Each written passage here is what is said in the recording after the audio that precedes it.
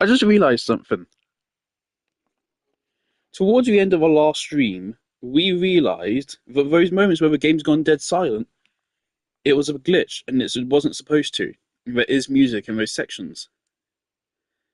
And I just realised the menu screen is silent. Maybe there is supposed to be music here. Because there is in a remake. It always felt so wrong. Test. Sweet Echo Bro. Test. Sweet Echo Bro. Test. Cool. Okay. Alright. I just had breakfast at 2 p.m. You may notice this is not why I ended the last stream. I've been busy. I did a little bit of tomfoolery off stream, and we are now level 81. You're like, yeah, the other party members definitely get a portion of XP. Not a lot of it, but they were not level 65 beforehand. Yeah, so we're now level 81. Cloud was at max HP. He was, but I changed his materia around a little bit. So Cloud has Alexander, Elemental, because this is never bad. There's not a single enemy in the game that resists this, so it actually makes most sense. For Cloud's Tarix, he's going to be using a lot of physicals. I've got 4 times cut, but it's kind of like Mug, in that this actually arguably does make it worse. Arguably. 2 times cut just means you attack the same enemy twice. 4 times cut, it's 4 attacks, but each of their damage is lowered. I think it's lower. I think it's still overall more damage than 2 times cut. But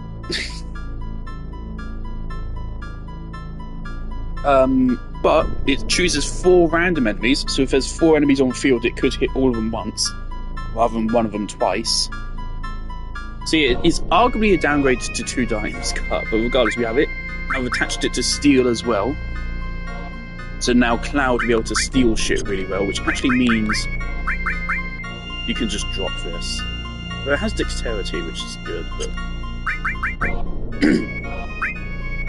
So as far as I'm concerned, this is now Cloud's build for the rest of the game.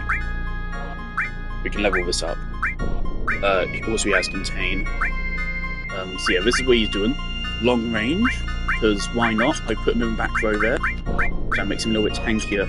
Long range also allows him to hit flying enemies as well.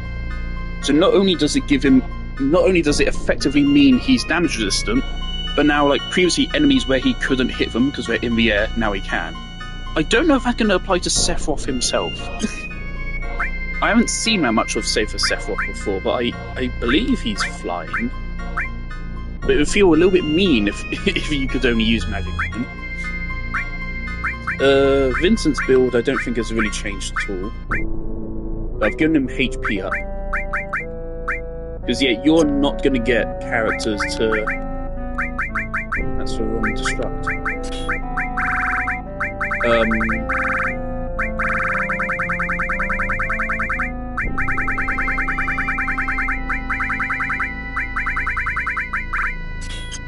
You're not going to get characters to max HP without something to boost it. It's not possible. You can see we're already level 81, and even with plus 50%, they're still not quite there. Red is getting pretty up in the ranks. We are ditching the Curse Ring build for Ribbon, because status effects are evidently really bad.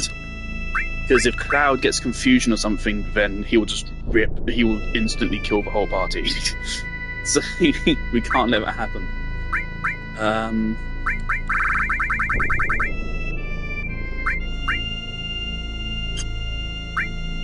So yeah, this is the setup pretty much for the rest of the game. I also went ahead and I did the Wutai poster thingy quest. And that's it. So other than XP farming and getting this setup going here, also we got Red's limit break level 4. Other than that, I did nothing. I didn't do any story details. I did go a tiny bit into the crater just to check that I could backtrack, and we can. So, what is the plan here? Because I've decided I do not want to fight with weapons. I read through the Emerald and Ruby weapon moveset. They are harder than I thought they were. They are like masochistic level of holy shit, this is kind of fucking stupid. Basically, all of their attacks are instant kills if you're not at max HP.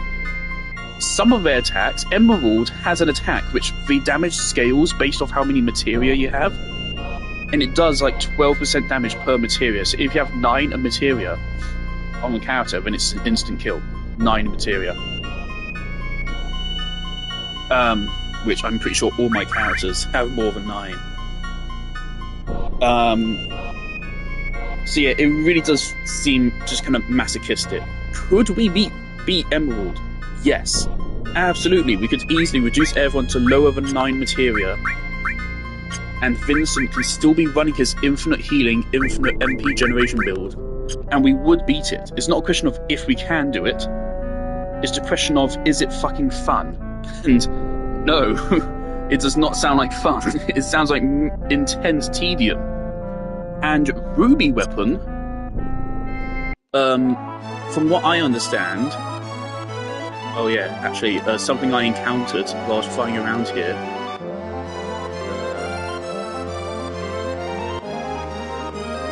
Yeah. We will be doing this. Because this one's way easier than the other ones, I believe. We will be fighting you. That's the one which attacked in the Medial, I think. What was I going to show? Fucking schizophrenic ass. Right.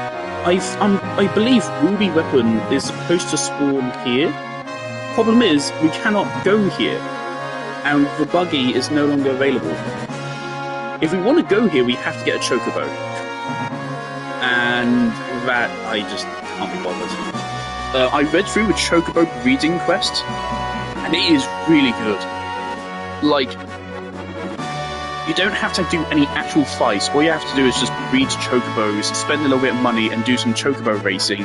And in exchange, you get all the strongest materia in the game, including the Knights of the Round materia, which is the second strongest attack in the game. And it's fucking cracked, but it sounds like fucking torture to me. So you have to do like fucking 50 chocobo races and win them.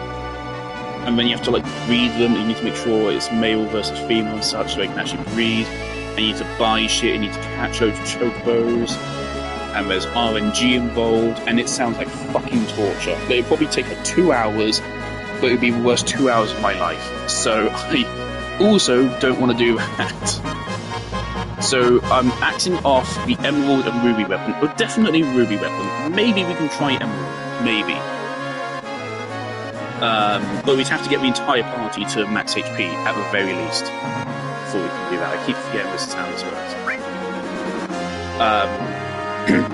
So yeah, that's off the table. Also, I found out you need a chocobo to get here. And yeah, so that drives me mildly insane, because like, why can't we park here? Just park, man. Or park here and just fucking jump across, man. What are we doing? I really hope they don't include the chocobo breeding in Revelations, because why? It literally just sounds like torture. It's just loads of chores. It sounds like actual fucking torture, so I'm not going to do it. But what we are going to do is we're going to fight out with them. We're going to kill Sephiroth, hopefully. I'm wondering how hard he's going to be, considering how... I keep forgetting. I wonder how hard he's going to be, considering we're this strong now. I mean, Red's HP, at the end of last stream, Red's HP was like 3,000. And it's now over 9,000. So we have triple the HP. Vincent went from like 2,000 HP to now 6,500. And Cloud was at maximum, but after I changed his materia, he's gone back down to 9,400. He gets like 150 HP per level, so if we get him to like level 86, I estimate he'll be at max HP again. Yeah, I got Red's maximum level limit break. Actually, something we should just do right now, before I forget about it. Let's go see Bugenhagen.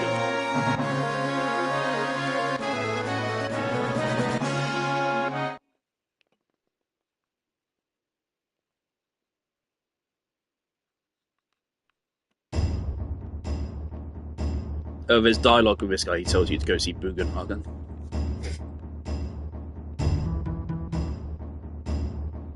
But yeah, as you can see, I spent about 3 hours farming. There's a fair bit. I did most of it last night, but I also did a little bit of it this morning as well. I did the farming down there in Medial. Medial gives you more AP, so you level up materia faster. But if you go into the Gelinka plane, you get more XP. But I would say Medial is actually better. Because it's not it's almost just the same amount of XP, but you get like, I would say at least like 50% more action points. So it's way better for materia leveling. Is Bugenhagen dying?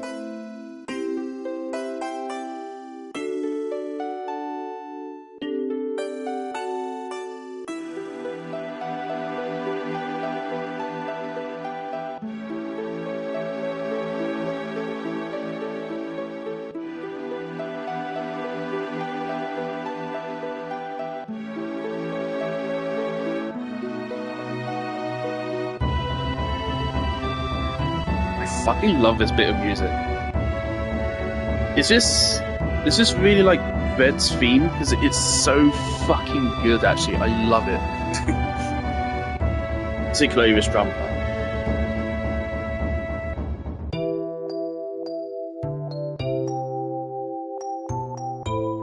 He does. Red does get a family, we know that. Or I know that.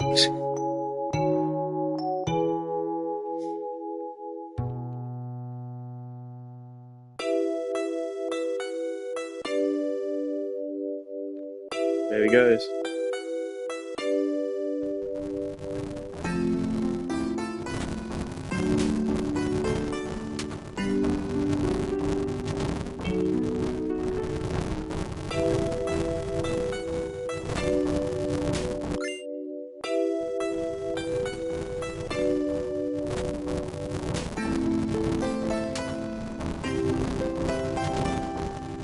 This can be so rough on Red watching Wish and stuff. So, I haven't said much about how Vincent is also immortal, but I do believe he is. This Red's, yeah, it's his ultimate.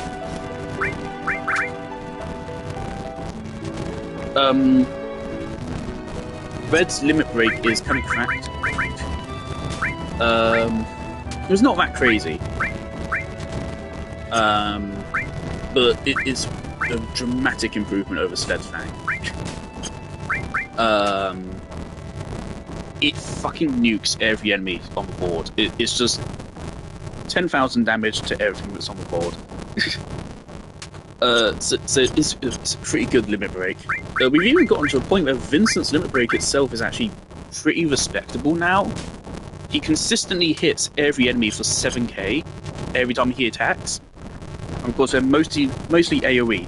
So it's still not amazing, but like, if he wasn't the selected healer of the team, I actually could justify using his limit break now, I feel.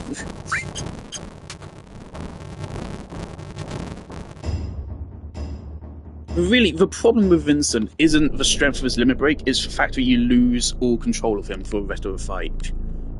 It's a massive disadvantage, and it's not worthy for the trade-off.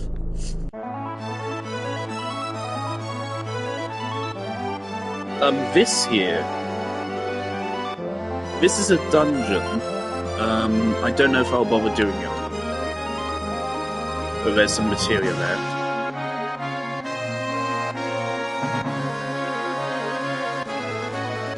There's something at Rocket Town, I don't remember what. There's something for Sid here.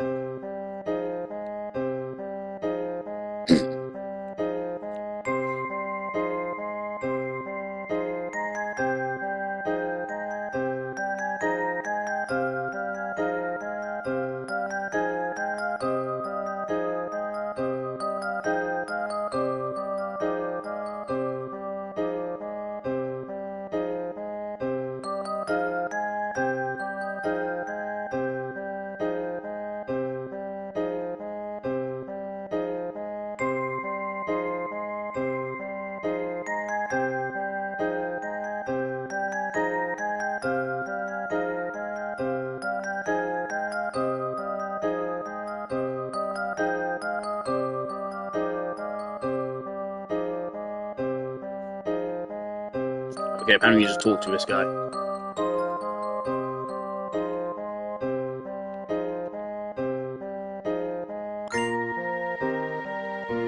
And there you go, that's Sid's ultimate weapon, just like that. I can tick that off.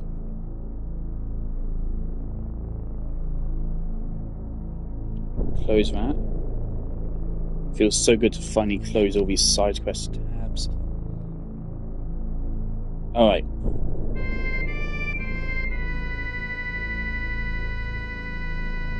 Is there anything still to do in Nibelheim?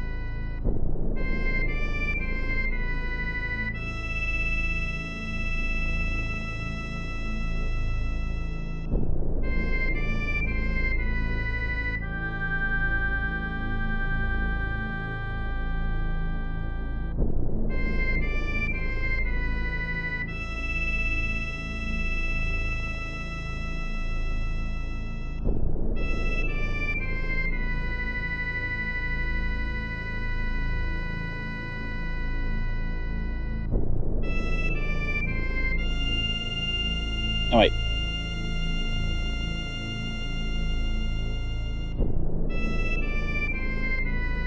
Go do that.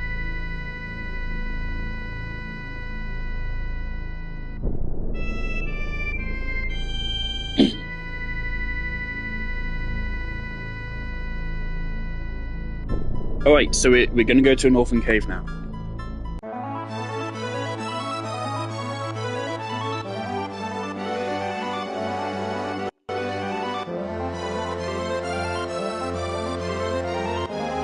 Did I do this?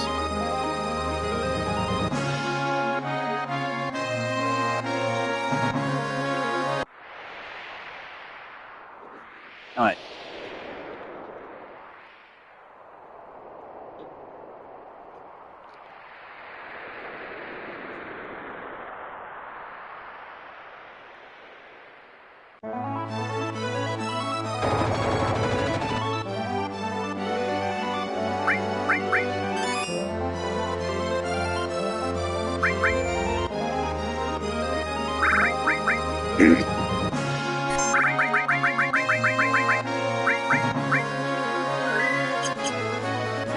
Let's get going. So today, pretty much all we have to do is we just have to get through this dungeon and then come back out of it. But I think this is probably going to be the longest dungeon of the whole game. We're probably going to be here, I'd say, at least an hour. This makes it sound like you can't backtrack, but you can, easily.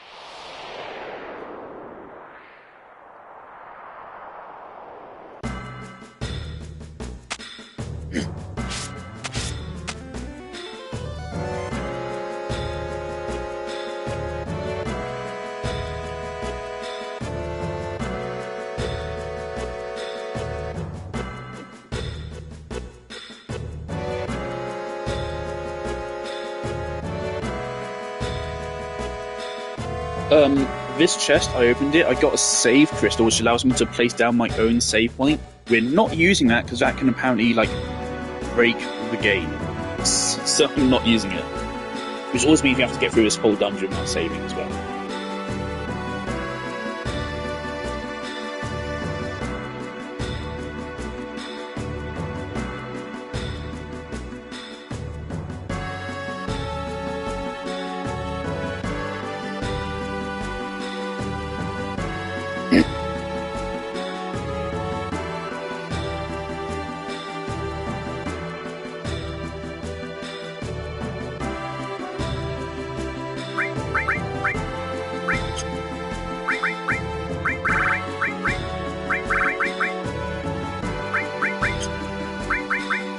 Someone needs to run and manipulate.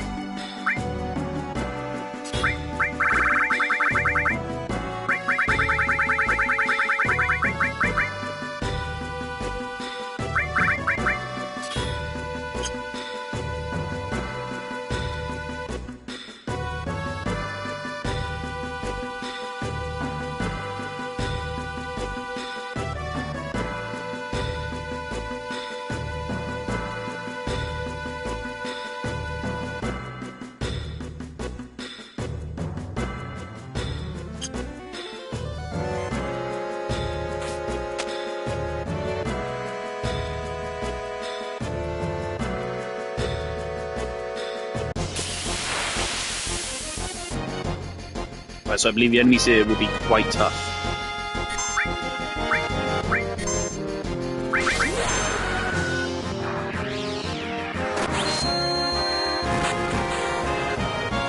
Oh dear.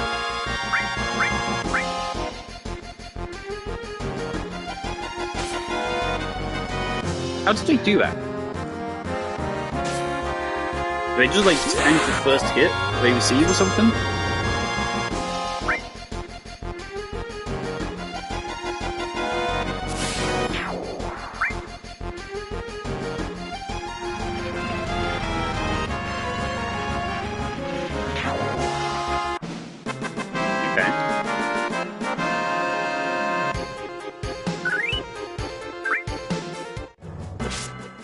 Yeah, I heard some enemies in this dungeon have instant kill attacks, but it's RNG based. If that occurs, I have no problem with just cheating.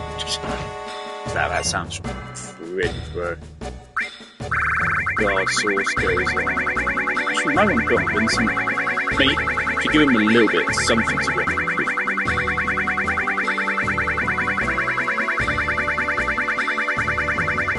Then again, I love the idea of a cloud 1v1.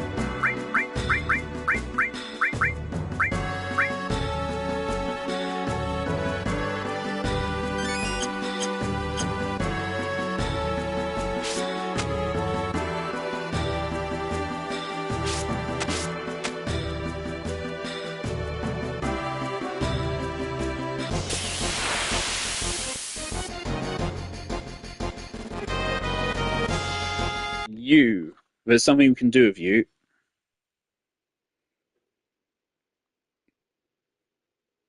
We want to manipulate this guy and make him use Dragon Force.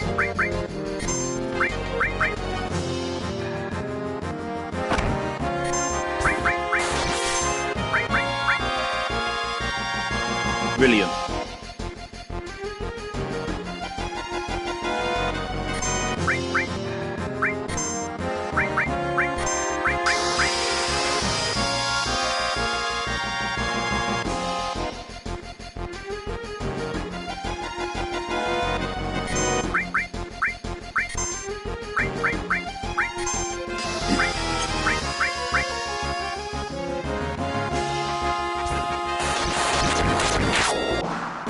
Zoinks, man.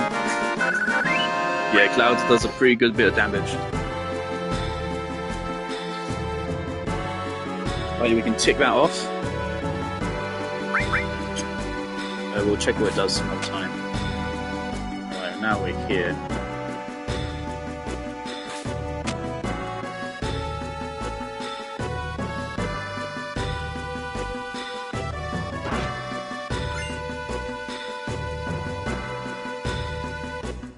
Did I just hear Aerith's feet?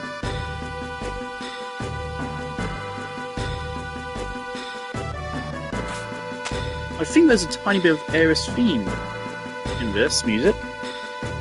A tiny bit.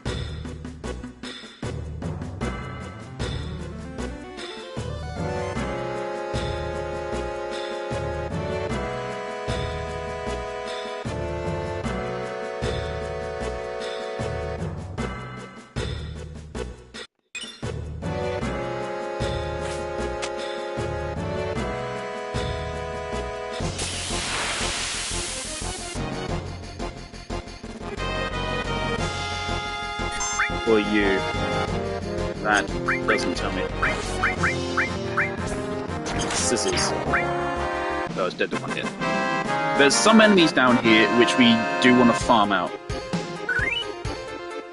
So I have heard this is the best place in the game to farm XP and AP.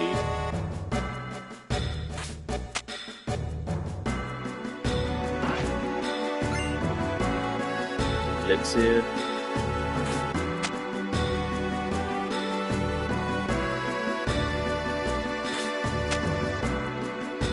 It's just been so weird to me that has Sephiroth even made a single appearance since the moment where since we handed over Black Materia? I don't think he has. He's been almost entirely absent, which is, to me, not right. Because it just doesn't make sense. Because he won, right? He had everything he needed, no one could fight him, and then he's just basically allowed us to regain all our strength. Gargoyle.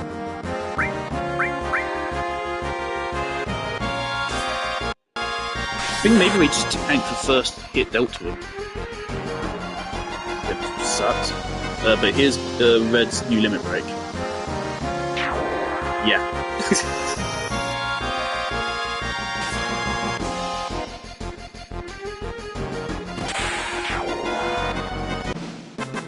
You know, Vincent's still in 3k.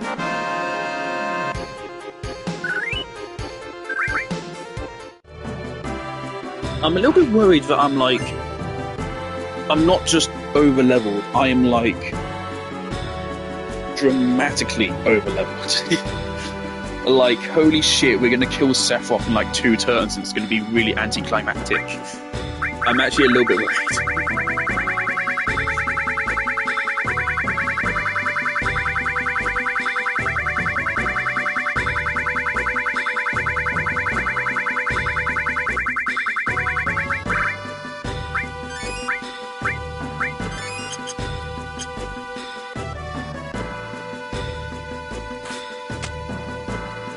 Yeah, I know there's one part of this dungeon where it splits off into paths or something, and that part will be interesting.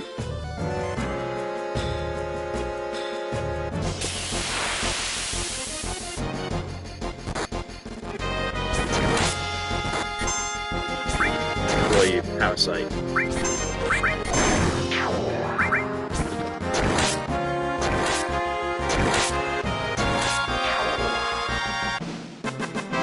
Once we're done here, we're going back to a gold saucer.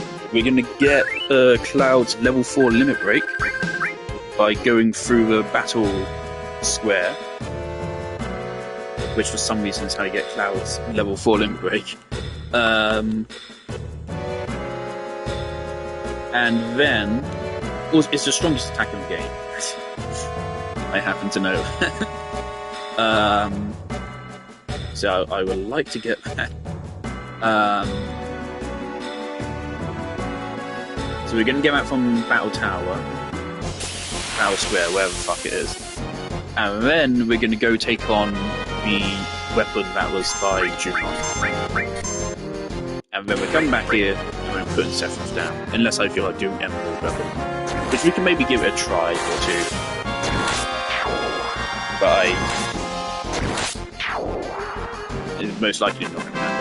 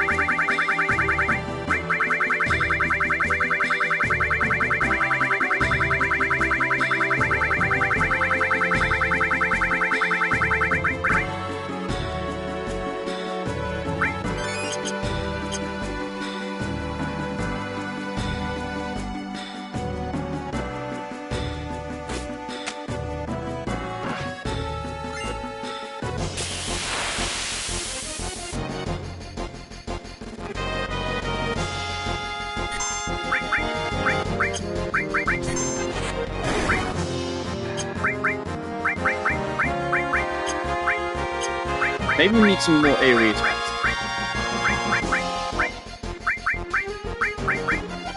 Defense and magic defense are really cool. These guys are not attacking. Okay. Natural magic. What's happening?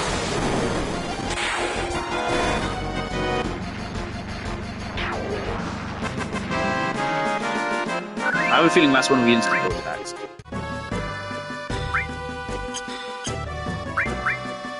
I hope it can't kill the entire party in one go. And just force us to have to reload. That is so fucking mean.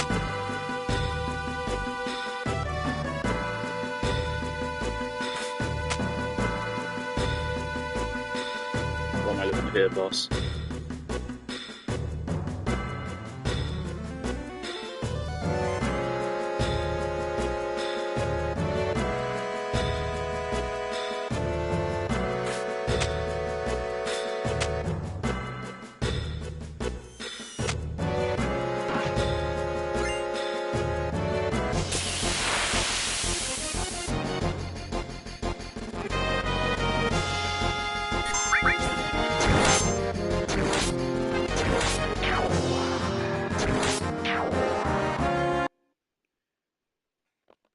It's pretty fucking crazy, man.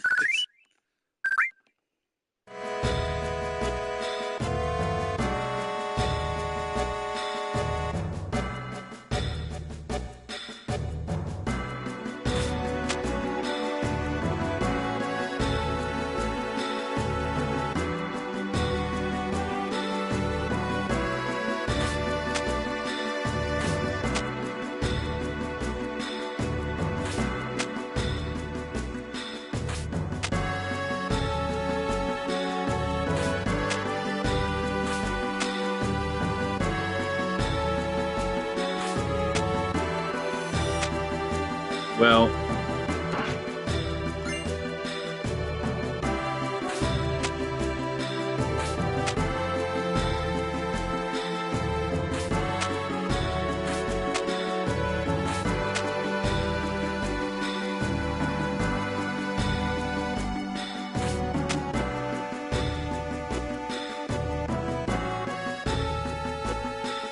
I know for a fact you can backtrack from even once you get all the way down to the bottom of the cave, so we can't get like trapped or anything.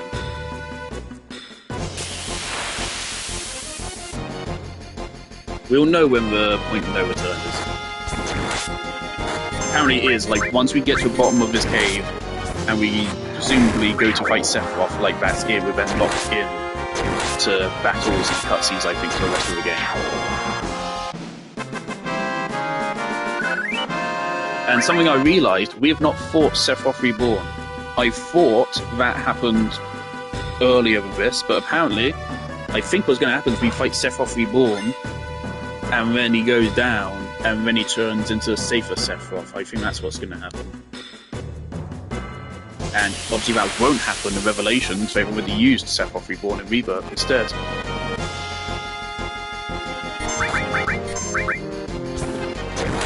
Part of what makes me worry about Revelation is just because they haven't said if they have a plan or not. They never said that they actually planned the whole story of the remake trilogy from the beginning. If they have, then it gives me a lot more confidence in it. But it worries me because they said, oh yeah, we got done writing the scenario. Like they've been obviously talking about how they've been developing the game. And like a while ago we said, yeah, we finished writing the scenario, which implies to me that they may not have had a plan. And that worries me. Because you need to have a plan.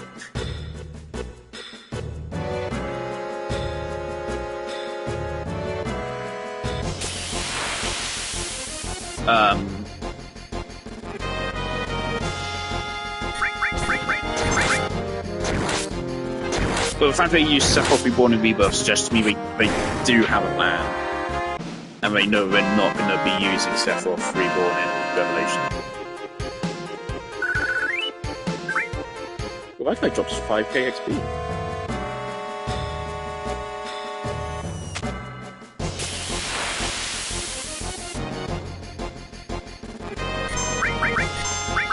At one point, there will be some enemies which I want to steal from, and some we want to use more from as well, actually.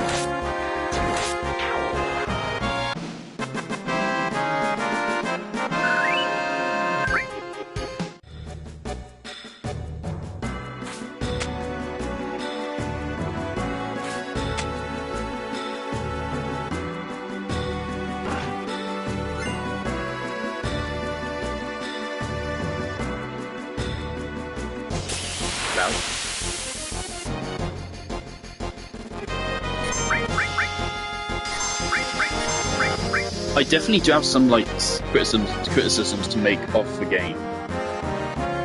Maybe it's better I say them now rather than trying to yap everything at the end after we've beaten several.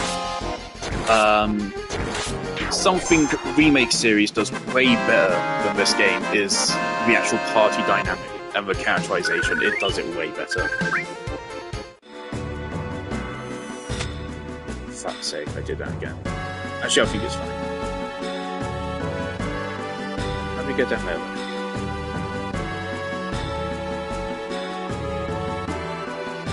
Yeah, to me, although Remake has a lot of padding, I also think they did a way better job at developing the world and the characters and the themes. But again, I don't really hold it against this game because I still think this game is still mind-blowing. Oh, what happened there?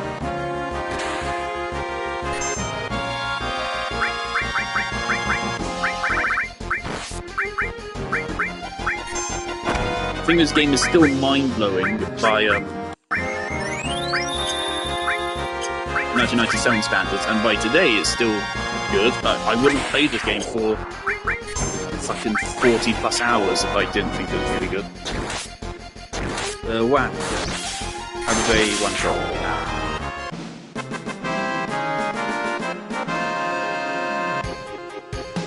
Did they one-shot Clouds, or was I just not paying attention?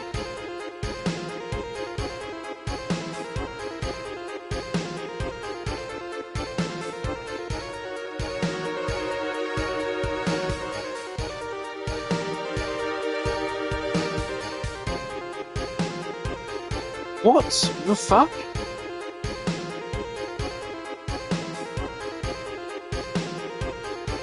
Okay, I just looked at it. They did a scissor attack. Cloud protected Red. And then he just dies.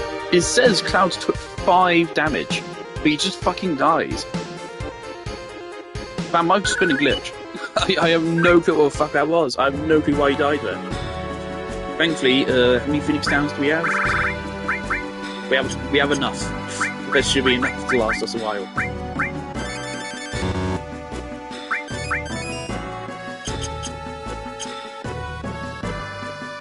Okay.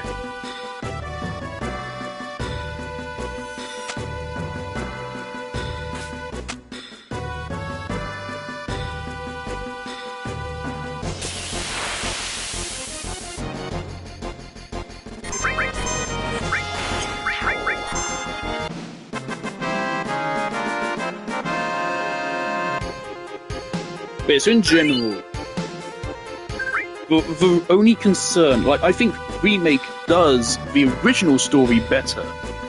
The concern is if they let the new story overtake the original story and they fumble that new story. So again, I think they should absolutely go for a multiversal plot where we get to save Aerith from Zack and fix the story, because again, it's canon that humanity goes extinct in this world in a couple hundred years, and all of Red's friends die, and he has to watch it, and he has to watch World End naturally, slowly. And holy shit, that's sad. That is canon. And so it would be really cool if Remake kind of was... It is specifically positioned in culture as the tragic fucking story where Aerith dies. And so they have the unique position to go back and make this kind of time travel plot. No other game can do it. No other game, so they don't have the same cultural impact and relevancy. And so I think they absolutely should go for that. It's just a concern of it is a multiverse time travel story. It does have a little bit of wank fighting so far, and so could it end up badly? I hope it doesn't. I fear it could. I definitely think they could fumble it, but they also could nail it.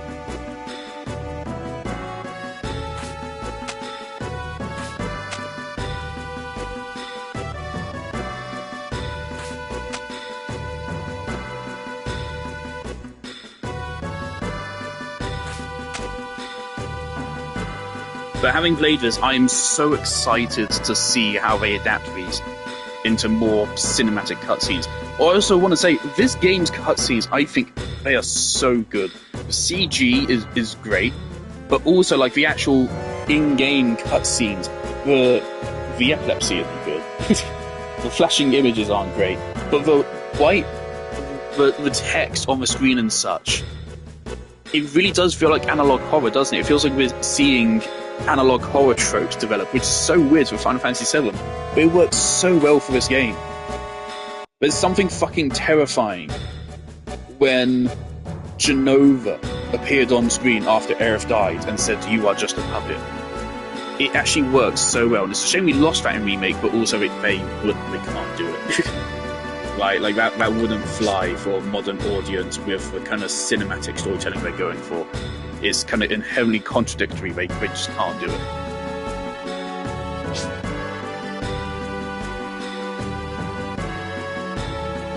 Is this a point where you have to split up the party or some shit? Yep.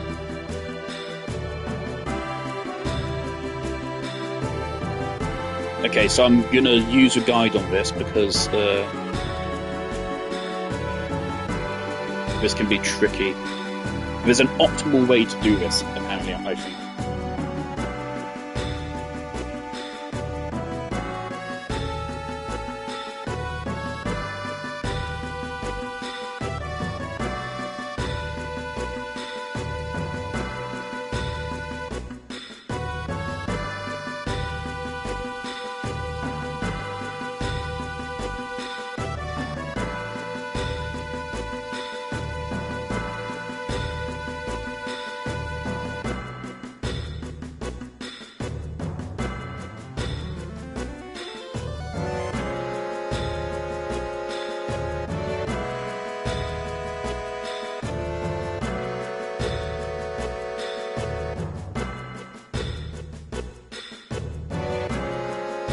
So right here, I have a whole fucking table of what party members to send where to get what items.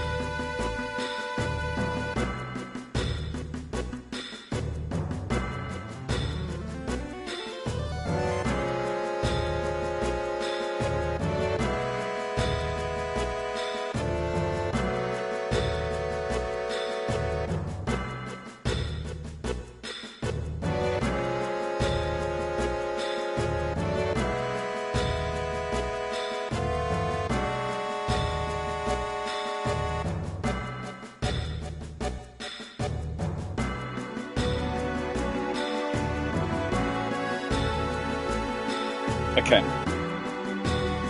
So, Cloud goes left. Barrett will go left with us. Tifa goes right. Red will go left. Yuffie will go left. Kate Sith goes left. Vincent goes left. And Sid also goes left.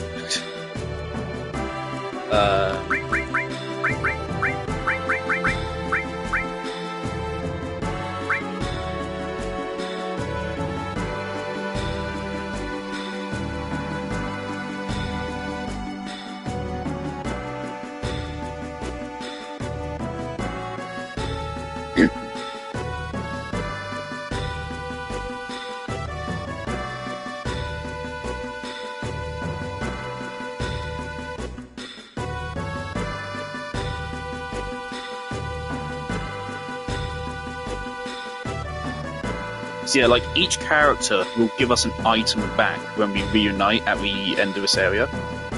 So, and like some of these items they give you are like really good. There's several materia, there's some armor pieces and such.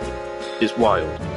Something I'm pressed about, I don't know what to do with Vincent here, because Vincent...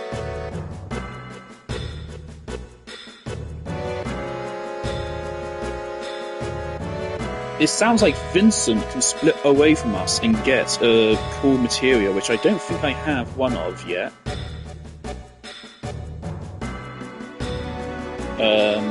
But by the sounds of it, I really kind of want.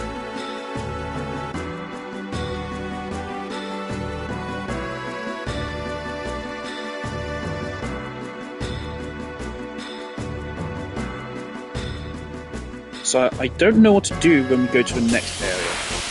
Brilliant.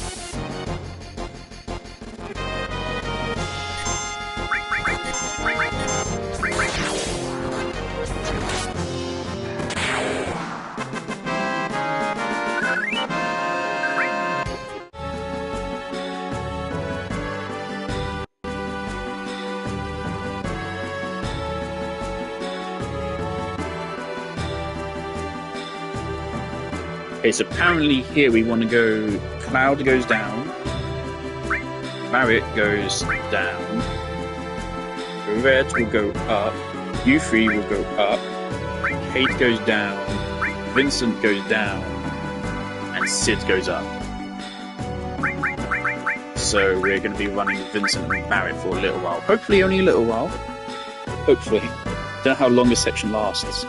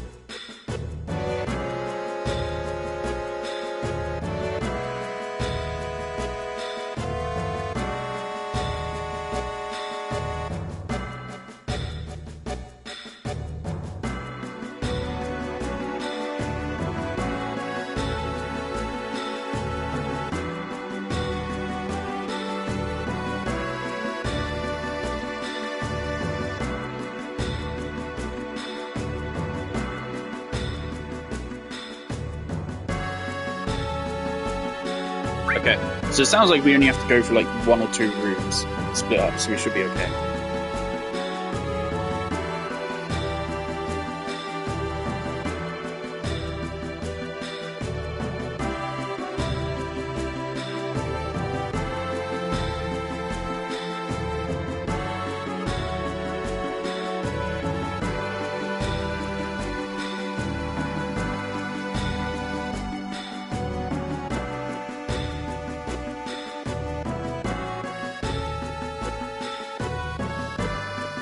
Wait, I'm sorry, which one are we taking? Are we taking the other one?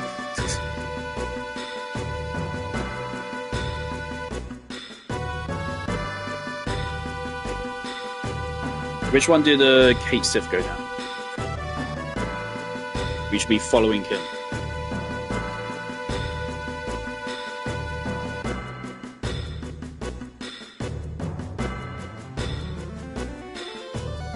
Okay. Yeah, we said down. This is weird. They say down and then show you this screen, which is weird. This is not down, that's right. But from that perspective, it is down, yeah.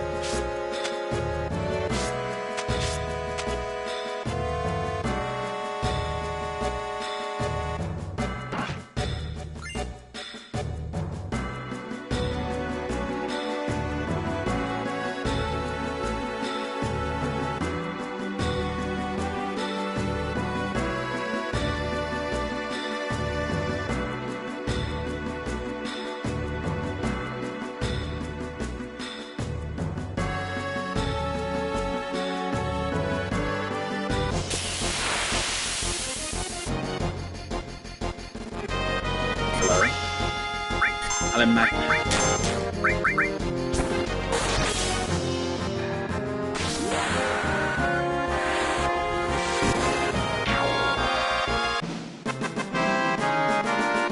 I'm glad that other party members aren't like completely fucking useless, despite me having not used them all the whole game. Again, I hear Barrett is the single strongest party member of the whole game.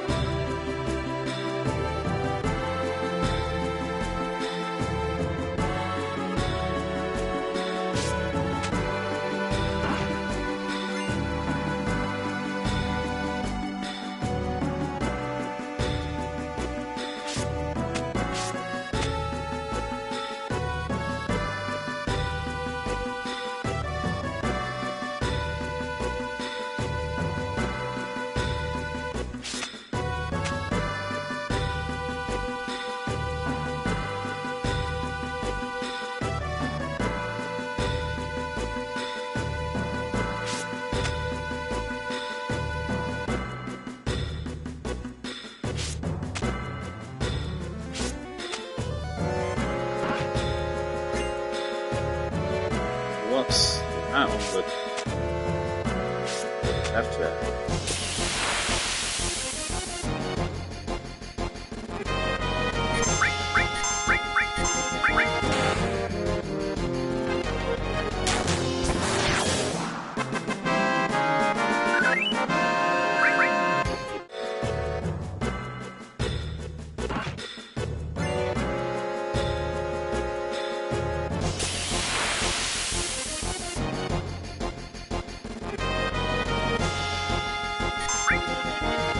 Master Tomberry. What do we have to do with this guy? We have to do something with this guy. Is this guy Morph? This guy might be Morph. I think there's one enemy we can steal from here, and then one enemy we want to Morph.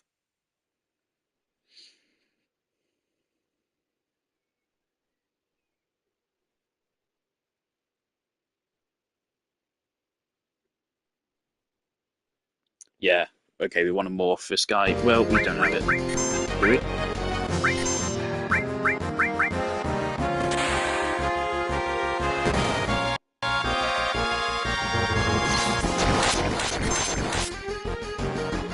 This guy's tough.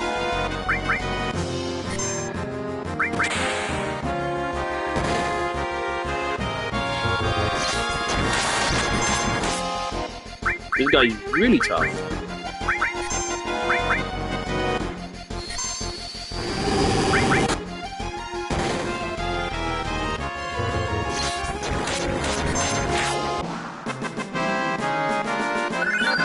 Morphing that guy is going to be pretty difficult, but we're going to want to do that.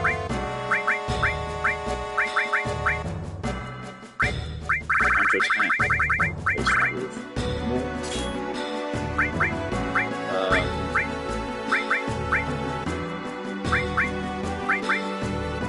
And let's replace enemy skill with sense.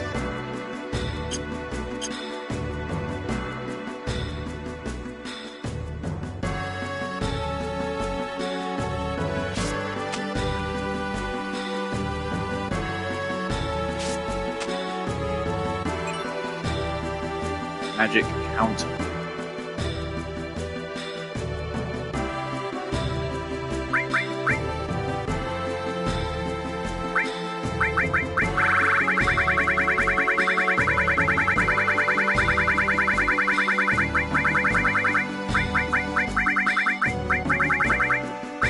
I think, yeah, we got all of Red's materia back, so that's brilliant. Counters with paired magic summon materia when attacked. Huh? How's that work? Is this busted? This sounds busted. It depends how it works. Does it mean I just get like a free cast of fucking Bahamut Zero? If I want it? What does that mean?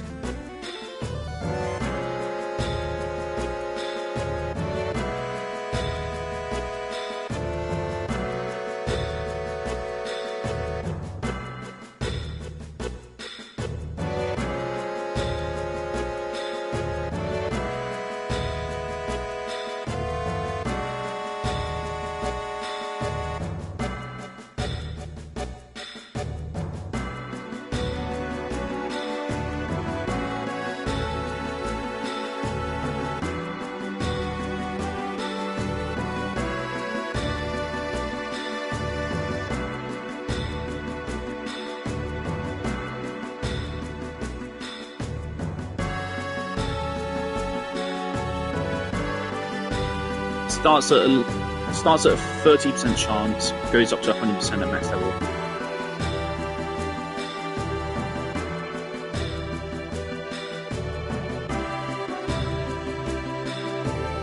Does it cost MP?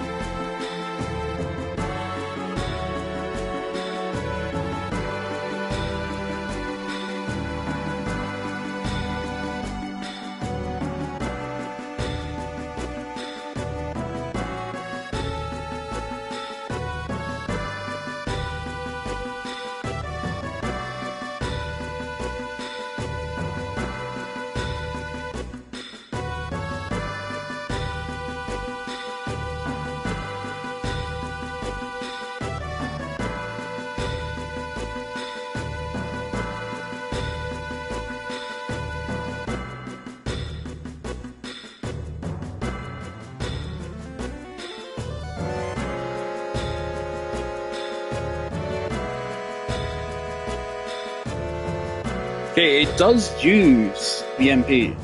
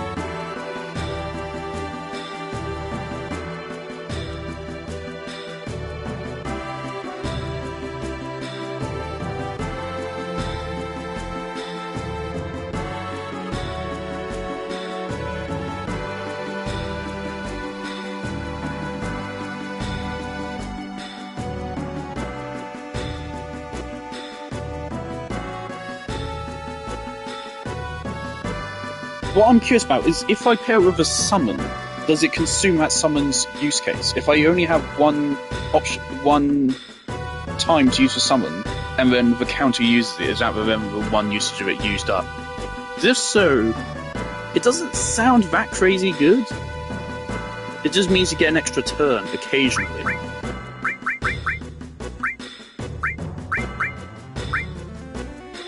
If it didn't use MP, and if it didn't use the summon opportunity, then yeah, that'd be fucking crazy.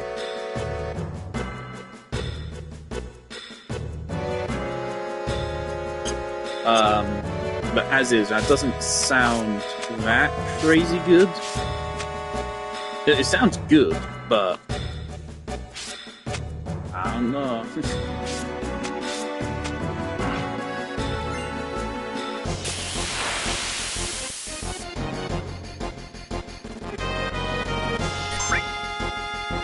Armored golem.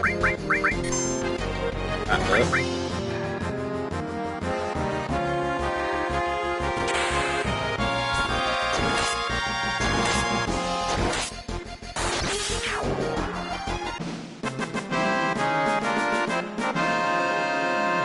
Look at Barrett has that much HP and he has what? No. Does he have any materia crit? He has no materia crit, none at all, and he's a much lower level than Vincent as well. Obviously, do Vincent's okay? I think it might be because Vincent's they take away HP or they add. Yeah, they mostly take away.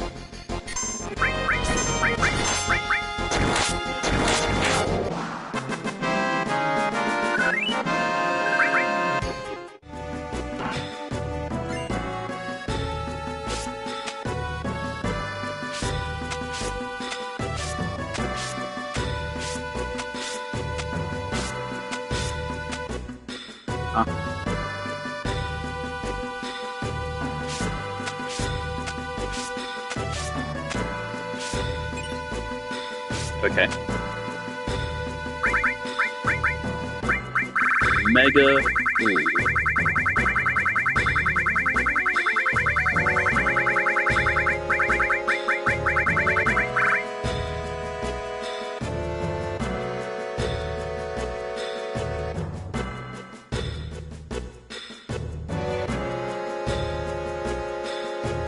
What?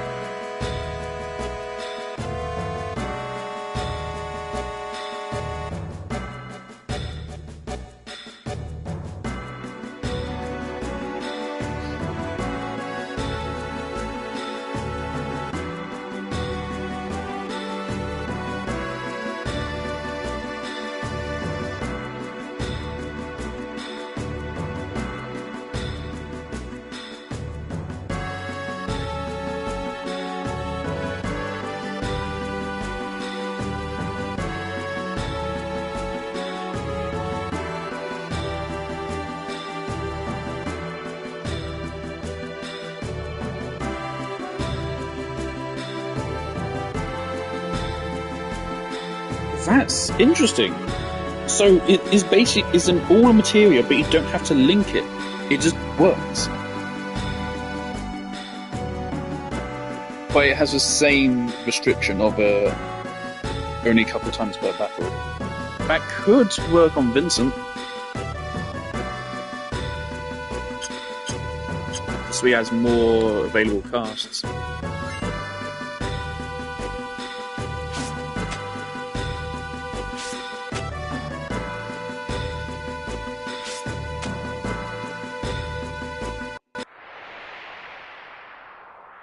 I think this is it.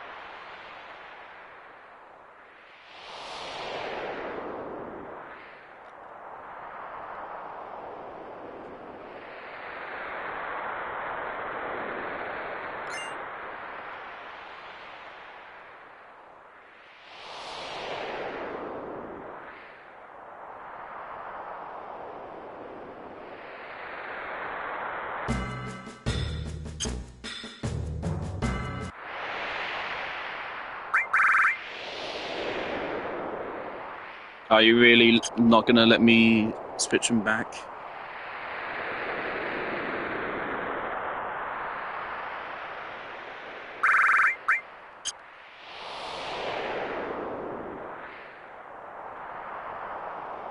Okay, apparently we have some backtracking to do now. I hope I haven't cancelled the backtracking out by picking it up from Tifa.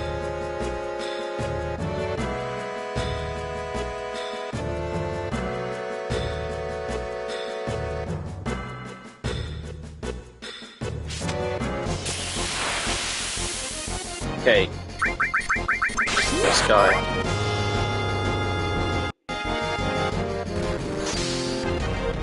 I probably shouldn't have done this. Why did I do this?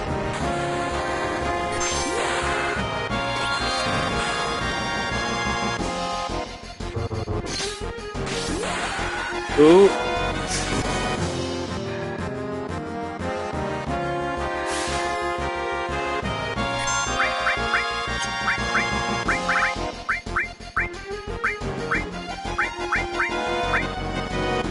God. Well, rip that. That's it. That's how his story ends. What the fuck?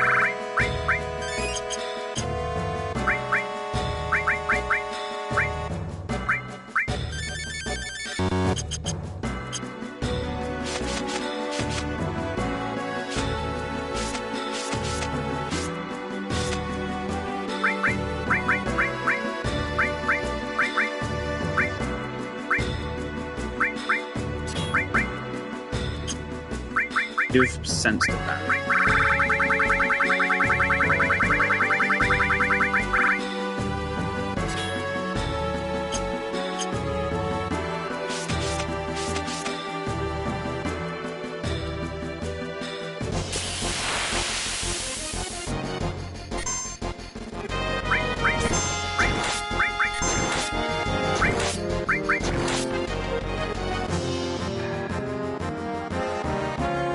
Couldn't sense. Well, that's shit's brutal.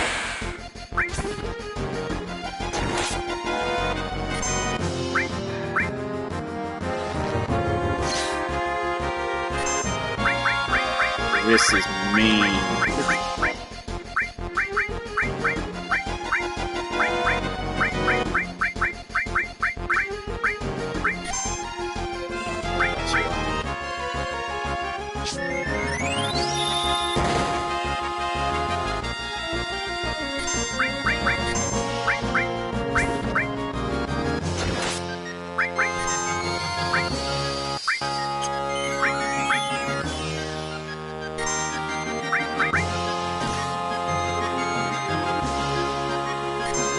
Bro, this fucking guy.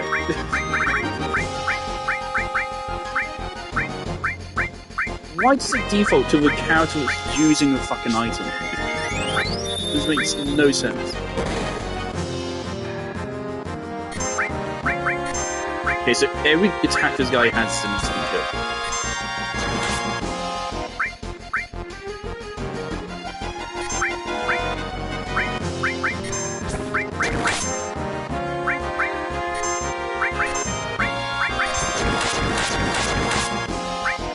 Yeah, we would be there morphing for a while.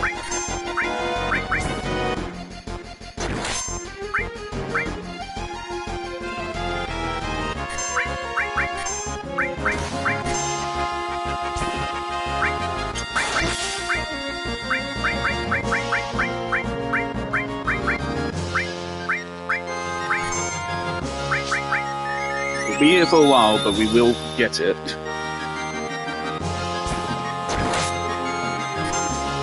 Unless he has a selfie.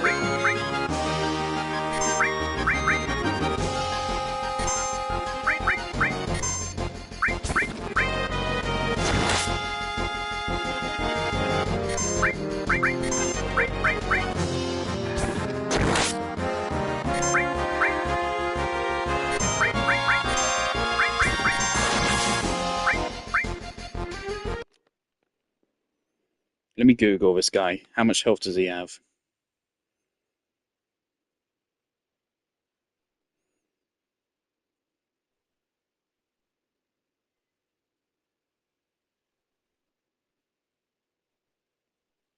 has 44,444 HP.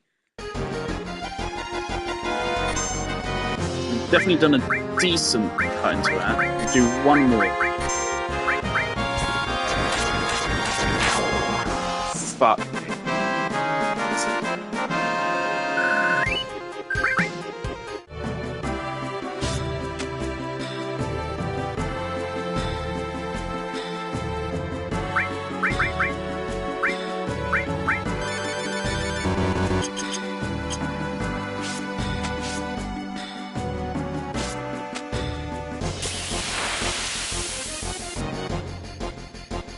Okay.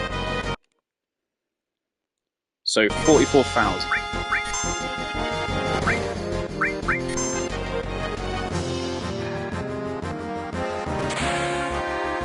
Okay, we're looking at that was like 5,000, 3,000, 6,000.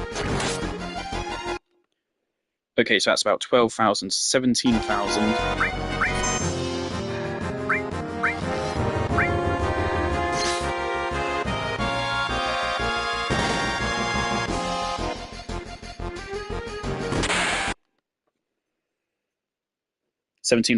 That's 20, let's say 22,000.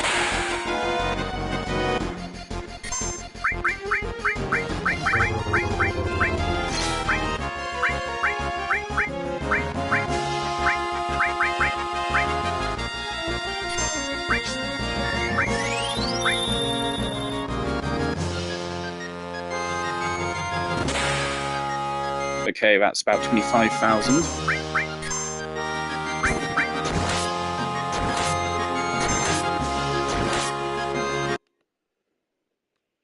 Okay, so about 37,000. 38,000. Vincent, go for this, and then North.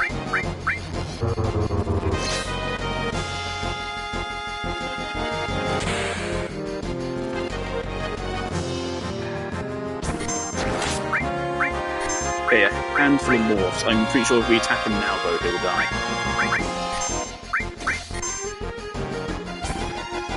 There goes Vincent.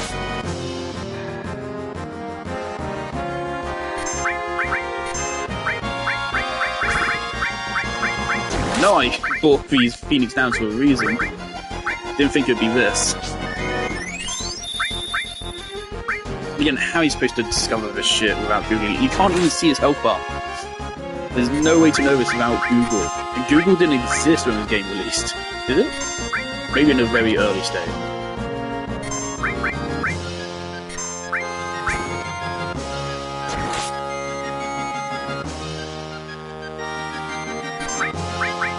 Did Google exist in 1997? Probably. Probably did exist, but I don't know how big it would have been.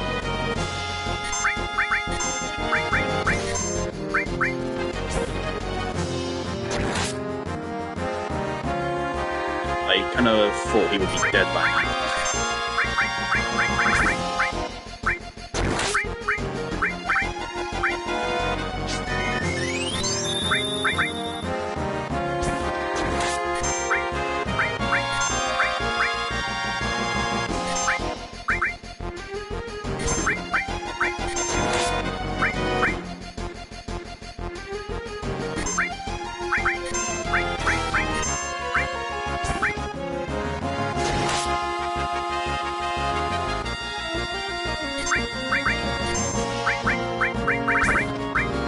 We only need to do this once. Thank you. Changed into a ribbon. That's huge. We only have to do it once.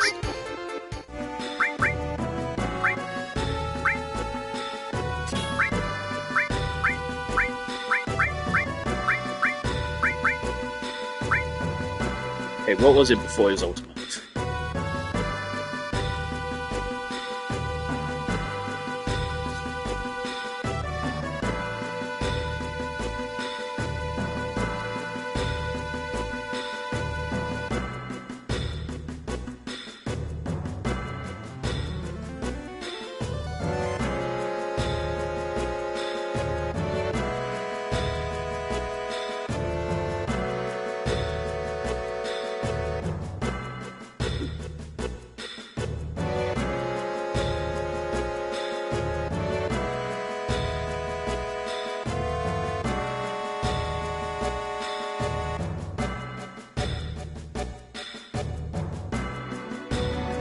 This might take a minute.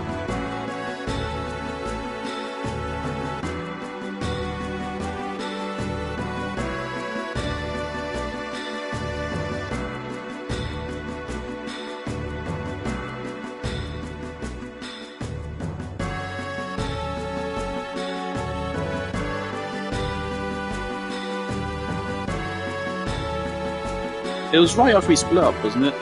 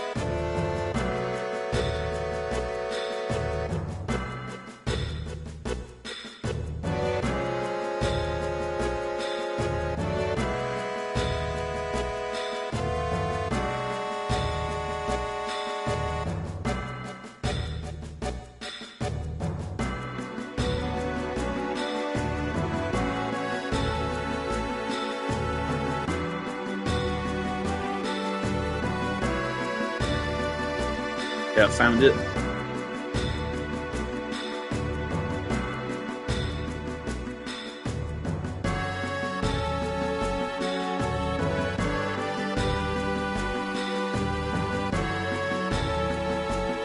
It was counterattack.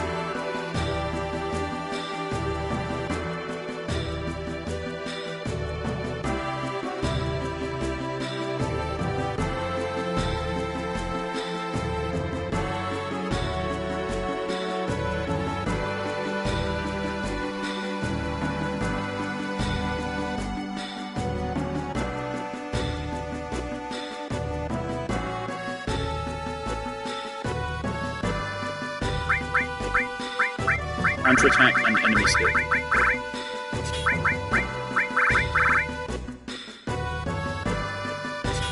There we go. Okay. Fixed.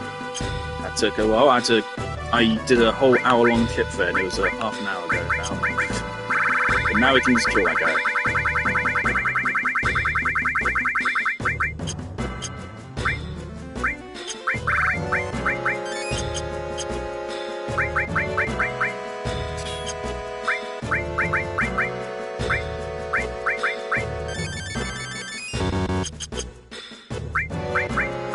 So Vincent has a ribbon, Cloud has a ribbon, and now we can put a ribbon on Red as well.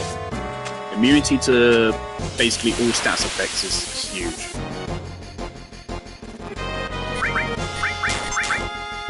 But again, like, at this point, the greatest threat to us is the weapons and ourselves. If anyone gets confused or has their spells silenced or whatever,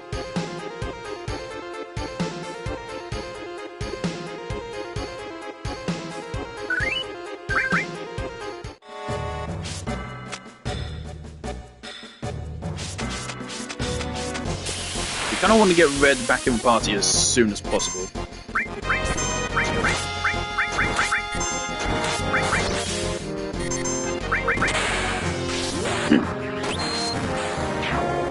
There you go. Does give a fair bit of XP, doesn't he?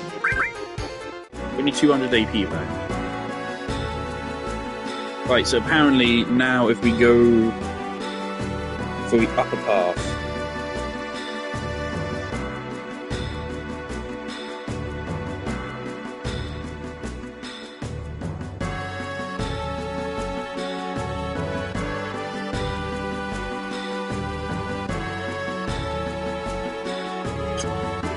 okay, apparently Okay, this is apparently one of the best places in the game to farm XP. This specific room. This is horrifying. What the fuck is this? The walls are made of flesh. What the fuck is this?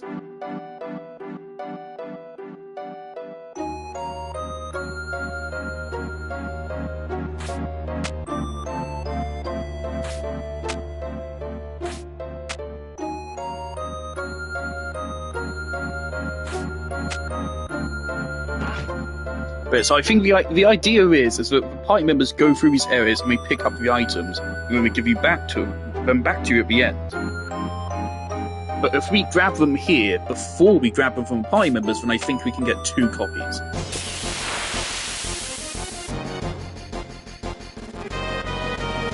I didn't mean to slap shoots on. I want to get out of here as soon as possible because I want to get Red back in the party. So if we do any more XP farming, this, you know, where we find out we actually want.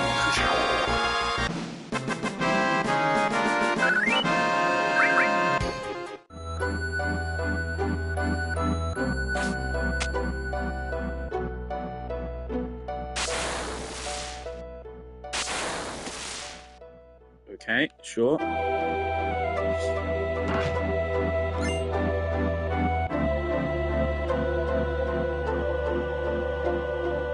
Hang on, I think there's a unique enemy in this area. Yep, I know you. Okay. Give me elixir. If we try to attack them... Wait, I might regret this. I just remembered something. Okay. Oh dear.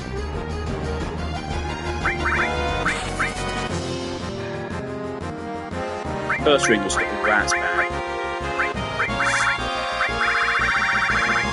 We need to give them an elixir.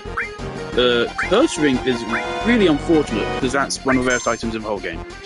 That's pretty unlucky. Should not have attacked him.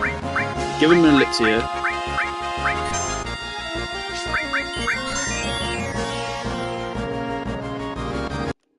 And then what?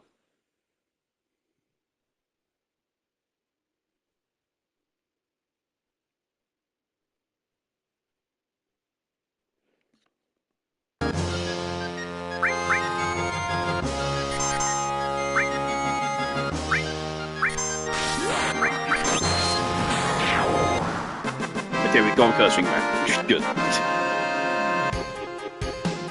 16,000 XP, 2,000 action points. But you have to trade elixirs for it, which are full HP and MP restores for a single party member. But there is a way to farm elixirs. I don't know if it's down here though, but it's why I put steel as well here. You can morph it from something in a harpy.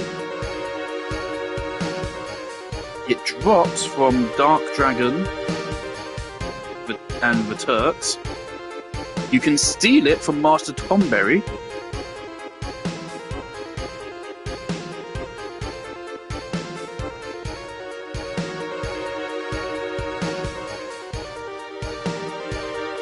Yeah, Dark Dragon's the only found down here actually, so we can farm it down here. But only as a drop from Dark Dragon. Oh, and as a steal from Master Tomberry.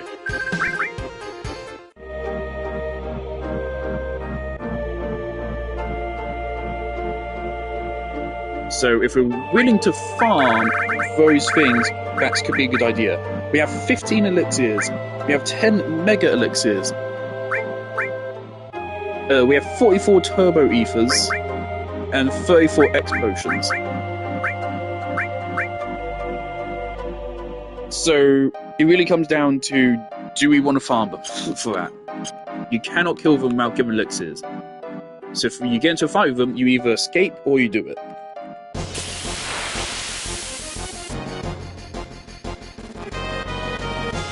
Fucking you.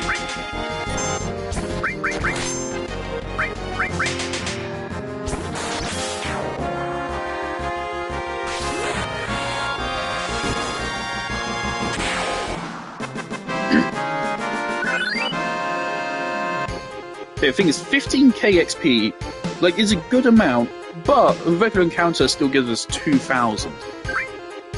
And in exchange, doesn't actually cost anything. Field materia.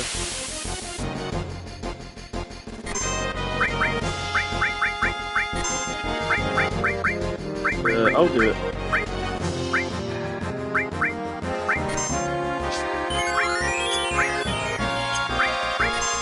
I want to make sure we kill him in one hit, just in case they still steal stuff even if they survive. Okay. And so each one is worth 8,000 XP and 1,000 AP. Which actually means getting 2 then was worth less. So it is best to get 1 per fight.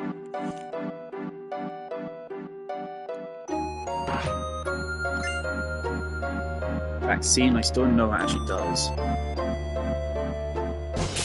do I get over there?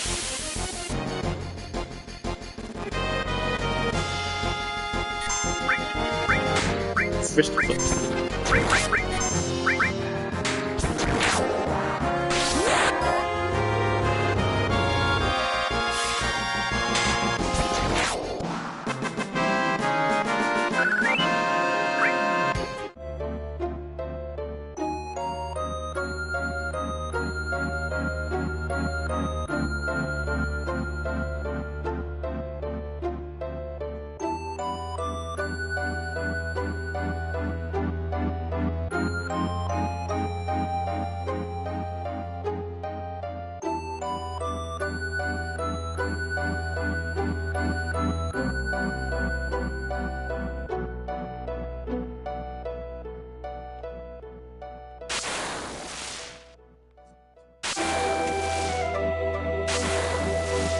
God damn it, Cloud.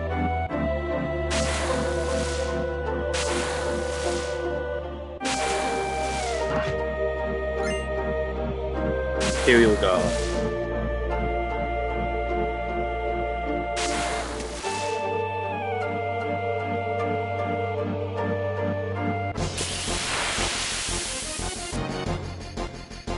Thing is, what is the chances of us actually using these elixirs? It depends really on if we are fighting with weapons. If we fight with weapons, there's a decent chance, but we also have a mega elixir anyway.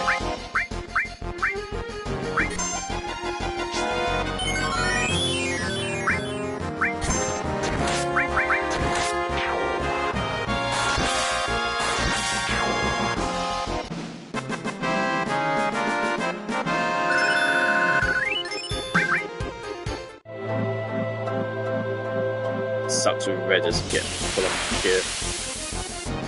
I assume what we do is, the moment we're done backtracking here, we go back to the party, and then we'll be allowed to PHS. And then I'm probably going to backtrack us out, so I can save. And then we're going to come back down here. Well, XP farm for a while. Then we leave, get Cloud's limit break, ultimate weapon, and then we come back and set off as a dead man. Bunch of tomatoes.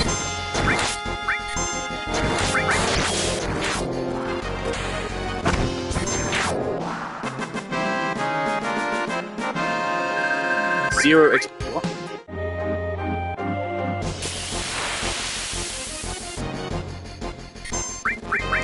They are wearing this out of our elixirs pretty quickly.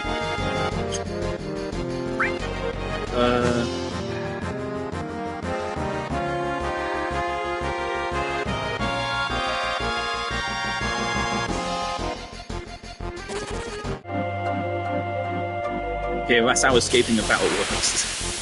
First time we've done it in the whole game. No! I'll do it once we have red in the party, but not without him. Is that a material I see there?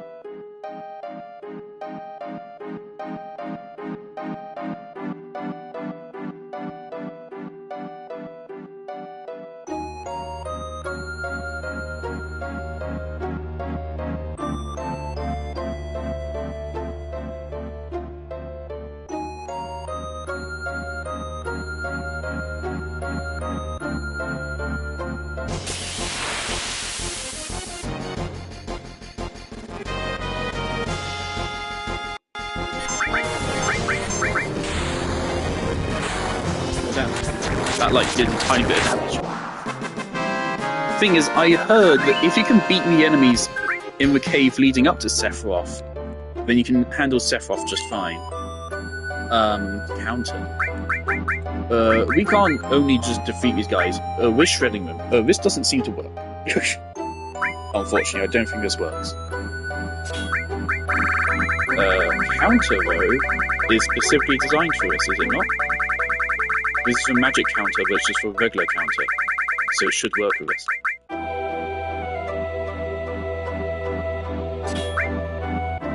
So now... Oh, God. Oh, God. So we have regular counterattack, and then plus this. So now we should be countering 5 times when this triggers. Which 20,000, not too bad. We can grind it up.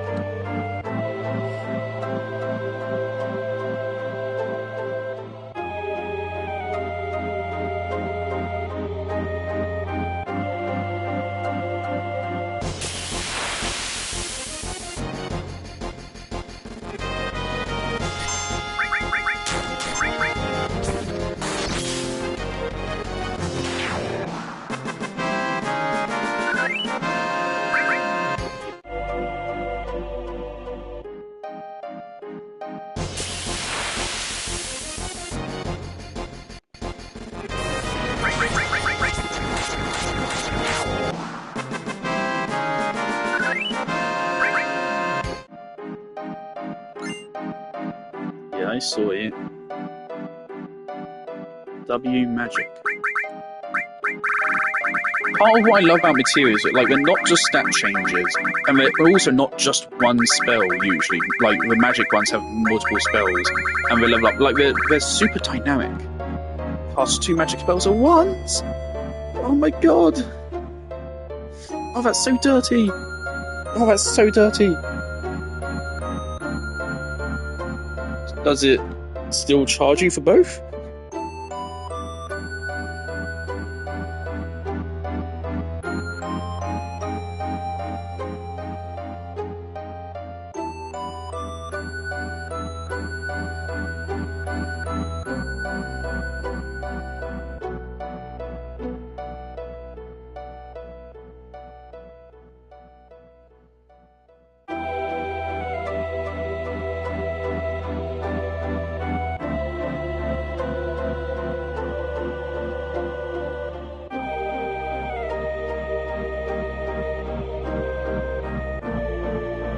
It costs 250,000.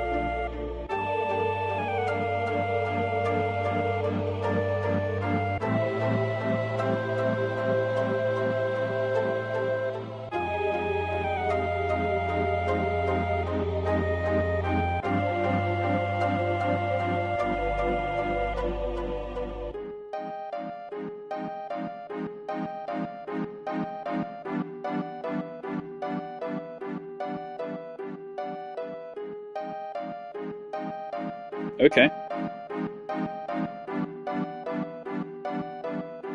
So I don't think it gives you the second one free of charge. It just allows you to cast twice in one turn, which is not bad at all.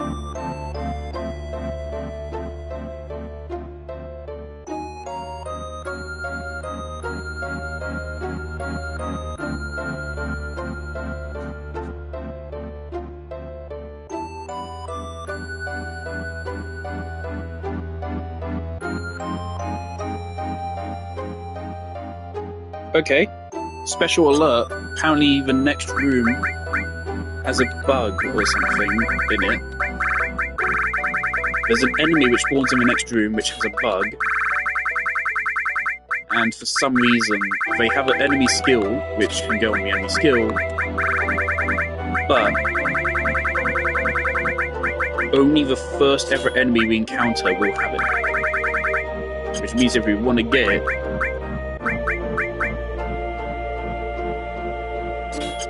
enemy skill. We need to put all of our enemy skills on here, move counter-attack again.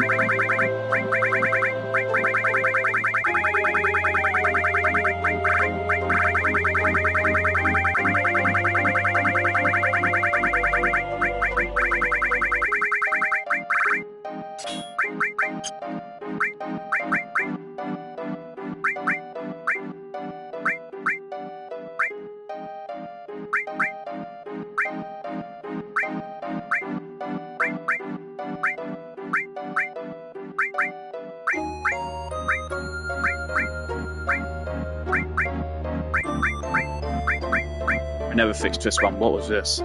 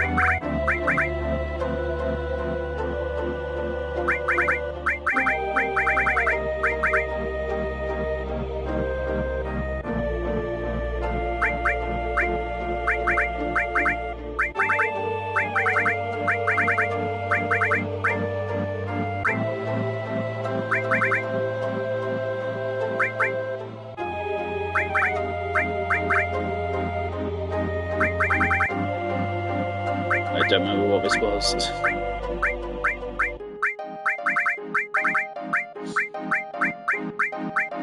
If I can't remember it, then by the same vein, it wasn't that important.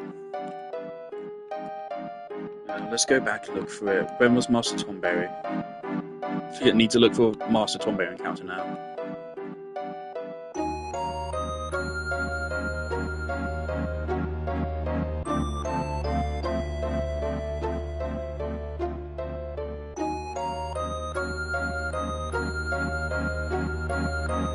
Oh no, it's enemy skill. Idiot. What am I doing? What am I doing? Okay. That was enemy skill. And then, so it's enemy skill and just counter. It's easy to remember.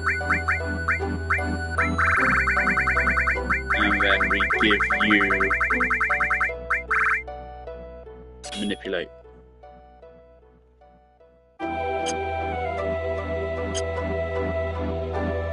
So we need to make sure we do not accidentally kill this enemy.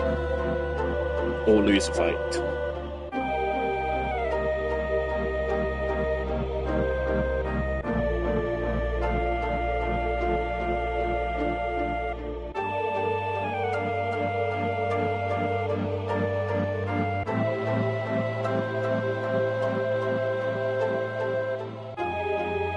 Maybe we don't need to manipulate them, but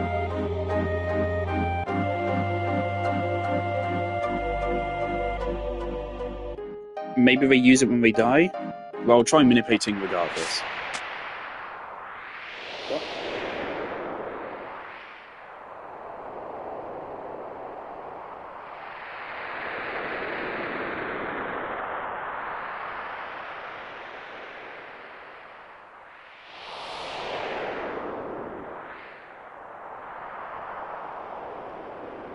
Okay, we need to...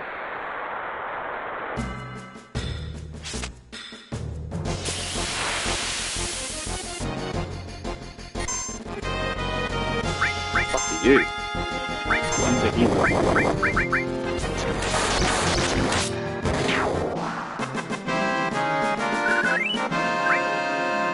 At least Red is getting a portion of this XP.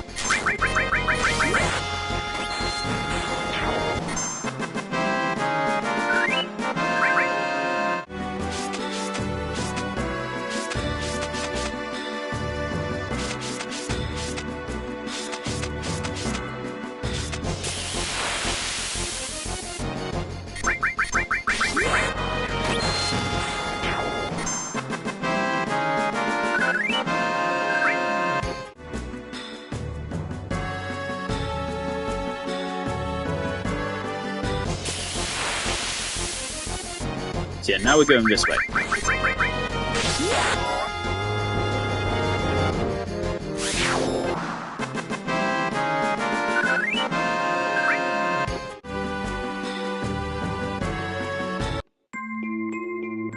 So I believe here we can encounter a zombie dragon enemy, which is what I think our last enemy we were grabbing an enemy skill from in this playthrough.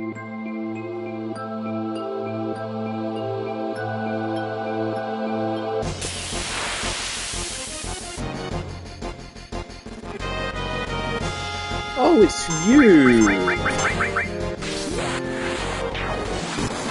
Hands down.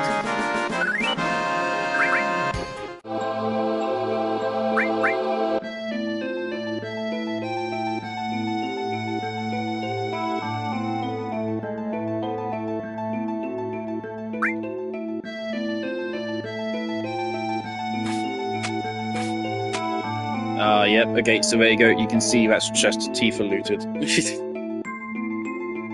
So I already grabbed that from her, so we're not getting a duplicate of that. So that was a chest of misstyle armor. Which ain't bad.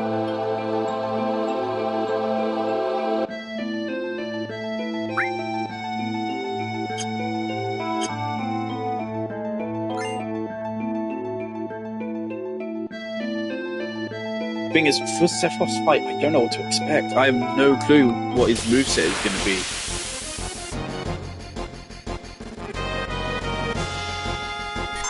Are you? No, you're different.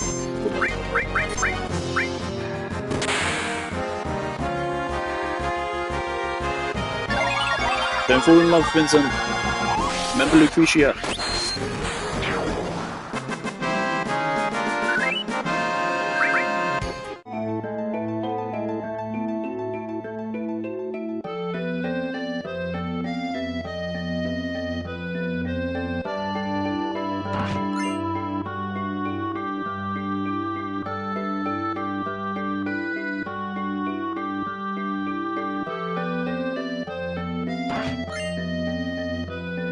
Petra element.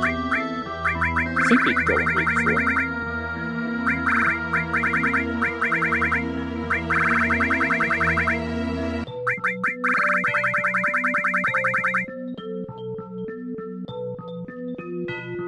Oh man, it's so difficult. We have so many powerful things, but it's so hard to decide between them.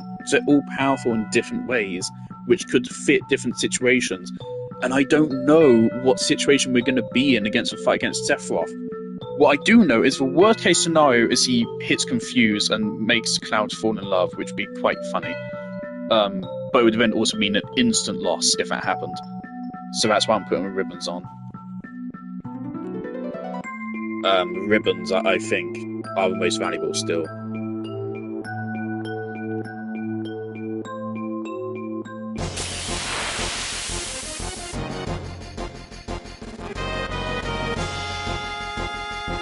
Where's this zombie dragon? I thought it would be somewhere around here.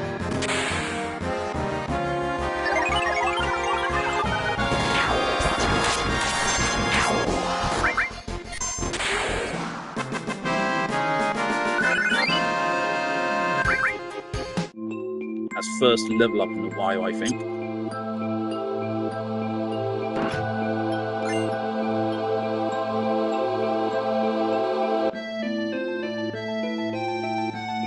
This looks like the kind of place you'd fight a zombie dragon.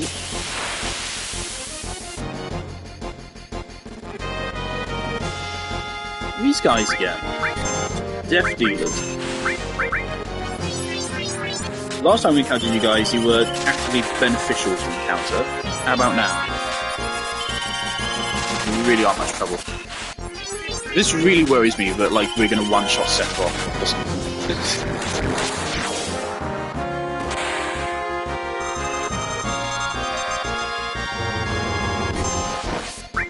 Terrific.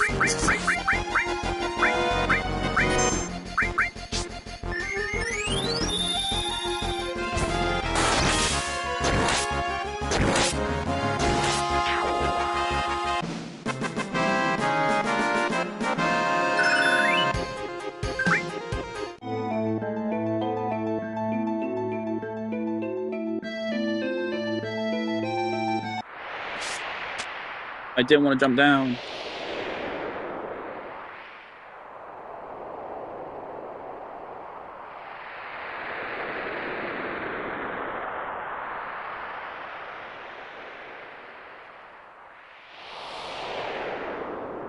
And now we talk to team members.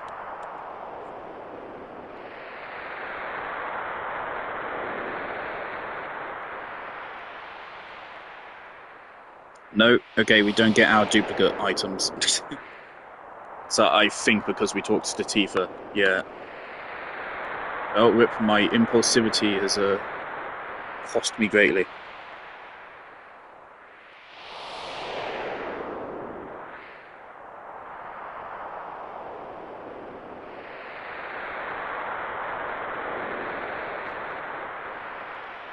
Thank you, Vincent.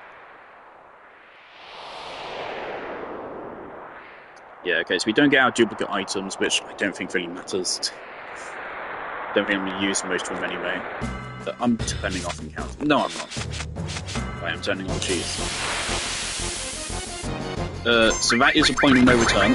That is the last screen of the game right there. If we go follow that red line, arrow even, I think that's it.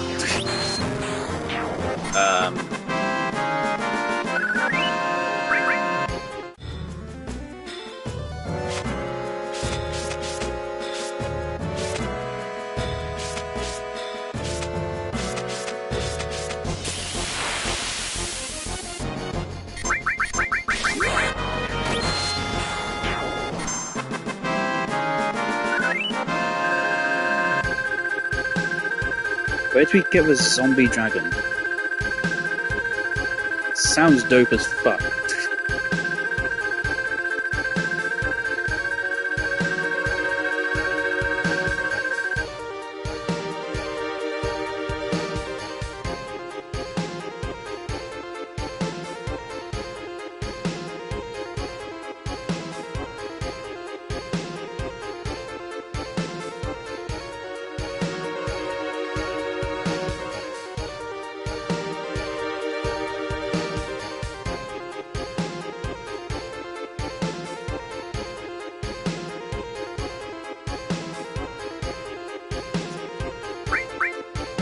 Okay, so yeah, the zombie dragon is just on the right path, we just got unlucky. So we're gonna go back there, grind it out until we get a zombie dragon, and then we're backtracking all the way back out of here. We're gonna fix our party, we have to redo Red's build. And then we can either XP grind or just go straight to getting Cloud's power up.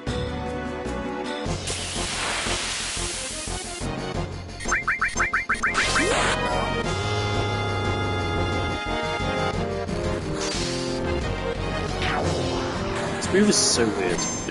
I like it, but it's so weird.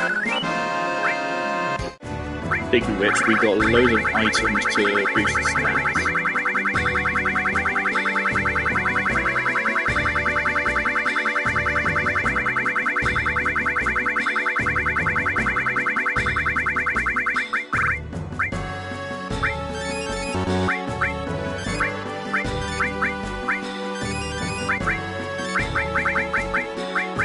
There you go, Vincent.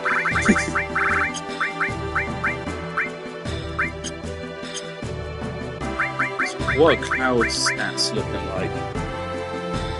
Holy sh! When did he get 178 magic? How did he get that? Oh, Vincent also has 178. How did he get 178? I wasn't even trying to get him to that.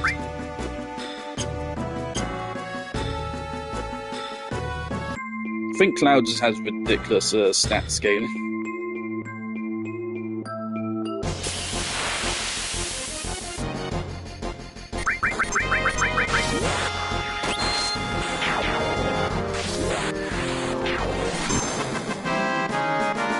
Well, let's get a couple of encounters on this upper stalactite.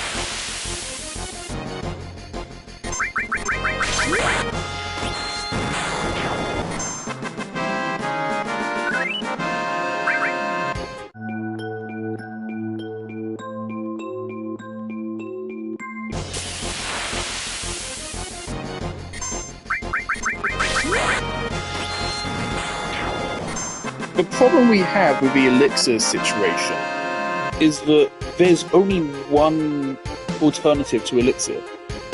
There's the standard, there's ether. There's ether, which is 100 MP, and then there's turbo ether, which is full MP, and then there's elixir, which is full HP and MP, and then there's the team-wide elixir. The problem with it is we can restore health with magic, but there's no other way for us to restore magic points. So it's a lot more valuable than health potions. And we only have 15 of them that we accumulated throughout the whole fucking game up to this point. And the only actual point to consuming them on the elixir guys is just to level up faster. Like, those guys gave us 3k for piss easy type.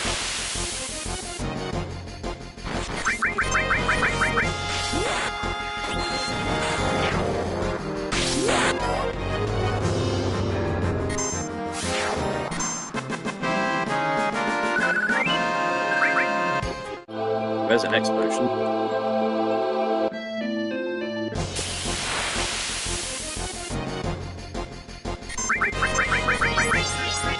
Can I find a clip of someone encountering this dragon there?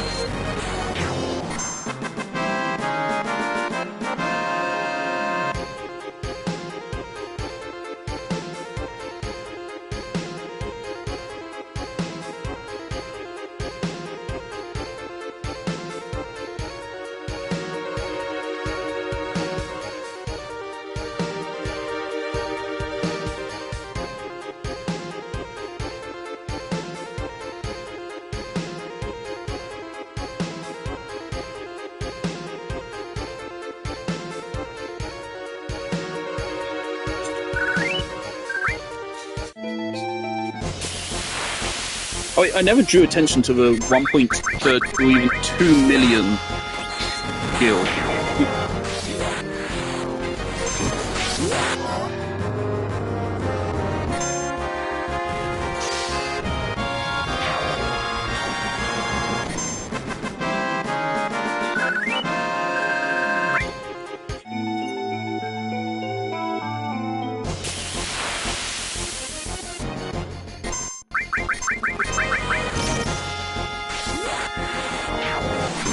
Okay, we are in the right area.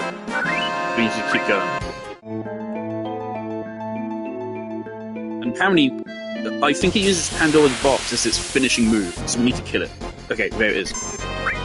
So just kill it. Immediately. As fast as possible. And then we're gonna need the second one as well, so that's okay. So I think it has a second skill we can grab as well.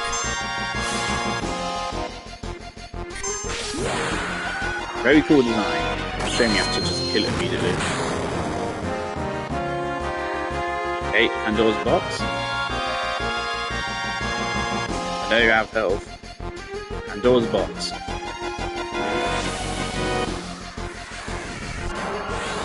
What the fuck is that?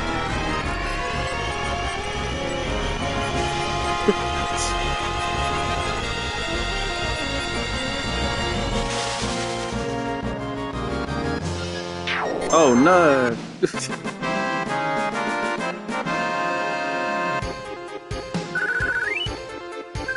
Okay, so we got Pandora's box. We still want to get a second encounter though, because we can also get Shadow Flare from them, which I don't know if that's good or not, but it exists.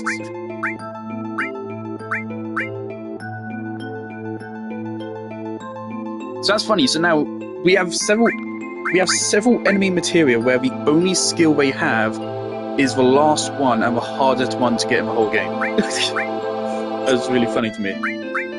Do we have Shadow Flare already?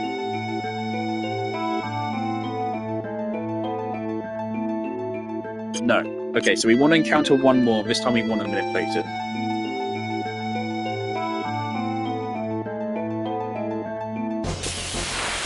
It's a fucking awesome concept. Probably the one good thing the latter seasons of Game of Thrones did.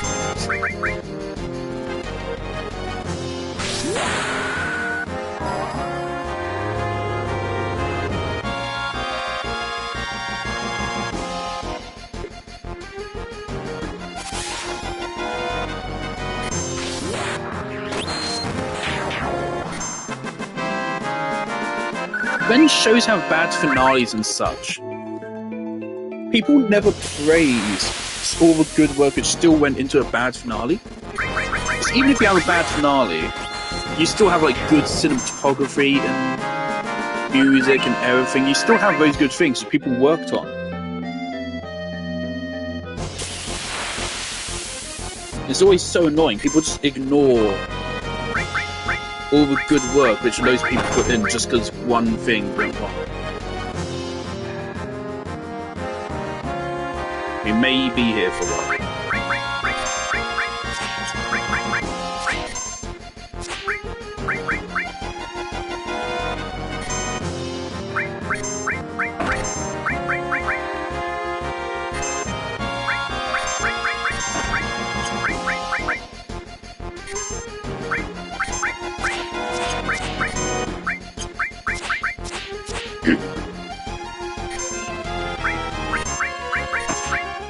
I think for manipulate chances like based on your level compared to the enemy's level.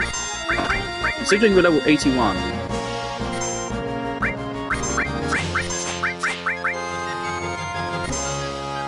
Well, the 4-hour chances are pretty good. We should put Hypnodust. What the fuck's happening? Without Shadow Flare, we got it. Okay, we're good. Let's just kill it.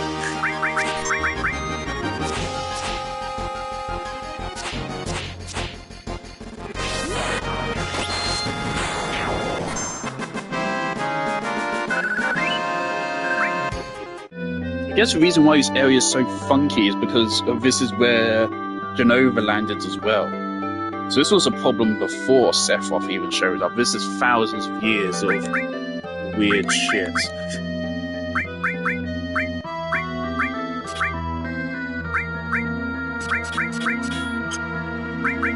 Alright.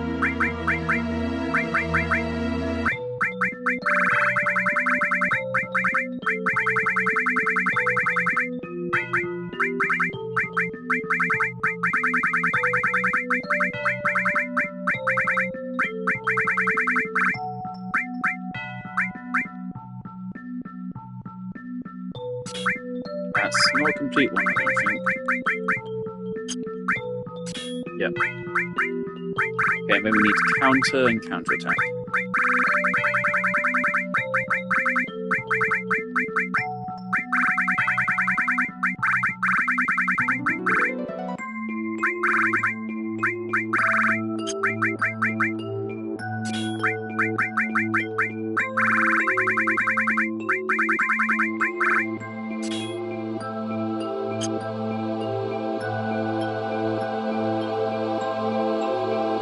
Right, and so now we just need to get the fuck out of here.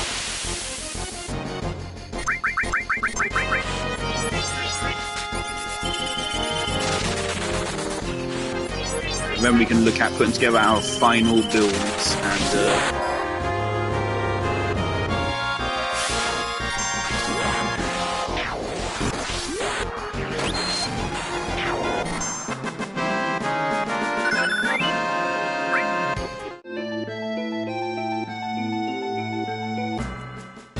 so the dungeon itself wasn't as long as I thought it was, but obviously there's lots of backtracking shit to do. We have been here for 2 hours. That's about how long I said it would take. Well, I said it would take 2 hours. Obviously minus my yapping and such, so it's a little bit less than I said it would.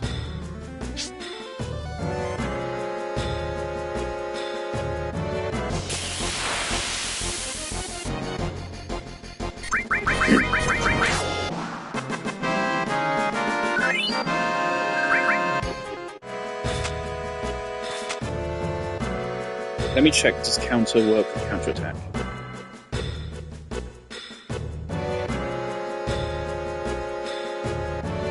Or does it work with does counter work with double cut?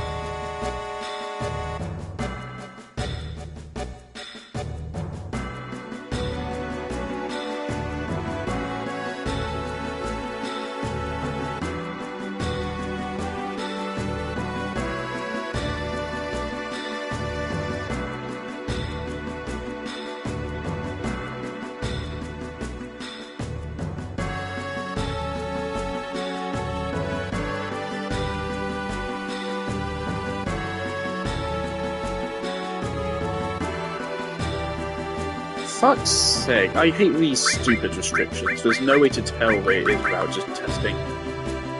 Okay, so counter only works with sense, steal, throw, manipulate, death blow, morph, and mime. Most of those are useless. Death blow is useless if you're not combining it with MP or HP drain. And this would require that, so death blow, you can count that out. Manipulate is extremely fucking niche in that scenario. Throw, no. Steal, no. Sense, no. Morph, no. Mime is unique. It's one of the materia you get for chocobo reading. So it's really hard to get. Well, it's not hard, it's easy to get. It's very easy to get. It's just fucking annoying. But it's one of the best materia in the game. Technically, it's technically the worst materia in the game. What it does is when you use it, it copies the last action your ally took, not counting limit breaks. So basically, I think if Vincent used Bahamut 0, and then Cloud used Mime, then Cloud would then summon Bahamut 0. I don't know how it would work, because it's a summon, but it would work with Ultima, or any of these. And something you can do is you can put Mime on every character, and then one character uses a spell, and then everyone else just uses Mime. So obviously, yeah, that can be really strong. But I'm not getting that, because I'm not doing the fucking chocobo reading. So it would take way longer than I'm willing to spend. If it took like 20 minutes, I'd be okay. But we have to like travel over a map, deal with RNG, we have to do like fucking... We have to win more than like 20 chocobo races, and just for one was enough for a lifetime. It's not hard to do at all. Not hard.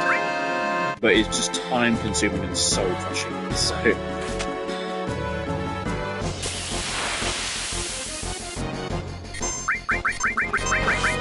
you can drop Elixir, right?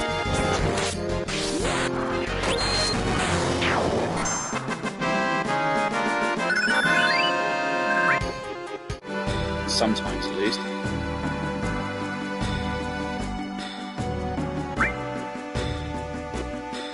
I think what we're going to do, we're going to leave a save before we do the XP grinding, in case for some reason we regret it.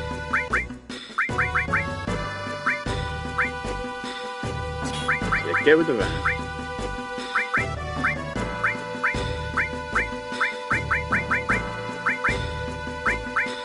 Oh, I guess it's this, which is giving Cloud a magic staff. Okay, so we can give Cloud something else.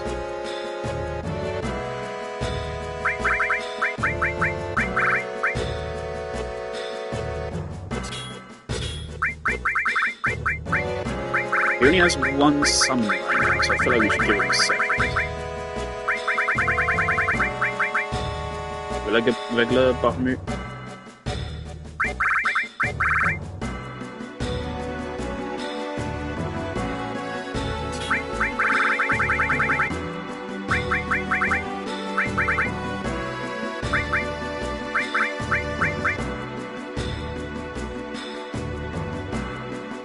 Does that work?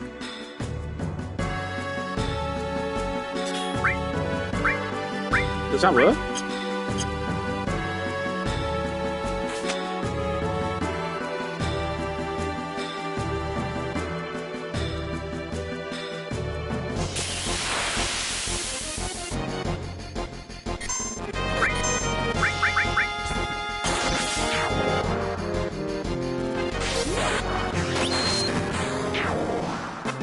You can see some attacks are now hitting for the maximum damage. The maximum damage you can land per hit is 10,000.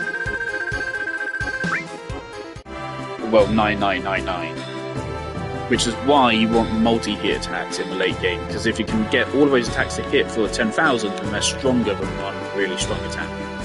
Which is why Red's limit break, despite the fact it does 9999, is considered weak because it only hits once.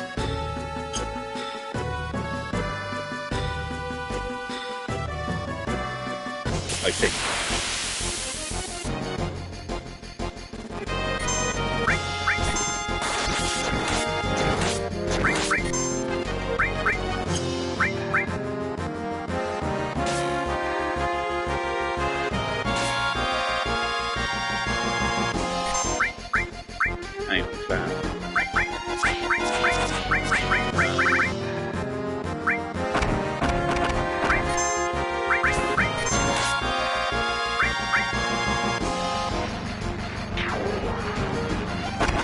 Fuck's sake, he's now going to kill Apple. I just want to see if this MP steal works.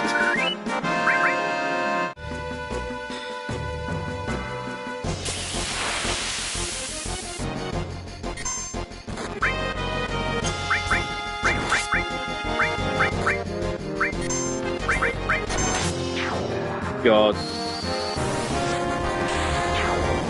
Okay, so now he's missing some MP. A lot of MP, actually.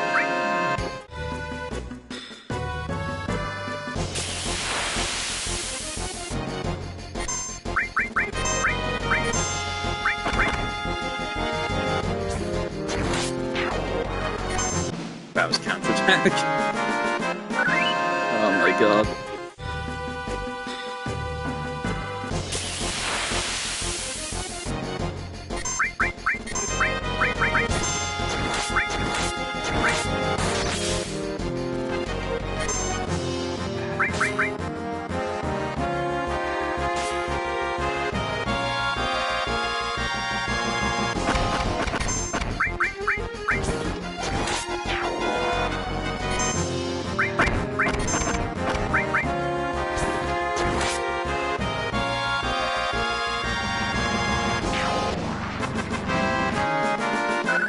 We're never going to be able to actually check this.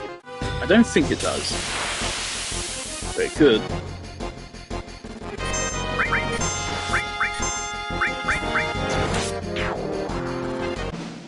The enemies don't survive them. They die too quickly for us to check this.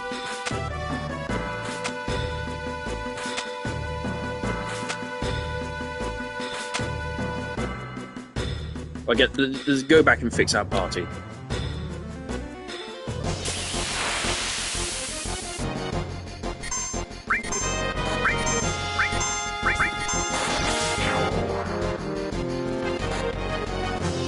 Oh. Jesus Christ. We are too strong for our own good.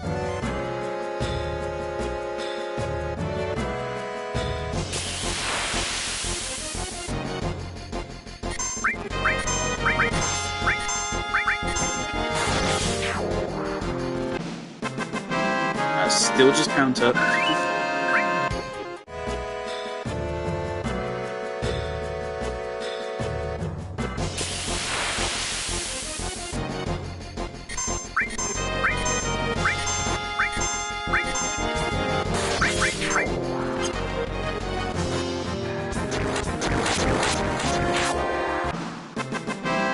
No, it does not work. Good to know. But it's boring. But also, yeah, that'd be, again, maybe too strong.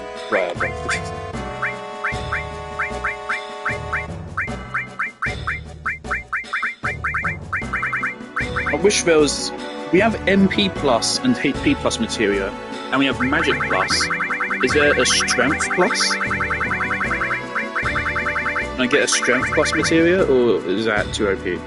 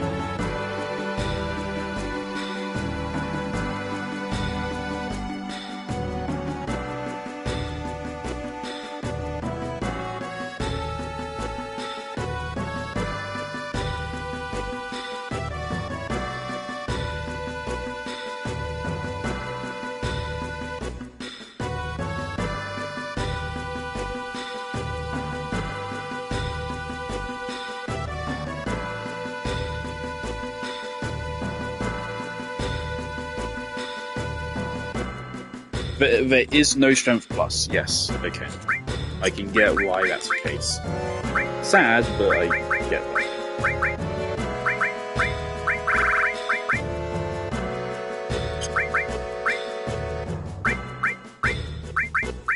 All wouldn't be any benefit on Cloud. It would work with Contain, but what's the point? That's the only thing it would work with. Ultima is already all, so that's the only thing it would affect.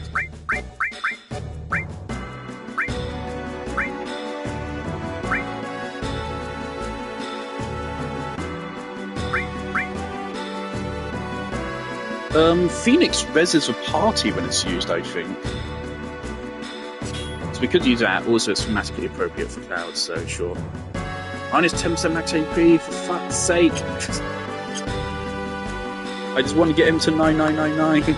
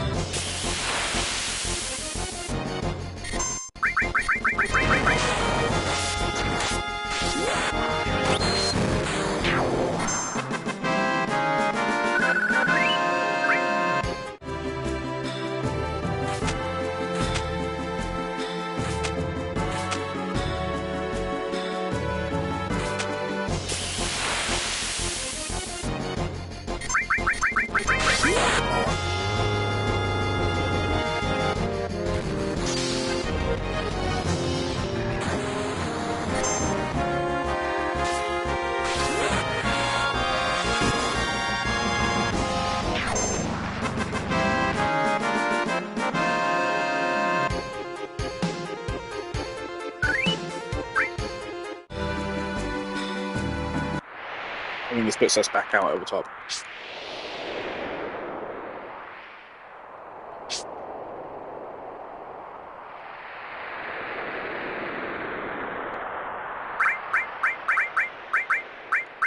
Welcome back, Red. Now we need to redo your whole fucking build again. Alright.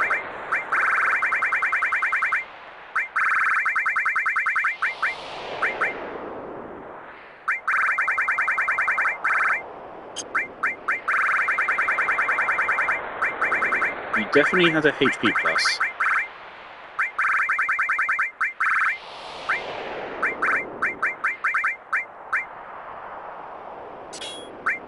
You had an MP plus.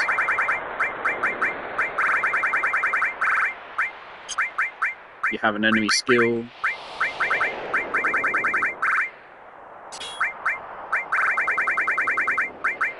You had an HP plus. I know you had a HP plus.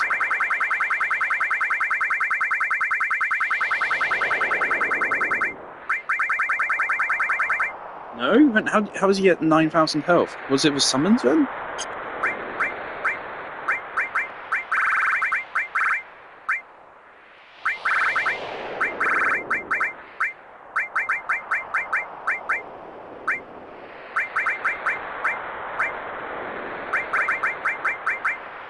Shield, what this does is it's literally a shield. It's like protecting Pokemon. It blocks one attack, and that's it.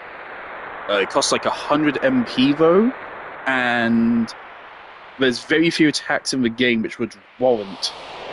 The only attacks in the game which would warrant this would, as far as I'm aware, be the weapons attacks. How strong is Supernova? I know Supernova exists, obviously. Of course I do. How strong is it? Because it sounds... I have seen it before. It's been years, so I don't remember exactly how it goes. So it'll still be a fun surprise. I'm just wondering, would we need Shield for Supernova? Because if so, that could be great.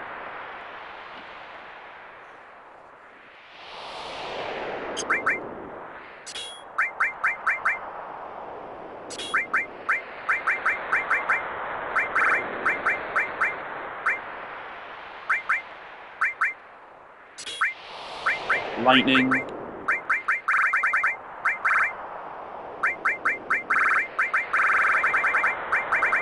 Where's that Earth attack? I want to still give him that. Full cure, people say is just pointless because you never actually need a full heal. Unless maybe if you're fighting the weapons. But against weapons, you should be max level, max defense, you should have a barrier up. So if they're still hitting for like 9k, then that's insane.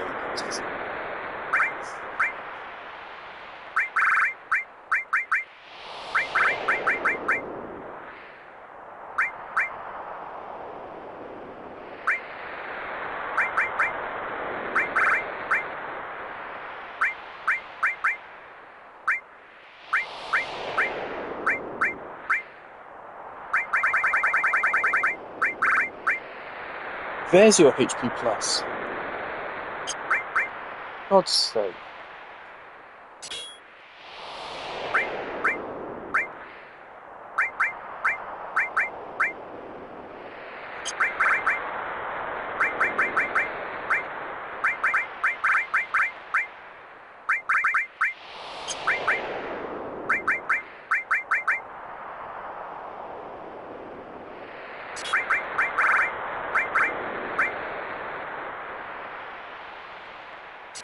Omit added cut.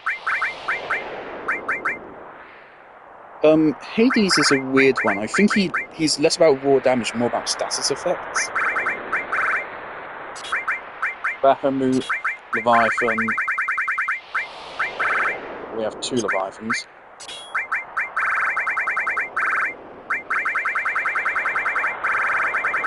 Cloud has enemy skill, right?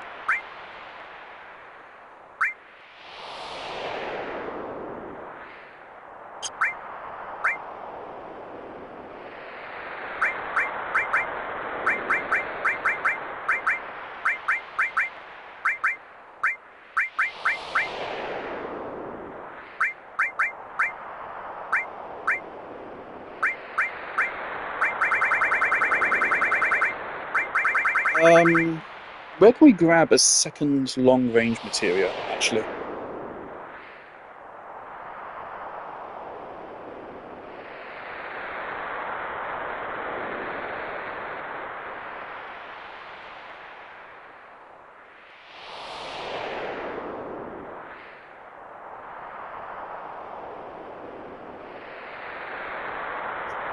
You can only get multiple through mastering, right? Of course. What armor does Red have on? 4th bracelet. Give him ribbon.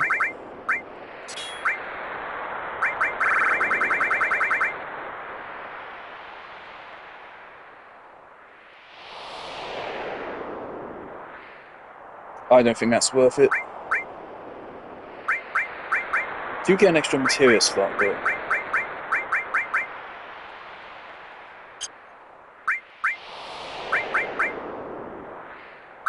okay, how long would it take to get a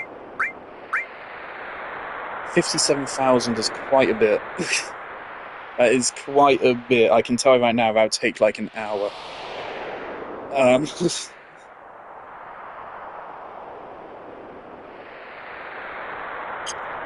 Crap. His weapon isn't a long-range weapon. That's a long-range weapon.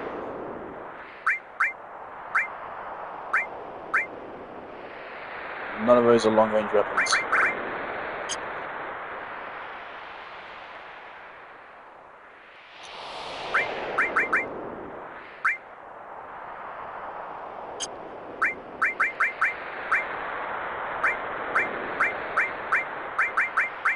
Of course you don't have a double growth weapon. Of course, that makes too much sense. Okay.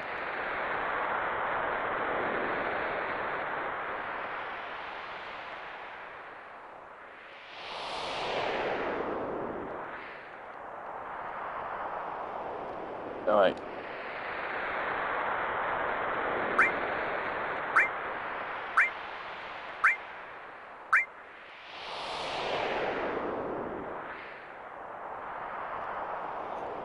Okay, so we're gonna have to put Cloud's double growth weapon on.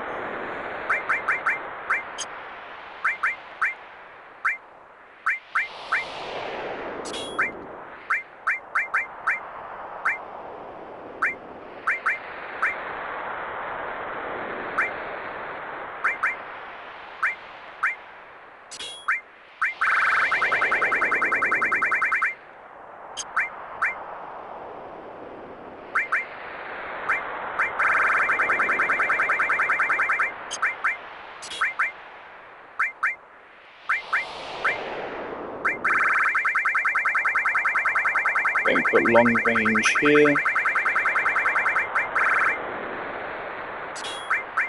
Okay.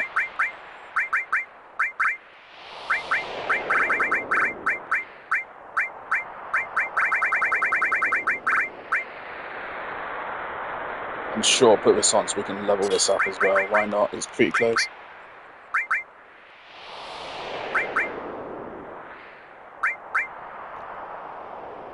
Screenshot that, so I know to go with that as well. Okay.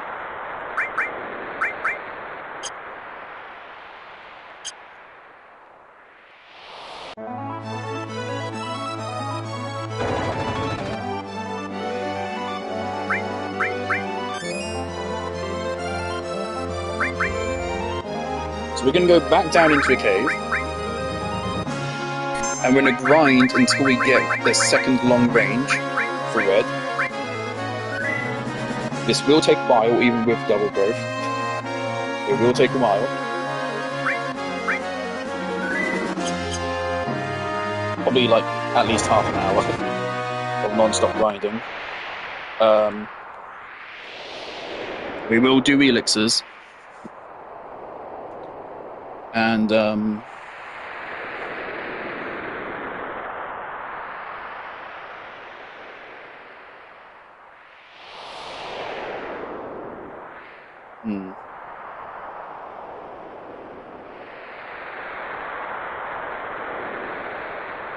yeah, we'll do it until we get a second long range materia for red, which will I imagine take a decent while.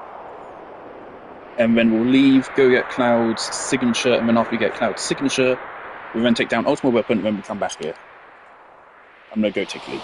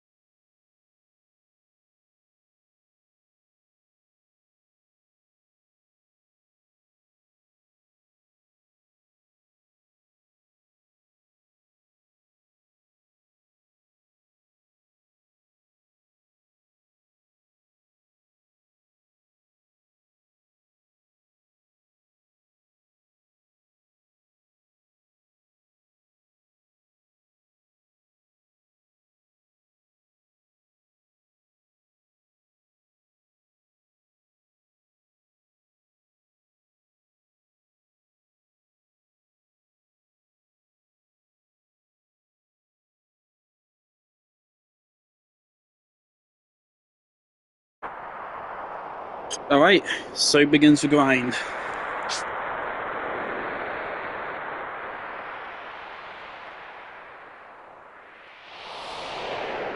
Thing is, like, I've been under the impression that Sephiroth is a hard fight. So I've heard stories of people saying, "Oh yeah, as a kid, like it took hours to beat him, but it felt so good once I did." So I don't know what level of difficulty I should be expecting with him.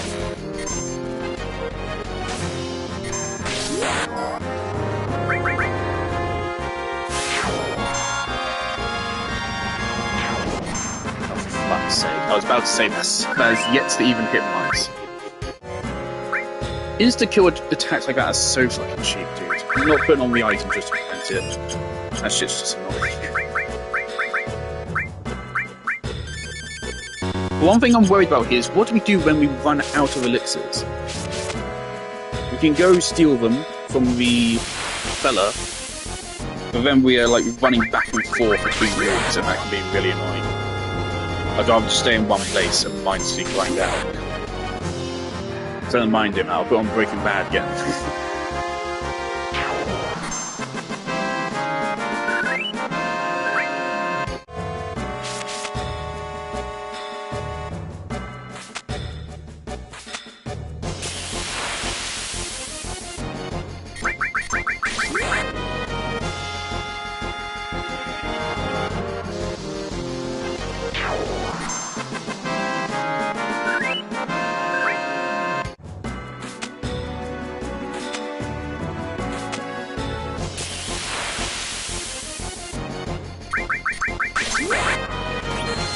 Hell, once we get the elixirs, we could consider just leaving altogether, because I think the area around Medeal still might be better for action points. That's what they are, right? Action points, AP. That's what I've always assumed it is.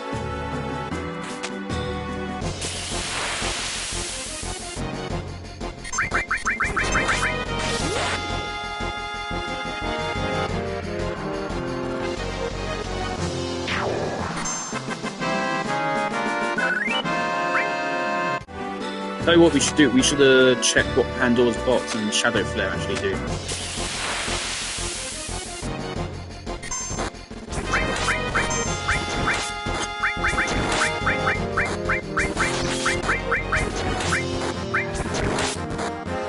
Big, non-elemental damage from any one opponent. Big damage on all opponents ignores defense.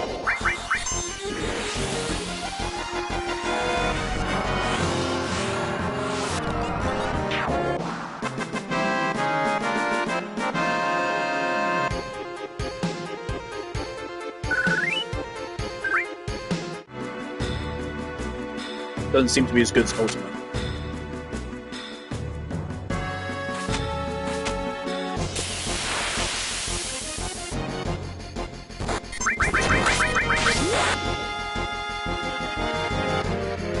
These animations are real long. Mind you, this is at 3 times speed.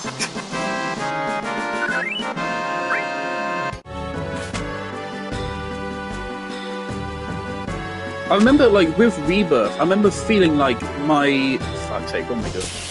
I remember feeling like some of my limit breaks did literally nothing.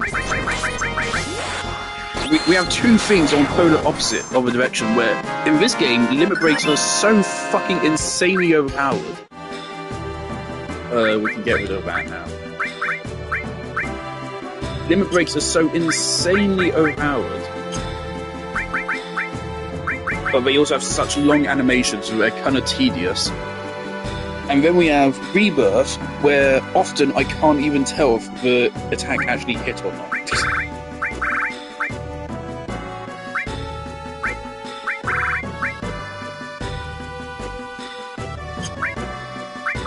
Sure, put Phoenix on, because that's something we add on anyway.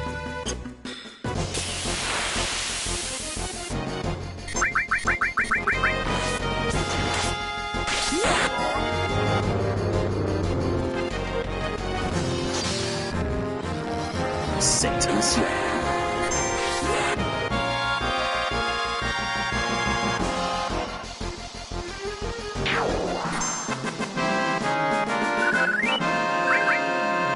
Elixir.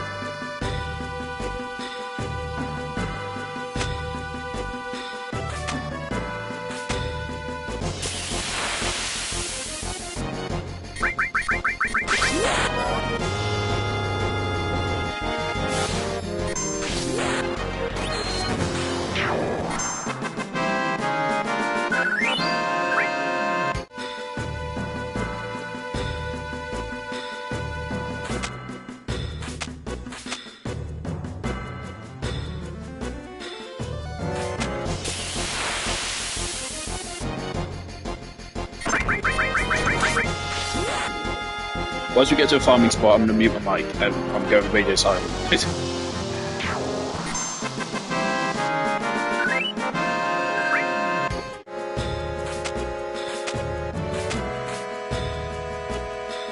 Yes, I feel like I have something groundbreaking to say.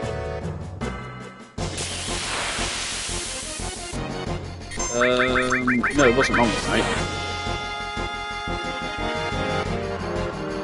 Oh, this fella appears here. If we had theft, we could steal, remember? Please don't.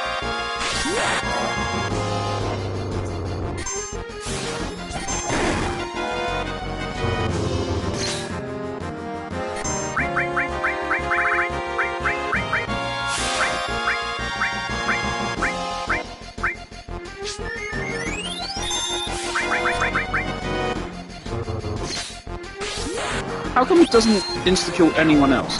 It only insta-kills... Or sometimes it doesn't insta-kill. See, that guy is also good for XP. But he doesn't give much action points. Okay.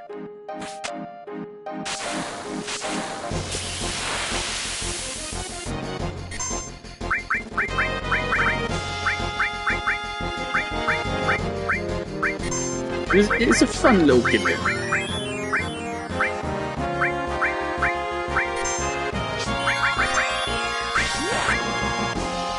Oh, I'm gonna shop now.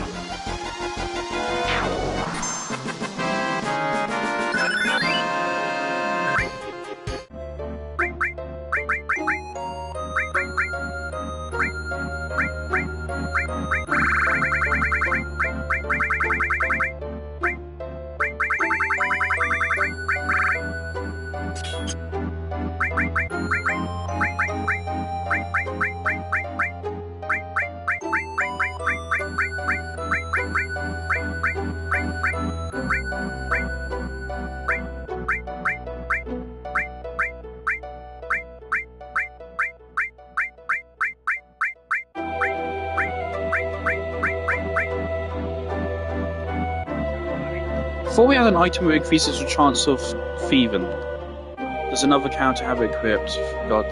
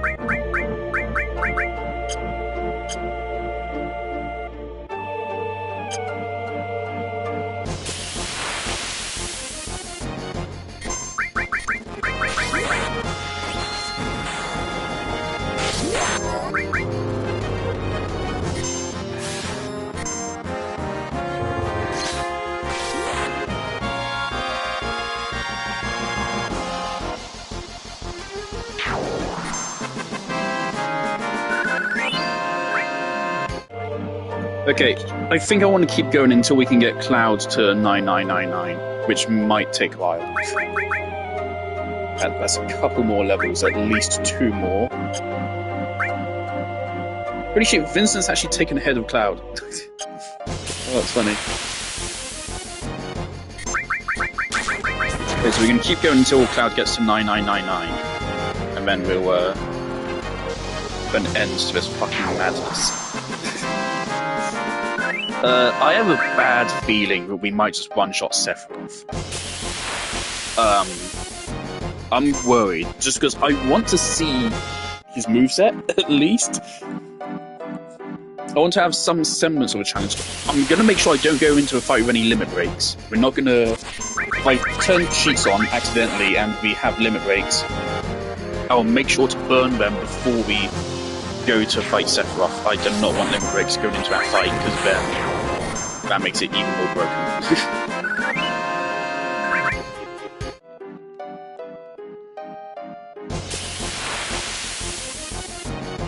Yeah, and when we go into that fight, we should, from Battle Square, we should get Frost Slash, or Omni Snap? Is it Aegis Slash, or is it Omni Slash? It's probably Omni Slash, so I keep saying Aegis Slash, because that's a Pokemon, which I really like. I think it's Omni Slash. I'm pretty sure it's 15 hits, and each of those hits is gonna hit for 9999. So 9999 times 15 is basically... How much damage is that, actually? I can do math. 15 times 9999. Just under 150,000. Just under. Shouldn't need a calculator to do it. I really shouldn't. Just under 150,000 fucking damage. Which... Emerald Weapon, was it 800,000 health or was it 600,000? Uh-oh. Uh-oh. I might have just realised something.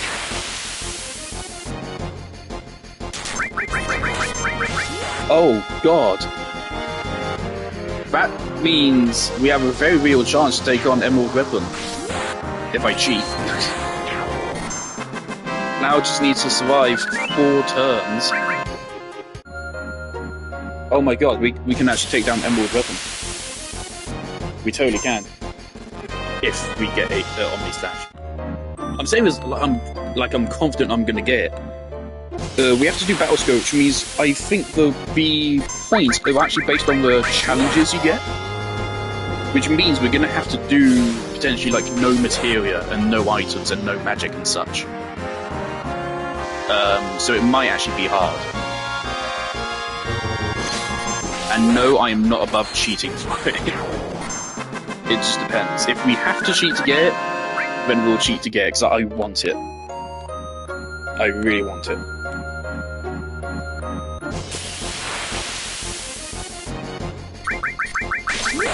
Fuck, that also means... That means it would one-shot the weapon now there, because that weapon I think has 100,000 HP. Oh my God, Omni Slash is so valid! Oh no.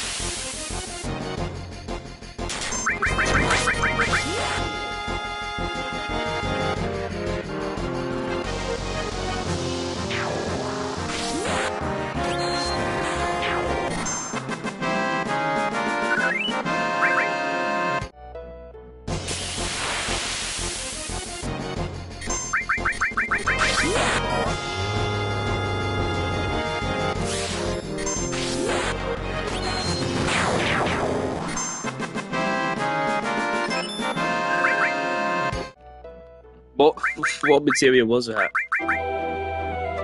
Oh, jolly good. We could. Oh god, we could put it on red.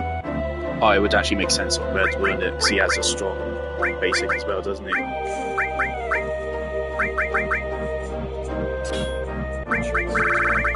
know, we want that.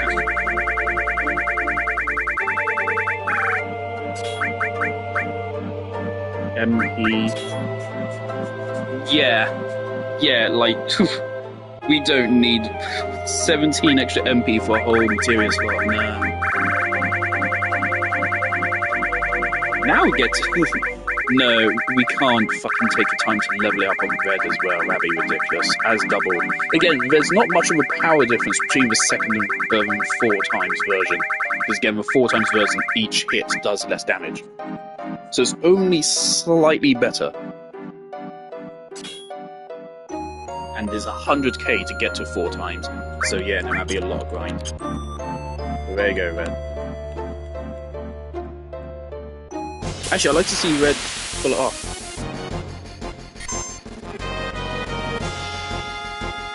I'd like to see the animation.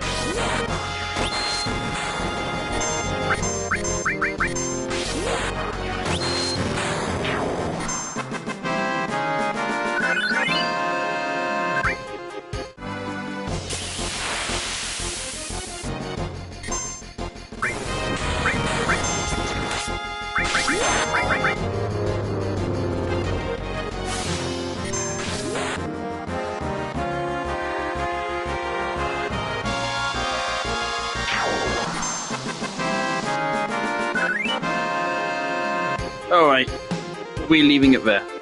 We could keep going, but I think Cloud only gained 70 HP from that last level up, which means it would take 2 or 3 more levels for him to get to 9999. And that, evidently, would take a while.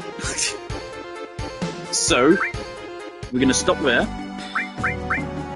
We are going to stop there.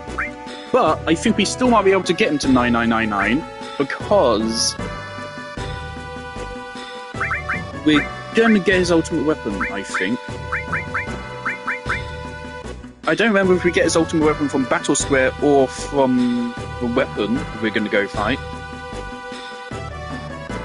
Or even if it's neither of those things. But I think it's one of those two things. But when we get his ultimate weapon, what we can do to bump him up, we'll gain 2 more materia slots, I think. So what we can do is we can just put another HP plus on. And that will get him there.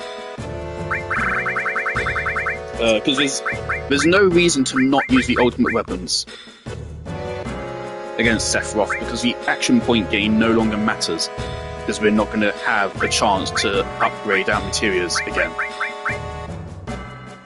Because again, I'm pretty sure this is a 90s RPG. There's no way that, like, after you beat Sephiroth, it puts you back into the open world and you can continue exploring.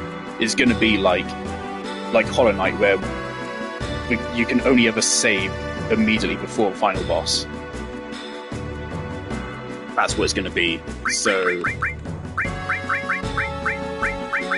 fact, that being considered, we might as well put on Red's ultimate right now.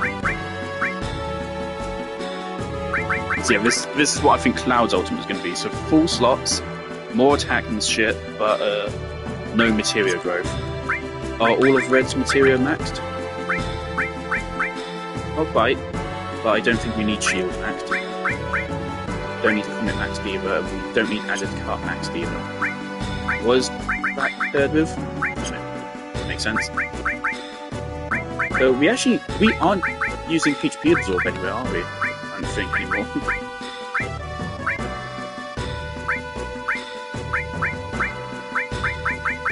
Don't think we'll need it. I hope not. It'd be pretty embarrassing if we still managed to lose. I'm not going to turn off encounters as we head back up, just in case that gives us enough to level up. Yeah, so let's go ahead and put Red's ultimate weapon on. So that right there, that's an attack boost of a quarter. That's going to be very nice of him. Vincent, we're not going to put on his ultimate weapon. In a way, this is his ultimate weapon. That's his ultimate weapon.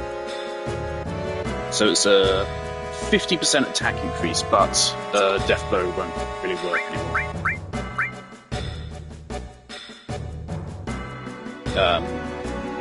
So yeah, we're not going to do that. What else was I just thinking? Armor, I'm fine with that. Am I fine with that?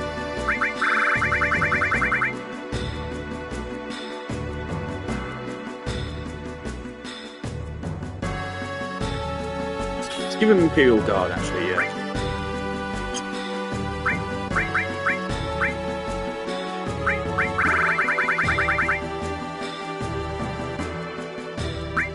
And unfortunately, because I fucked up, we only got one other Imperial Guard. It will most likely be okay.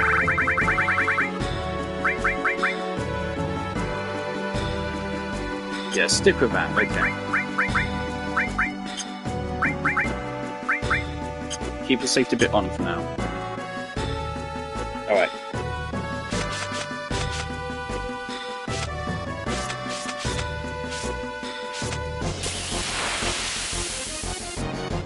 So what I'm going to do, I'm gonna start a clip before we go down to face Sephiroth. I don't know if there's like more dungeon left, but I know that's the point of no return.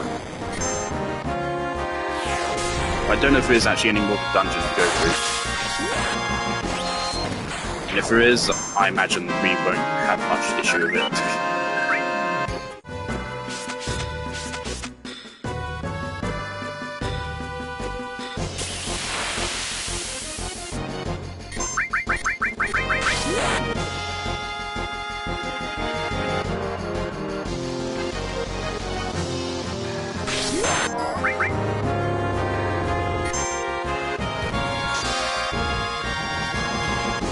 Oh yeah, something else I did last night, actually, as well as my grinding, is I did go back to a golden saucer and I did 2 chocobo race bets.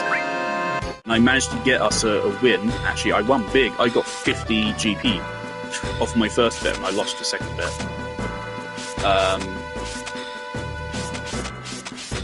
So I have 50 GP to use at the battle place, which should be enough.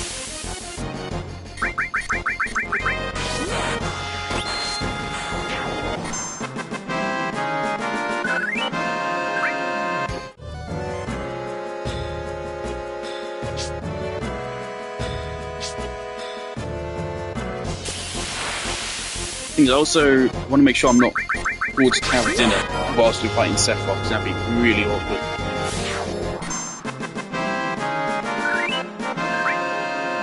Well, it probably won't be an issue.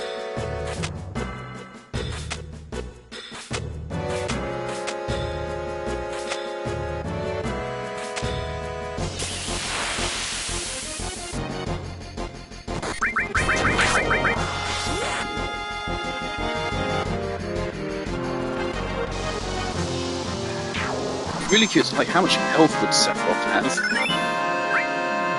The weapon we're gonna go fight, I think, has 100,000. Emerald has 600,000. Ruby is like 800,000, I think.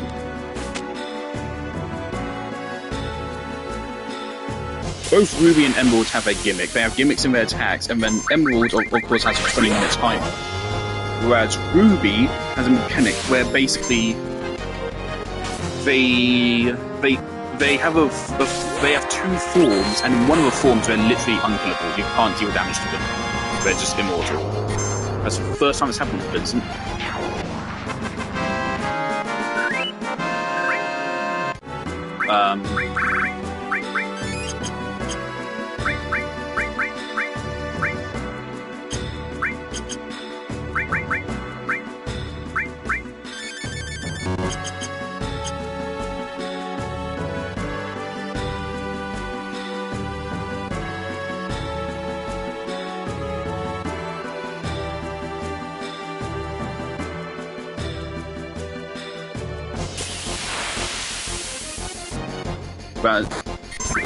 And on top of that, they also have a move which just insta-kills a party member and removes them from the fight, so you can't res them. And they're guaranteed to use it after, I think, 20-something turns, and then just after 30 turns. So you effectively have a 30-turn limit to kill them. Well, and again, all of their attacks are like 9,000 damage. By the sounds of it, the boss fights, they're not about the actual fight itself, they're more about just preparing correctly for them. Which again just sounds like torture to me.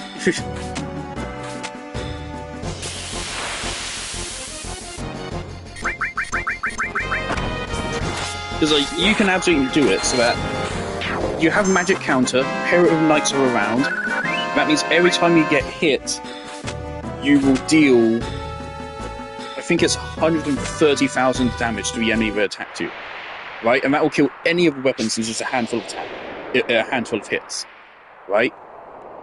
So it's less about the actual dynamics of a fight, and more so just about getting every character to max health, max MP, and having the right material to be able to abuse a fight. And that's why I'm not really interested anymore.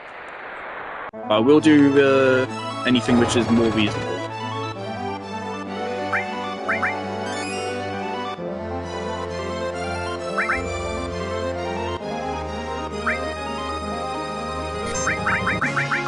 Here we go. So we ended the last stream at about level 66, and now we're level 92.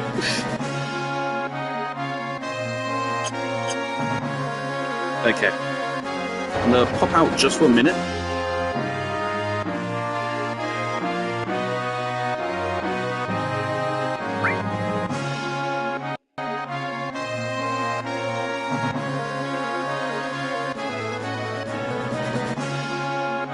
Oh yeah, right here, this island. I think I went over to it once. Oh, it's not this island. finally this.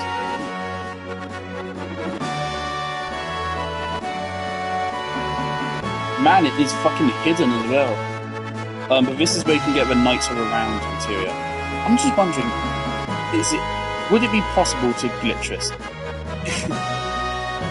Is there any possible way I could glitch a High Wind into landing here and just grab it? So that's the only thing. If we can get inside there, we can get Knights of the Round. Second strongest attack in the game.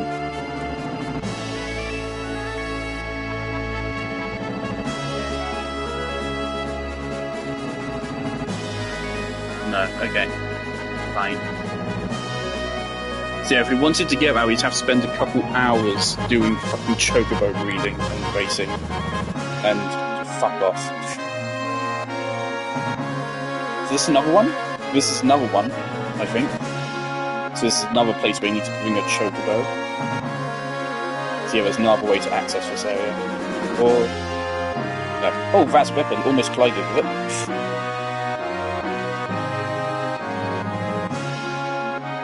Alright, where is... It's so weird. The best way to access gold source is actually going here. Before we do that, okay, I'm gonna save, and then we're gonna go in.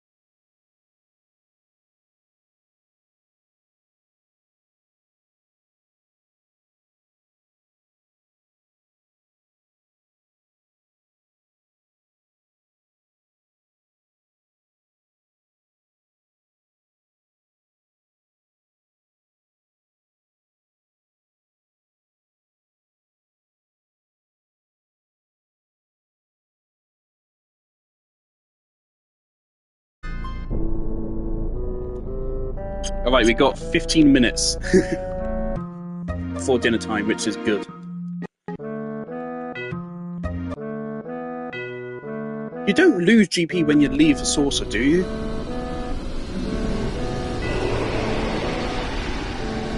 Didn't spend it on anything.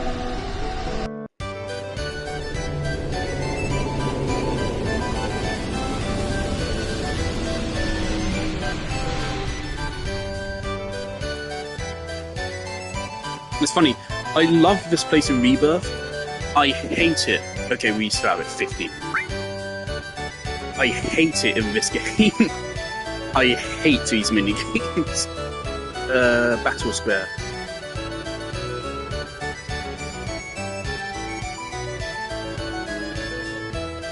I actually think the last time we did this for Dio, I actually think we might have gotten it, but of course that like didn't count. It didn't let you claim any rewards afterwards. What? Sorry, what? I didn't catch that. That seemed important.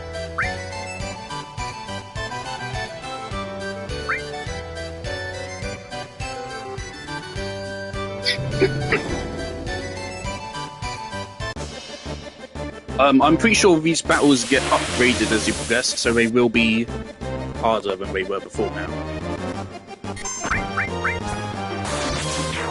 Not much harder.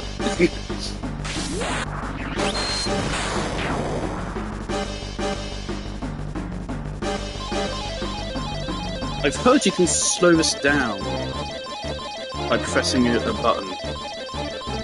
No, nothing works.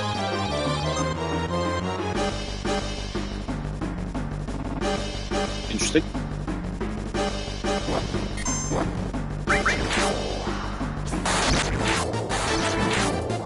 I just realised Cloud doesn't even have a self-heal.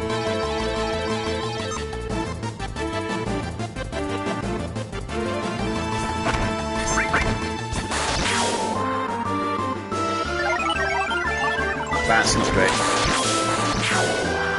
That's not great.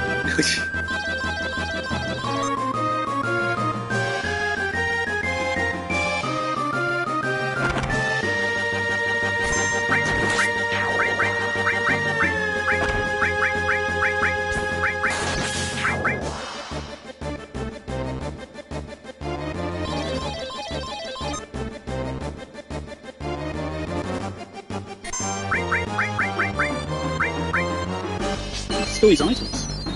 Jolly good.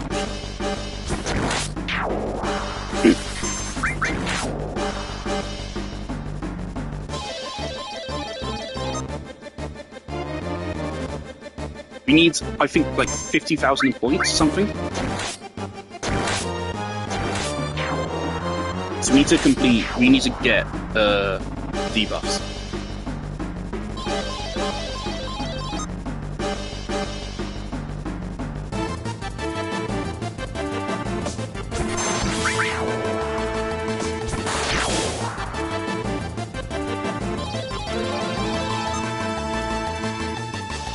Minimum.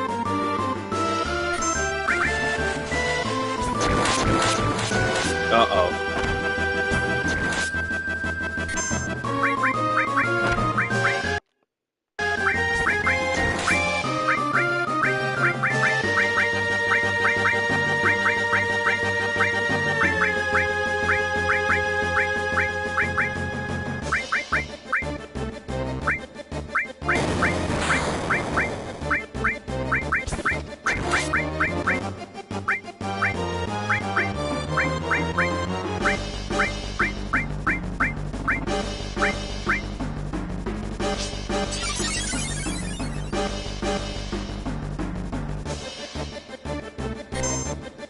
Really?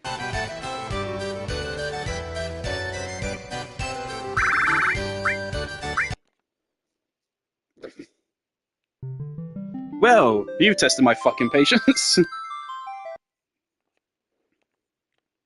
Time to cheat. That actually pissed me off so bad. Genuinely, the inventory fucking system being fucked killed me. Because I was too slow to find the items I need.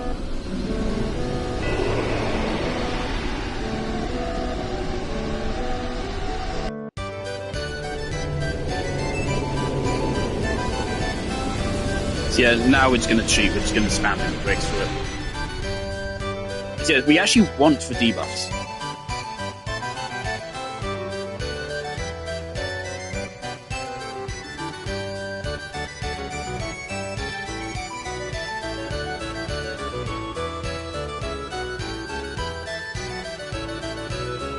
Interesting.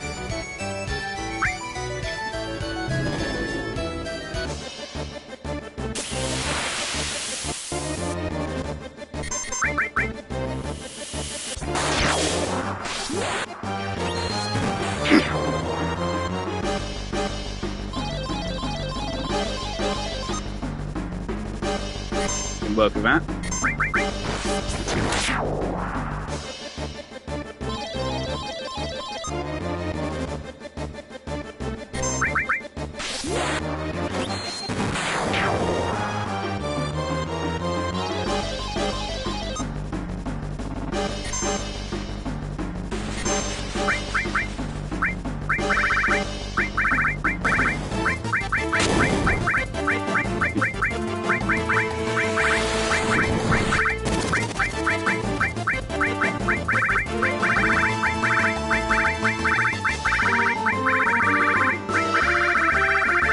I would have gone past MD.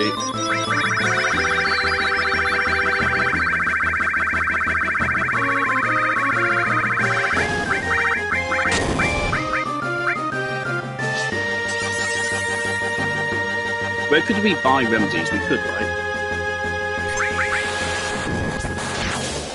Do we not get the point bonus if we cure it?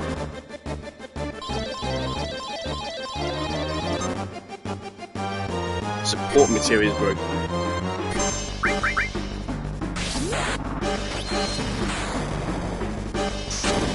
How did all of us miss?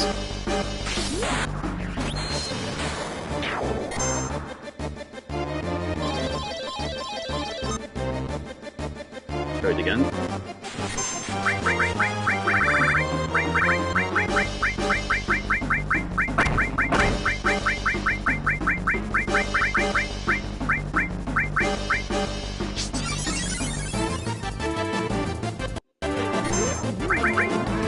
That's a strong move, yeah. Oh, it matters.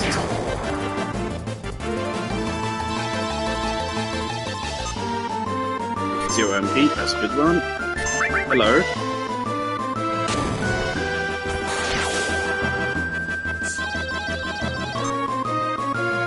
Code again.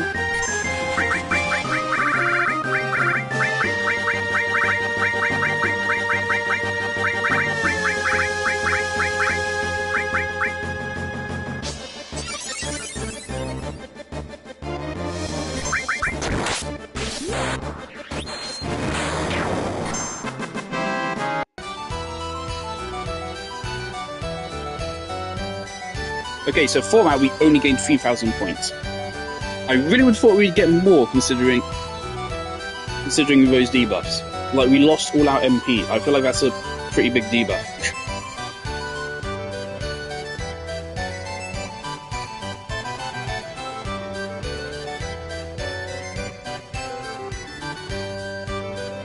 We need 32,000 points. I don't know if we can just do it again, but we can only do it 5 times. So...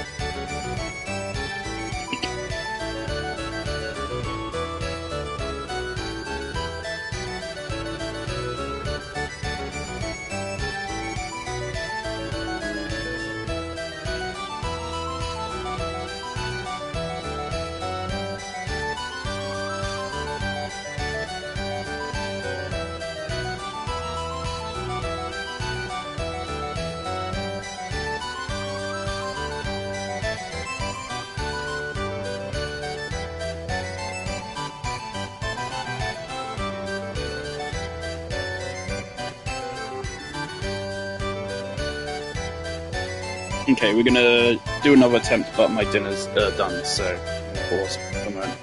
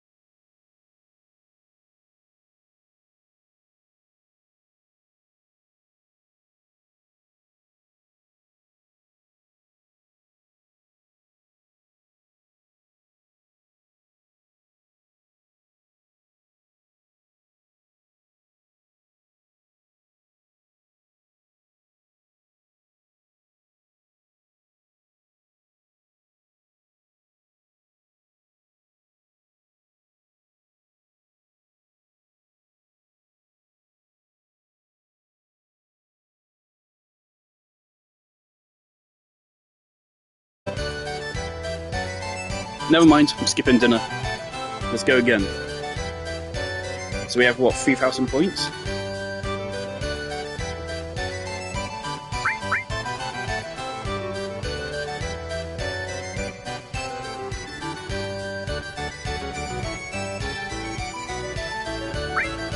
So do accumulate.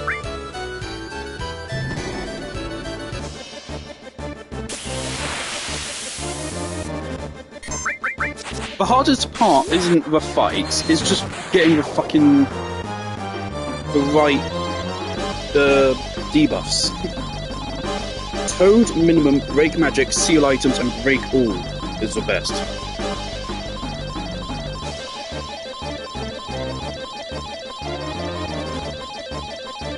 Is this what we mean?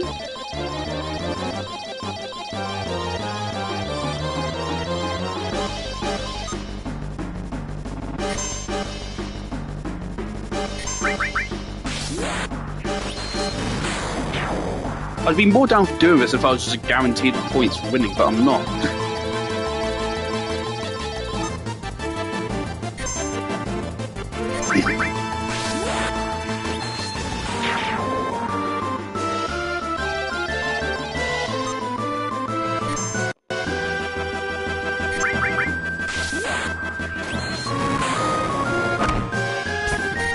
I remember, like, the last time we were here, we got, like, 30,000 for one round, I thought, or something.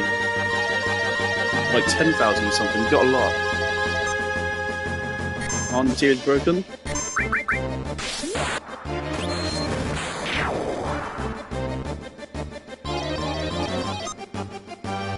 Support materials broken?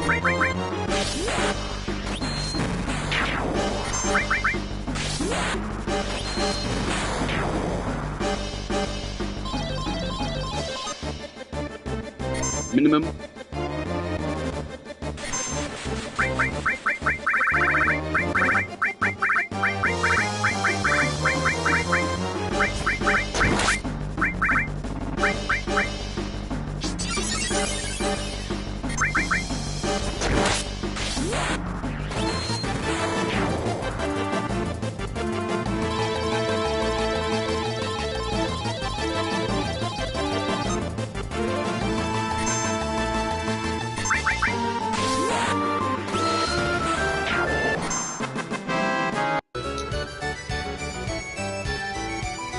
How many do we need?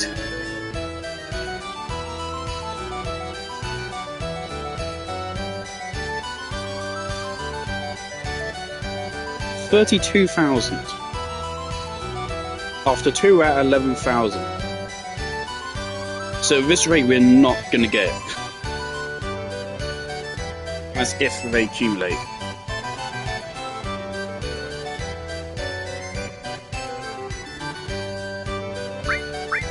They don't accumulate.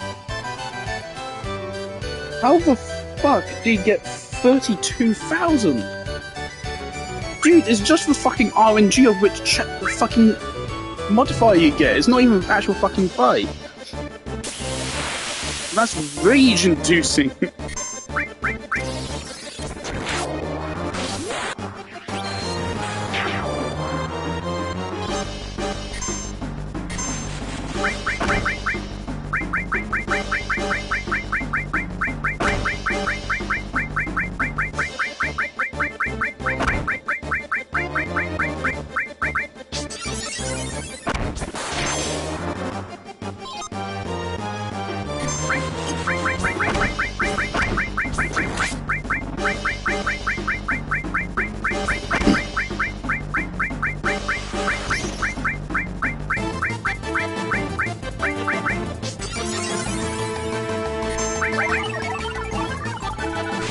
So we need to get 32,000 points, and the most points we can possibly get is if we get break all materia on the last round, and that's 10,000 points. That's if you get it on the last round. We're currently at 24.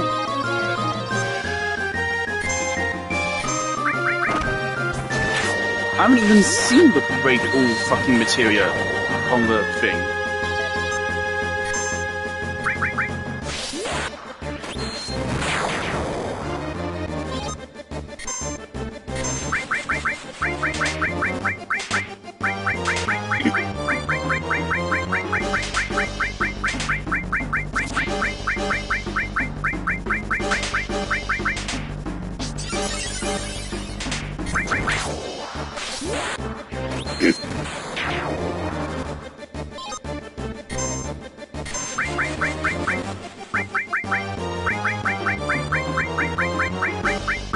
You scare me. I feel like I recognise you. You have an instant kill in Remake. You have an instant kill. I remember you. Die. I remember you had a knife in Remake. Minimum, that should be good.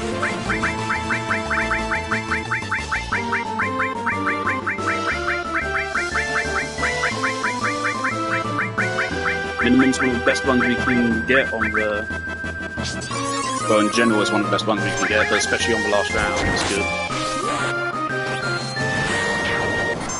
We got pretty lucky in this run.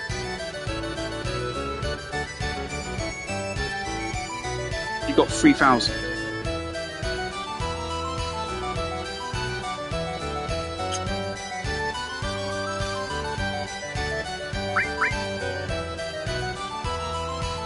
Okay, so you can accumulate them,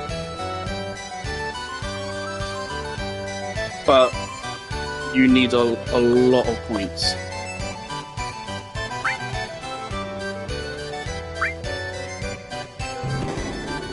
So we're gonna have to do some more chocobo bets.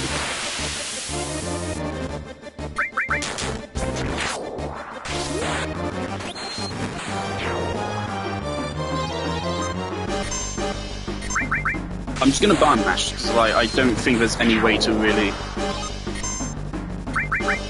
game the spinner.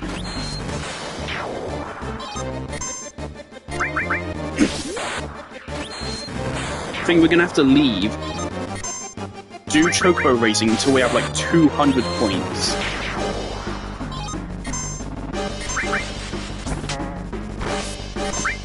Could actually still win this though.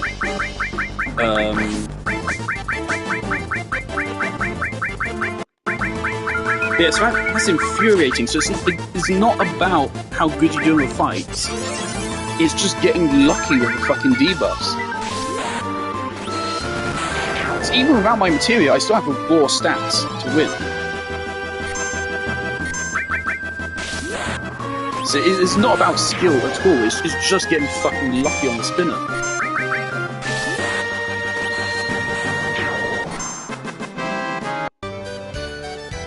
Okay, there we go. That time we got, that's very cool.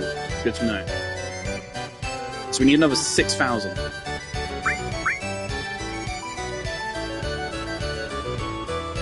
And this is our last go. So with some luck here, we can get it.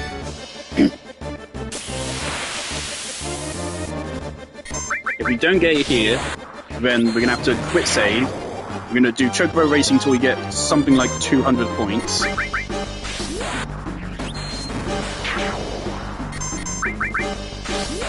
And then we're gonna come back here, and then we basically just brute force it at that point.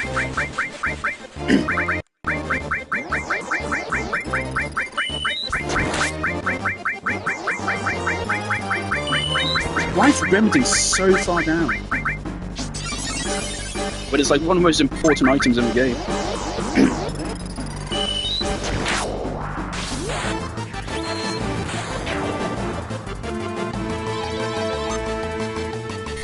I think it's possible that the debuffs you get in the earlier stages might multiply your points you get in latter stages or something. I don't think we're going to get it. We don't have a lot right now. It all comes in like the last 2 rounds. Nothing before then fucking seems to matter.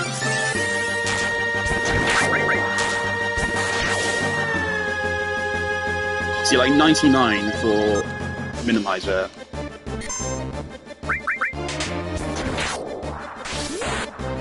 It's just so rage-inducing. It's not about playing with the debuffs or anything, it's just getting fucking lucky with the spinner here. I don't think we're going to get enough out of this, not unless we get a big one on the last round.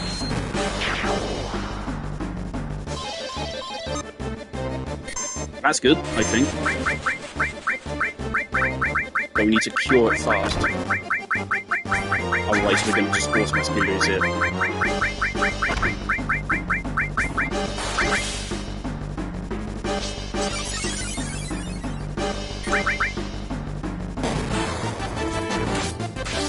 Please. 6,000.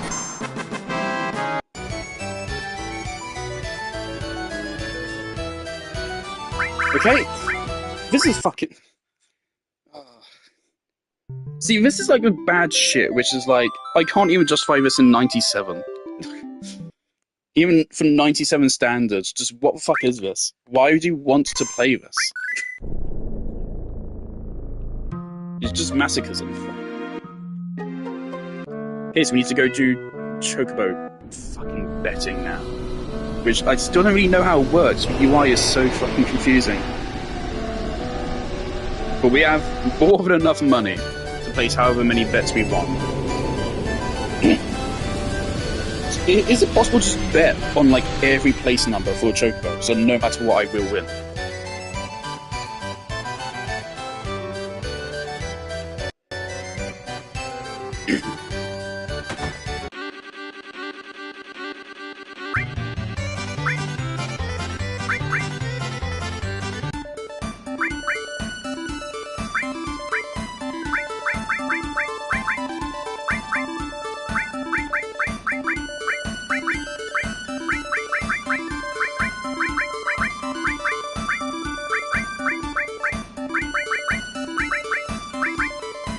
Okay, and then you press start for some reason.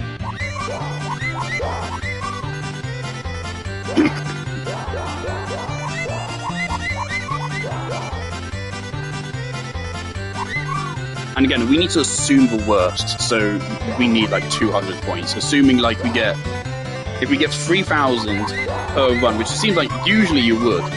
It seems like it's pretty hard to get more than 3,000 per run. Then even 200 points isn't going to cut it. Okay, do I win? Nope.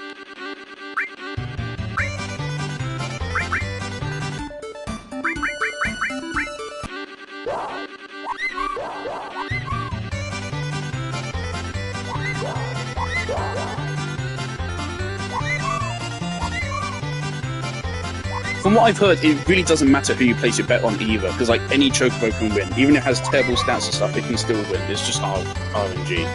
Maybe the better ones have a slightly better chance of winning, but... Okay, I think we won. Is that the guy we placed bets on?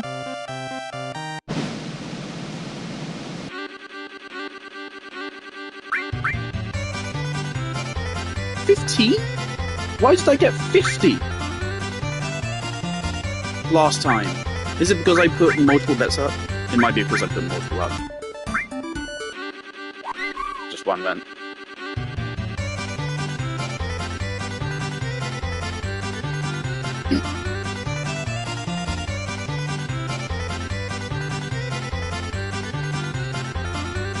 There is some level of enjoyment in this, but I don't like it. This is what you have to do to get the most powerful attack in the game.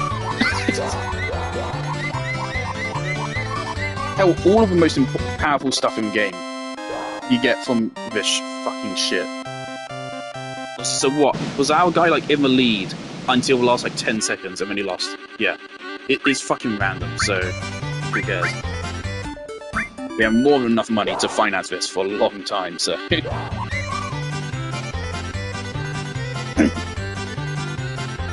And I can't do anything to influence them. It's just watching a cutscene and hoping you win. I'd be fine with this if this was some goofy side activity, but in Rebirth, I made it part of the main fucking story. And I mean, it's part of the main story here as well. I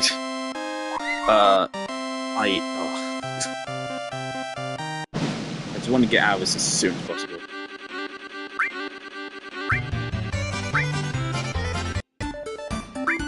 Well, I didn't mean to do that, but oh well.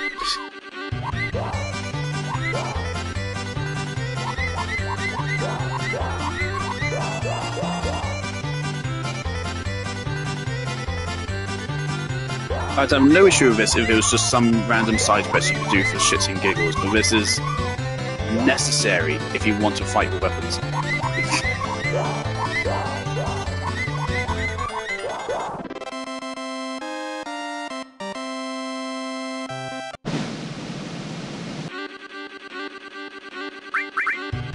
So I get really lucky in getting that win.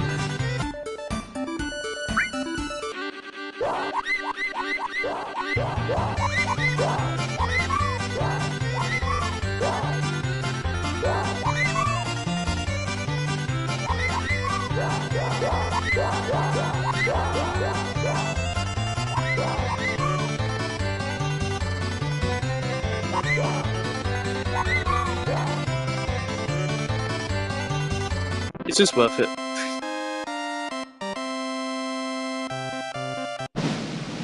Just to get a limit break, which I likely don't need. I want it. So I think we win this bet if we get first or second place. I think that's how it works. I'm not even paying attention to which one we actually bet on. Is it the one we follow? Out the race? No, it's not, 'cause it changes. So I don't even know when I'm winning.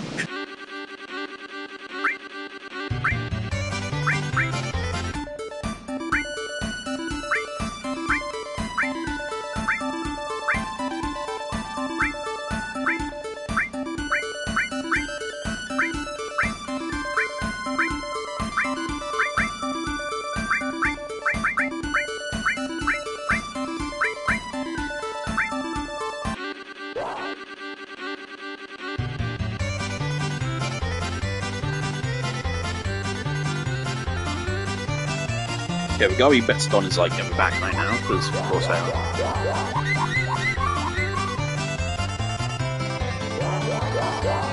Now again, if you think this is bad, just imagine this but worse, and that's the Chocobo breeding quest. I didn't even realise I won. There's another 15, great. We're gonna be here for a while.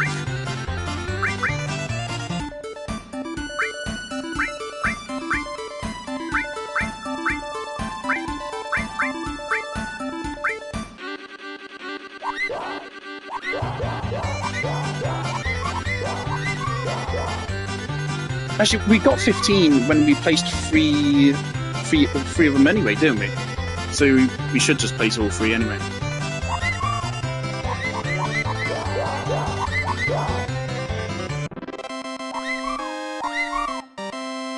Oh, I think we got second. I think. No, we didn't.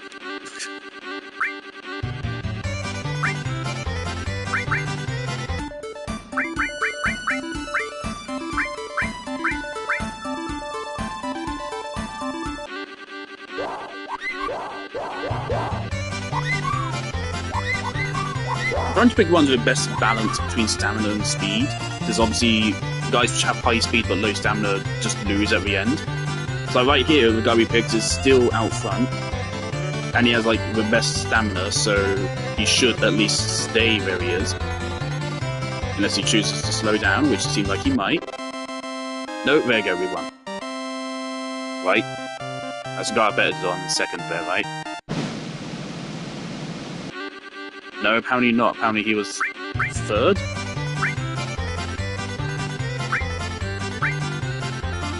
So I can't even tell which Chocobo I'm actually betting on.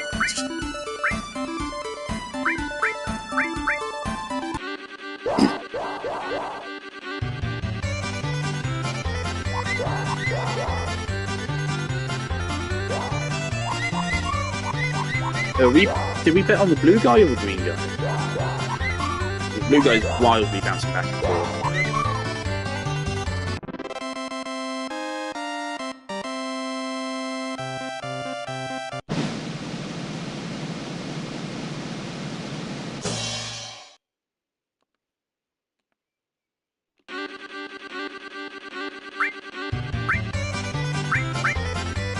It's unfortunate this is how our playthrough is ending, roughly. It's just with this bullshit.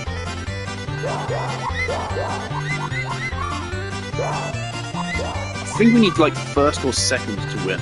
So I don't know what the cards even mean when you scratch them out. It seems like no matter what you lose if you don't get top 3. I don't know how it works. I don't think we're gonna get it. We're in 4th. But no, we got second. I think we were green.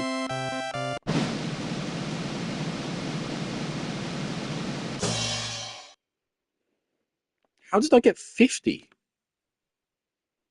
last night. I did one bet. I did 2 bets. The first bet I did got 50. There you go, 50. Can you tell me how much GP I have?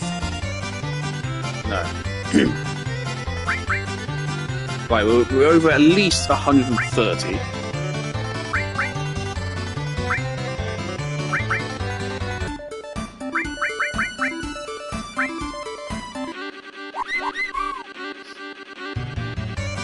Ah, dear.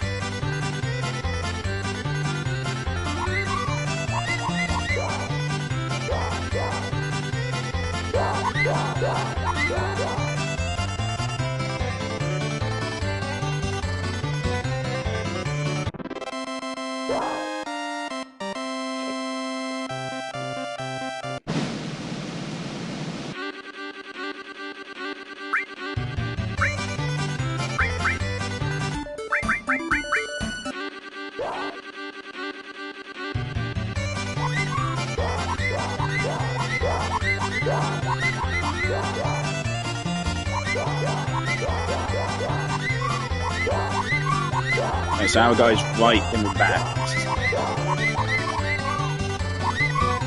Now he's in front. Still in second.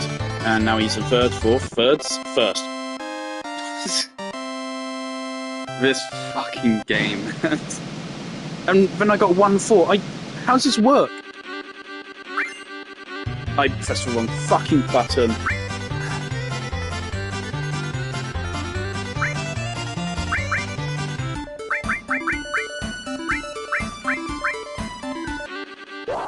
You go, Jenny.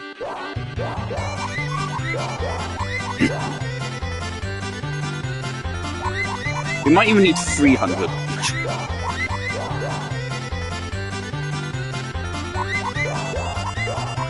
If we assume we get 3k per run,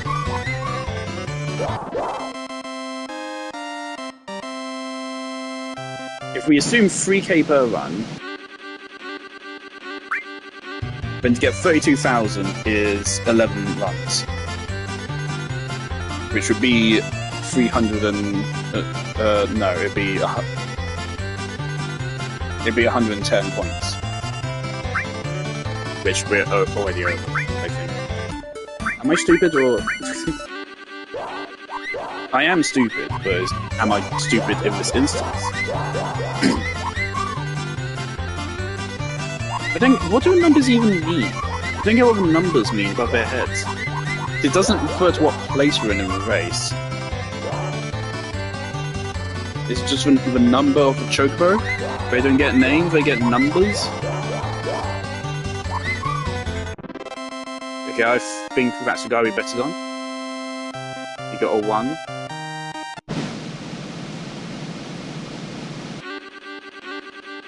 Are we betting on, like, the numbers of the 2 chocobos that come in first? I don't get what's going on here.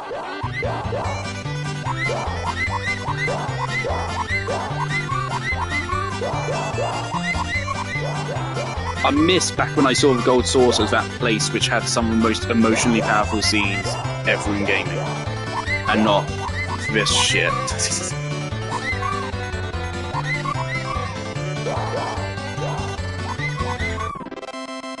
This taints the memory of the date with Aerith. I don't get how this works. I'm so baffled.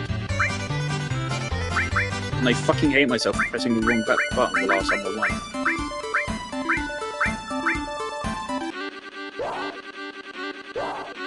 I think the chocobos are different each time. They're the same colour, but they're different chocobos.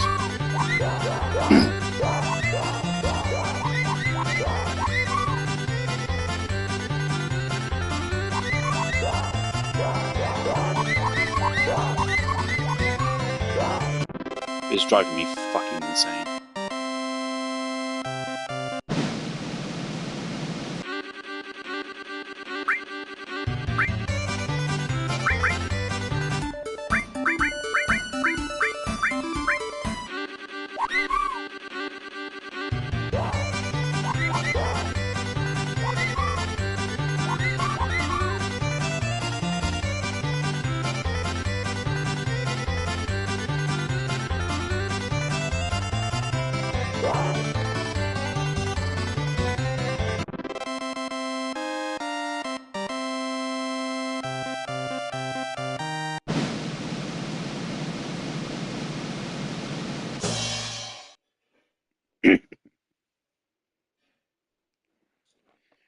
Homney and Jax from the Amazing Digital Circus joining Fortnite. And it's cool, it's a win for indie animation where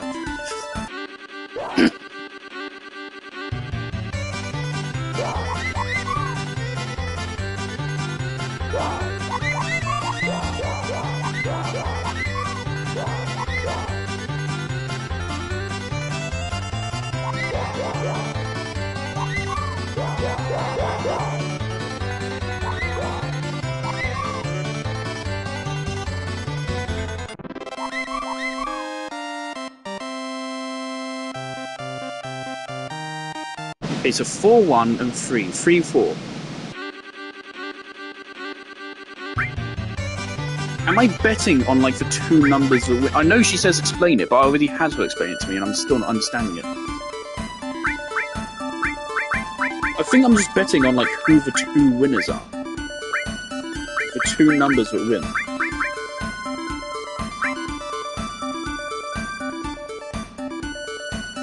That's totally what this is, isn't it? That's what it is. I'm not betting on a specific chocobo.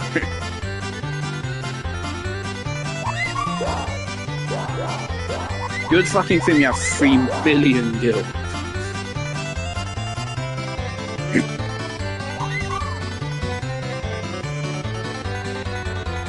Now, the reason why chocobo breeding quest is even worse than this is because instead of just betting on them and just sitting there and watching, when it's a breeding quest, you have to do the races yourself, which means you have to actually put effort in as well. So that's even worse. So I suppose it also doesn't matter which tickets we choose, anyway. We might as well just keep picking random ones.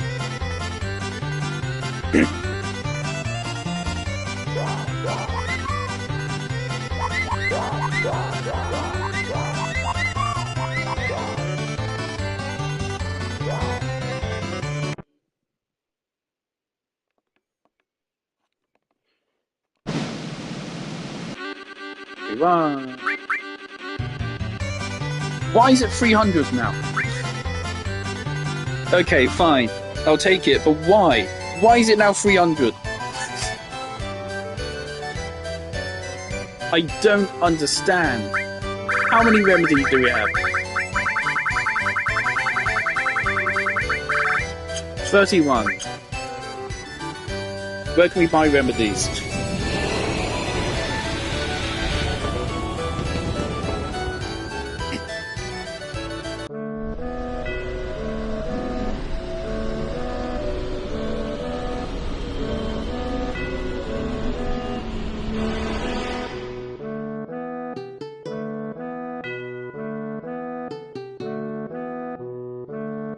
We can buy them from the deal. Okay. We're going to run by Medeal and stock up on remedies, and then we're going to come back.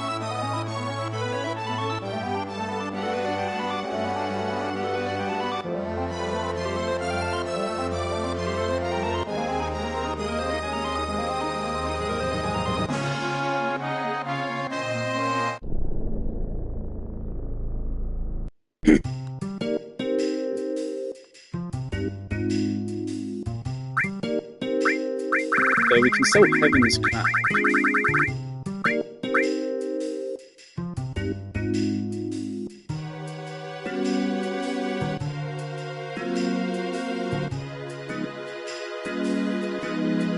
Yeah. That's not a mistake, right? Yeah, Heaven's Cloud is just objectively a downgrade to what we have right now.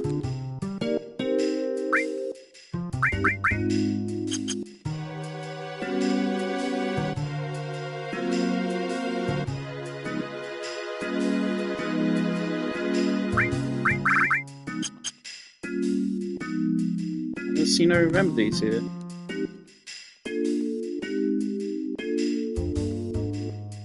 This is from Tyria Girl, yeah. Came here earlier. Because this is where I did most of my AP farming. So this guy sell them? No? Okay, so Wiki is wrong. Cool.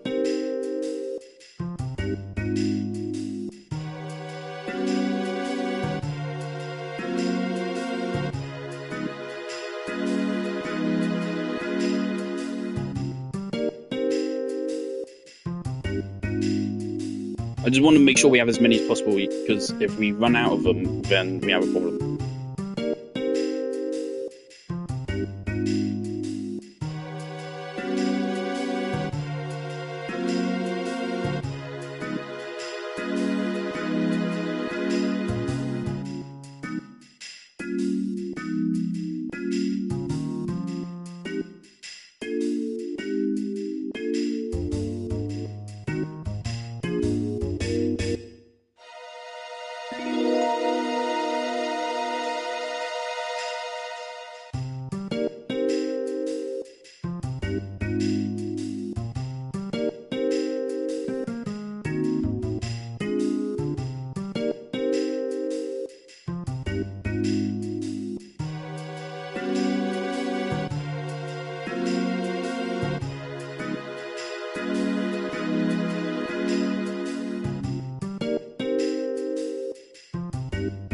The shopping lady on the east side of town.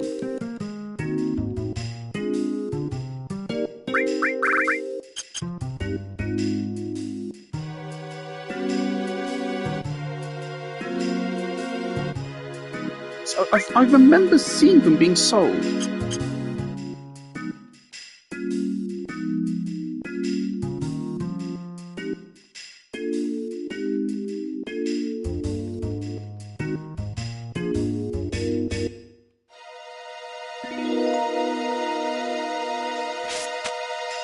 What the fuck?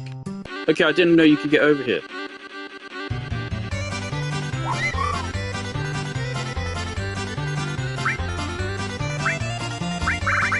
I didn't know I could get here. Okay, cool.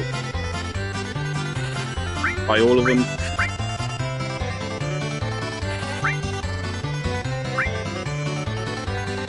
There's no reason not to, right? At this point, to stock up to maximum and everything. We have more than enough money. Especially Phoenix Towns.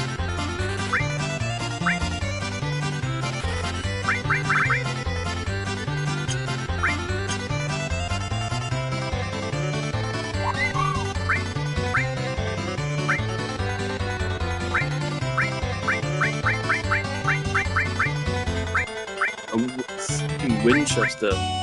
Sure, buy it. Crystal Bangle. 6 slots.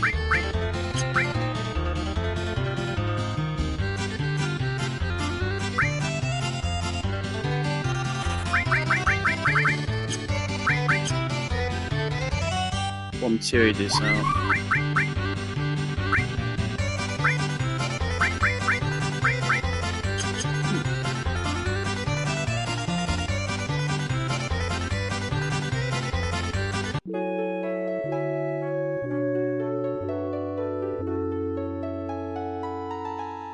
Also, it said east. This is not east, this is west.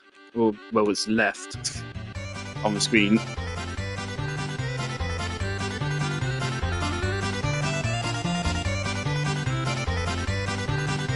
No one got hurt, which is super fucking depressed.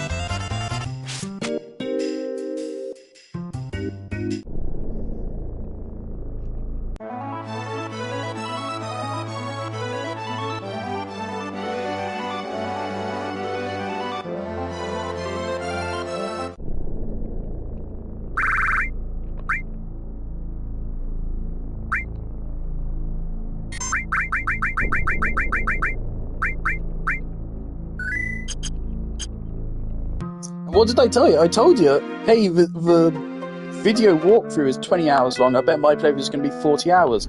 What do you know? I'm almost dead on twice the length of that original video I was looking at. Almost dead on. It's 21 hours and a half, and we're at 41 hours. So if we end up at like 43 hours, which there's a good chance we will, then it will literally end up being double the length, like I said it would be. Right, how many points do we have? 4, okay. Like, even if we get fuck all, that should be enough to just brute force it.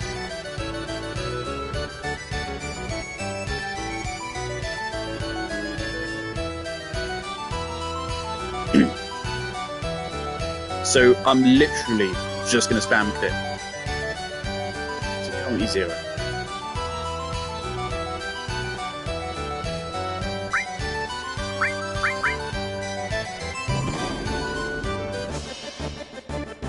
I guess the idea is you still don't get to rest in between different runs, so it's part of a challenge, but you have to do it multiple times. Maybe that's supposed to be the point, but ultimately it just comes off as torture.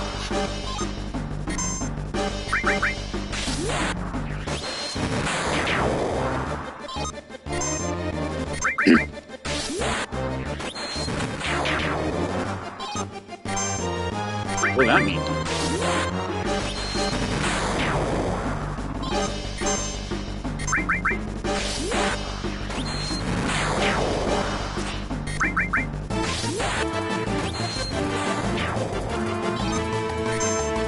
Okay, Toad's a good one. Don't think we get much for this.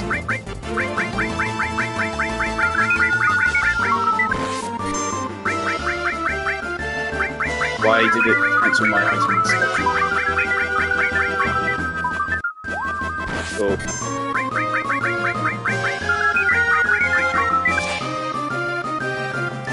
We might have to fudge this.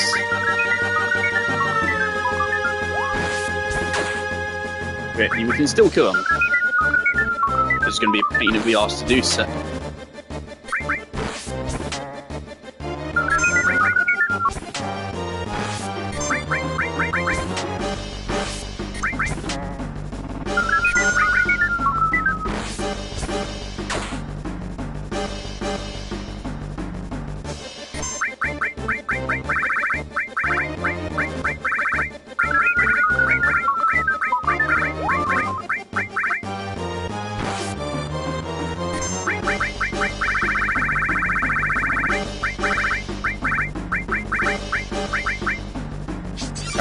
Right.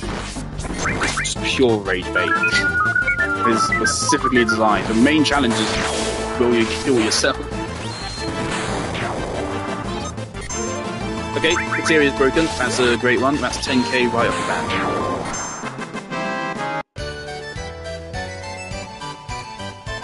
So again, everything leading up to that Materia there, everything leading up to that was just 313 points worth.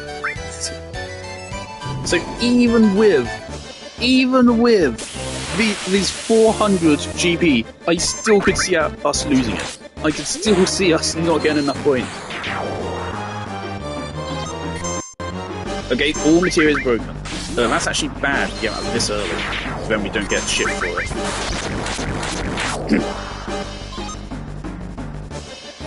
Okay, we got it twice.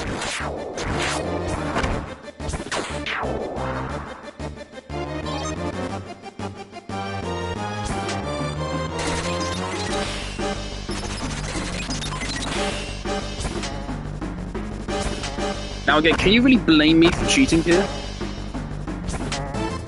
Oh no. Is this debuff going to go away? But can you blame me for cheating this? This shit is not fun. I don't care about the challenge angle of it. It's just fucking a horrible experience. It's not challenging. We're still killing guys in 2 hits. It's just fucking annoying, and now we might have a problem, because now we don't do much damage. And this debuff isn't going away. So now we just get to watch this for the next, like, 20 minutes. If we get the boat, we're gonna lose.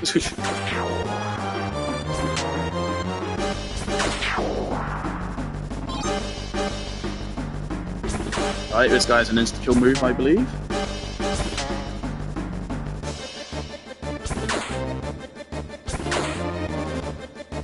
It does kind of irk me that some status effects like this never go away.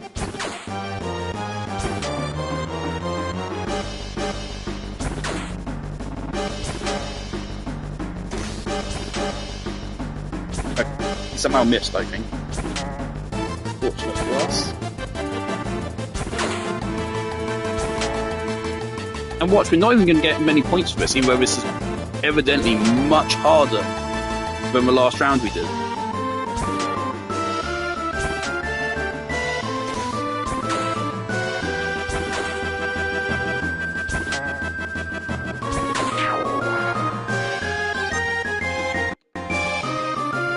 Right, so how much health does this thing have?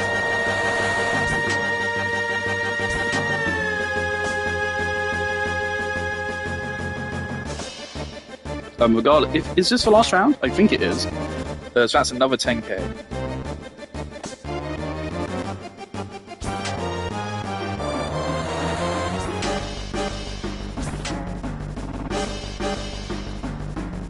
Does this boss have an insta-kill move? Because if it doesn't, it's just depending on how long is this gonna fucking be.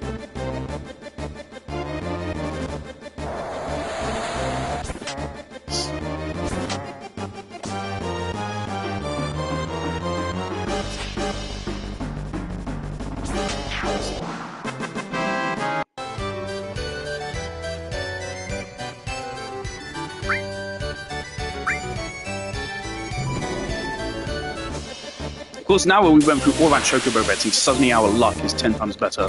We've gotten way better debuffs this time around. So we're not going to even end up actually needing those extra chocobo points. Some invisible guys. Oh, for God's sake.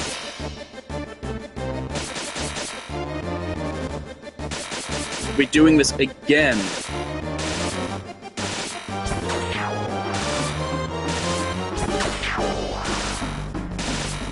Again.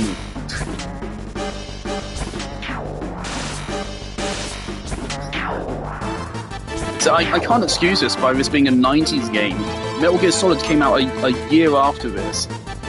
It's just really shit sign tracing.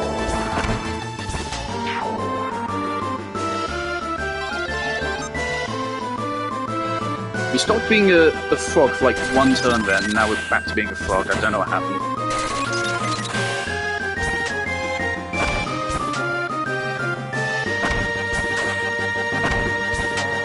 Thankfully, once we're done with this, that should be the end of any frustration with this game.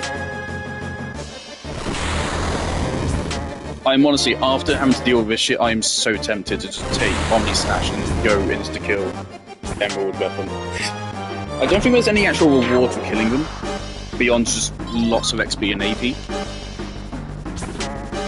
But like, the rewards you get for killing them, they're the hardest bosses in the game. They're harder than Sephiroth. At least from what I hear. And it would make sense. So anything you get for beating them is kind of, you know, redundant anyway. But even on top of that, it's not very good. So like, at that point, if you beat them, you should get, like, something fucking crazy. Which is breaks the game. Like, infinite limit breaks or something. Without using cheats. Like, that'd be cool.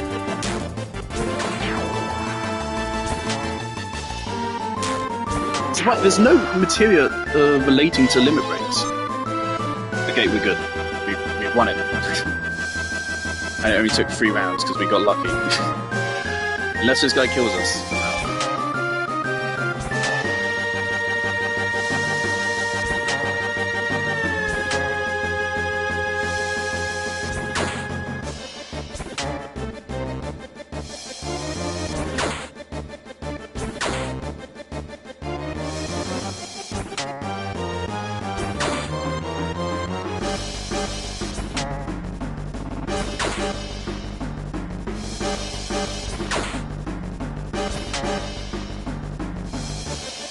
What's the reward for a greater number of points?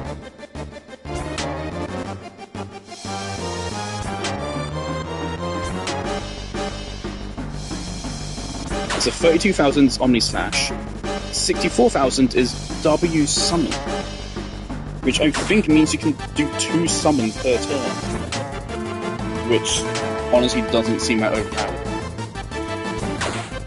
Okay, so now the boss doesn't even have any moves. Okay. Horrific. Is there anything else I could be interested in? Enemy lure materia, preemptive materia, speed plus materia. for 4,000. Champion Belt. Power and Vitality plus 30. Stardust. Uses Comet 2 on all opponents. That's redundant because Comet 2 is inherently on all opponents, so it just uses Comet 2.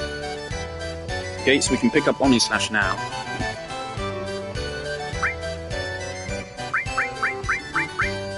Next page, thank Christ. I thought I'd just done all of this for nothing.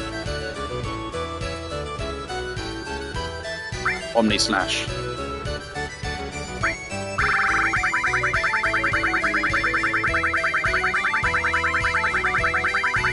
Now again, I believe no matter what you get this during the fight, but if you have it beforehand, it's cool, I guess. I'm not sure, but what? What?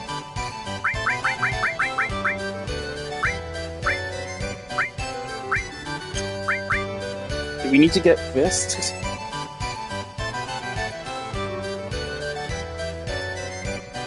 Fuck's sakes, we have to level this up as well, I think.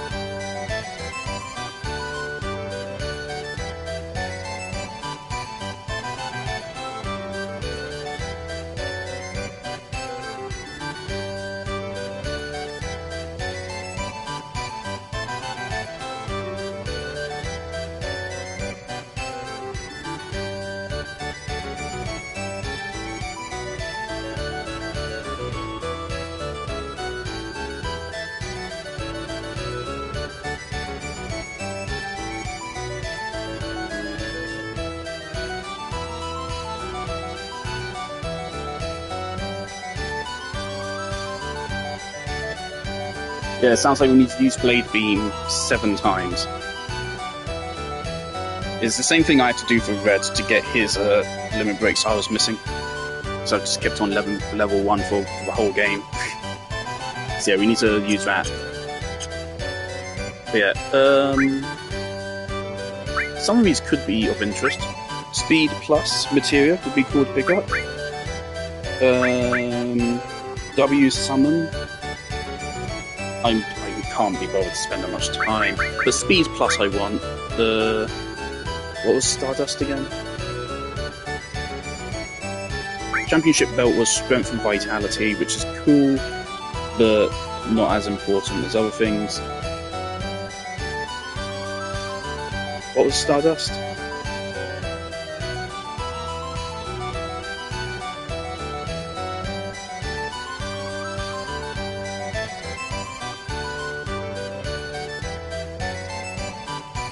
Comet 2, right. So just Speed plus. So, 1 more.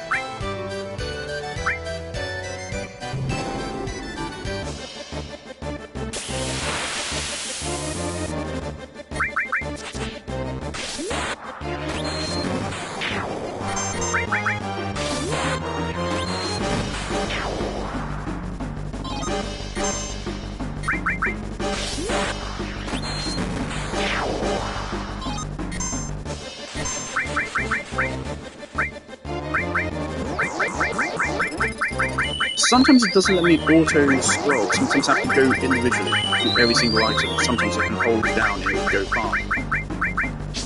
Weird.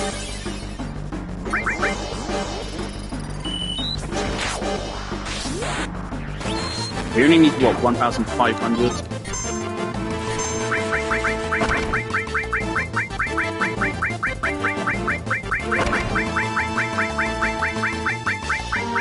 Ouch, you should counter-attack.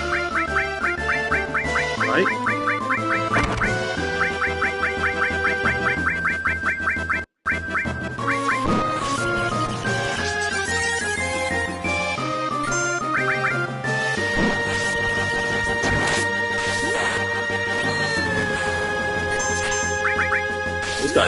health.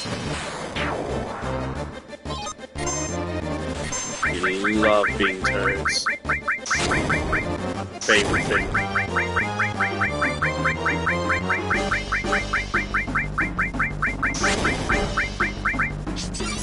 Before you suggest it, no, it's not for 3 times speed, but great for scrolling. His first attack on this guy always misses. Does he just have high dodge rate?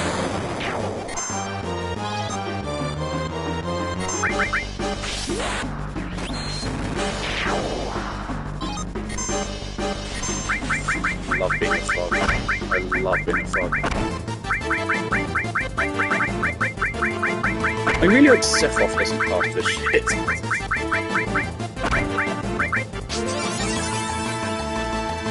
Mainly because it'd be too goofy for me. Not as a mechanic. I would hope Sephiroth uses status effects. Too many final bosses in games are either all about status effects or they don't use them at all. And I think it's more interesting to use them. I'm just worried Sephiroth will have like some element drains. So I remember the Sephiroth Reborn fight in Rebirth kinda sucked if we're being real. Because he had like weird element resistances. Not to mention you were forced to use the whole party. But he had some elemental resistances which basically meant that first of all you were forced to use party members which didn't have materia, or you hadn't leveled fully, or invested in fully. And on top of that, he was like switching element, and like some characters just won't be able to counter them. So it's effectively impossible to get soft locked. And that resulted in Sephiroth Reborn taking ages in Rebirth. Right, speed plus, I'm leaving.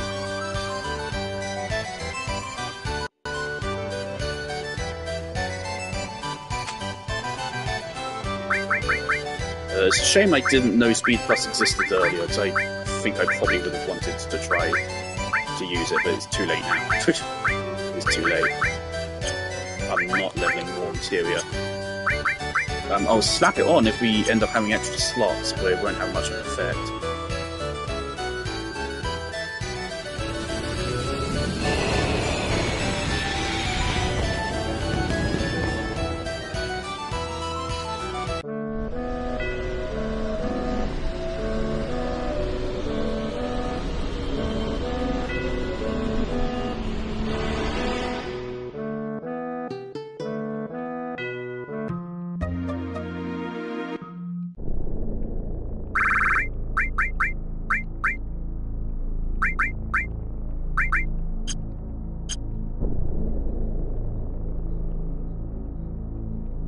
Hopefully we just need to use it 7 times. It was that for other characters.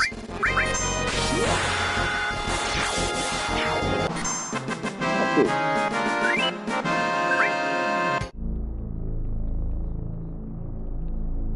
That's actually arguably better than the Meteor. Arguably. Depends on the situation. Single target? No. Multi-target, it does actually seem like it's better. It's RNG. It does more damage per hit, but it hits less times.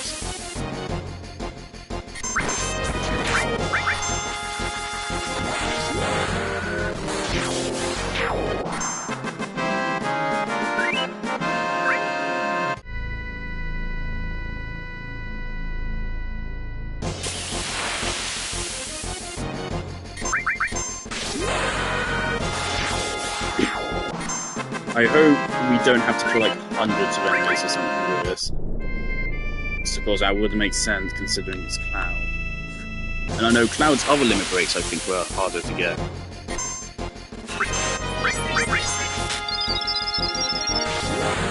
We put so much work into getting Omni Slash. If I were denied just by this, I would be so annoyed.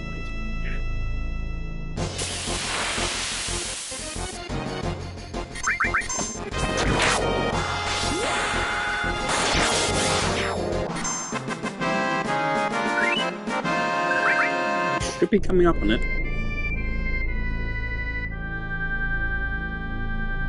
The other thing about chocobos is you need to like hunt down specific enemies and steal from them to get like specific items, which you need to breed the chocobos. Just add extra tedium. Apparently there's like an island with loads of goblins on it. Okay. It's now it should work.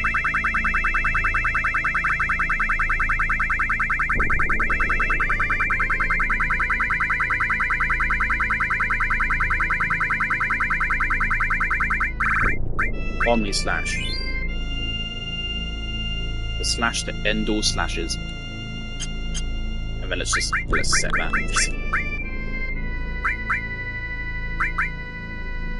There we go. Okay, let's turn off cheats.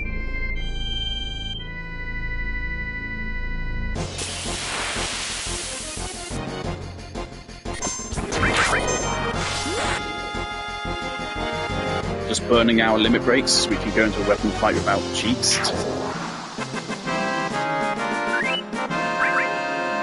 And get rid of Vincent's as well.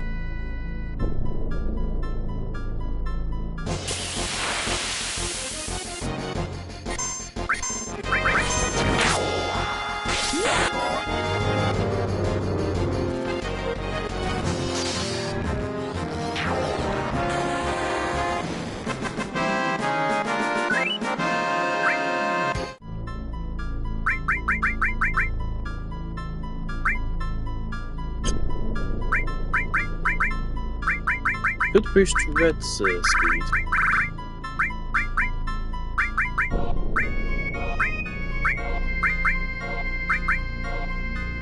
We can throw this on just to improve his luck. Give him slightly more crits if we wanted.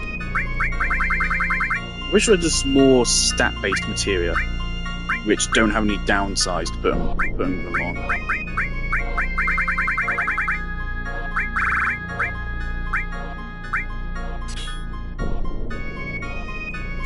Okay, I guess there's no reason to put that on. Oh, we have a second Alexander. Never mind. Alexander and Elemental then. There you go.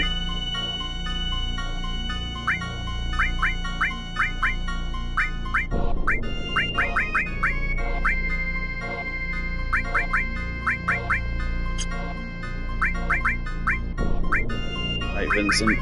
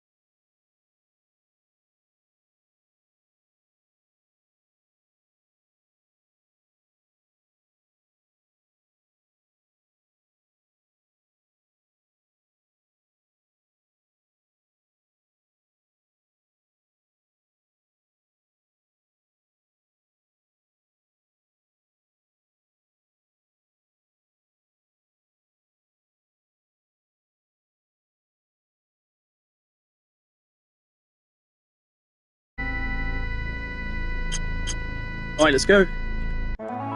Let's go take out that weapon in Junon's crater. Let's go. There it is. Hang on, just let me Yeah, okay, let's go get it, guys. Let's go get it.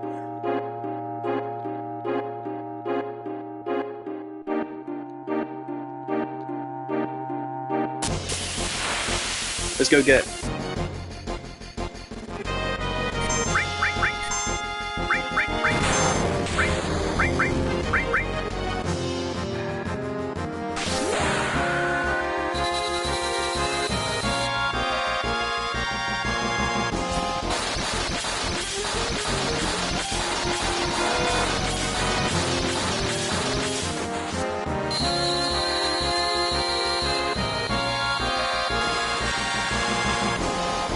Not as powerful as I thought it would be.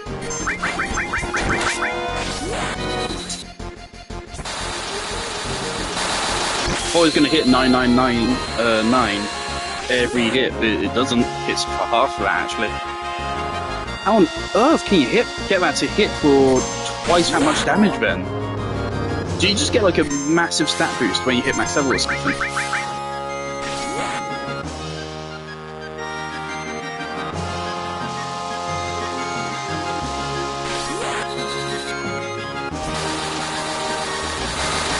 This just gives perspective, right, to like how insanely difficult this fight is.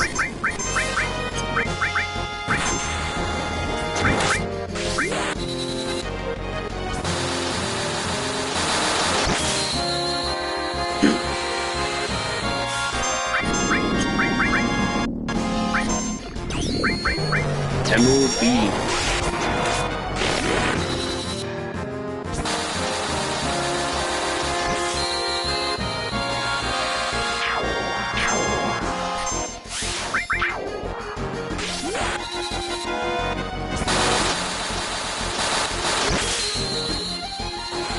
I love the sound of it.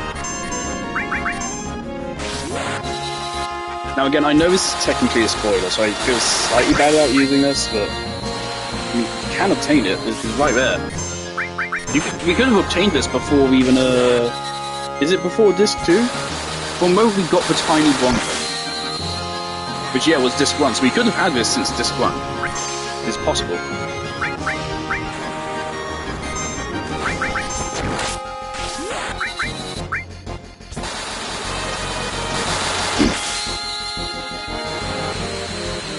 I'm just curious, like, how we even beat it in the time constraint? Is that even hitting? Is Vincent's attack even hitting it? Well, that's at least like 50k every time we hit, right?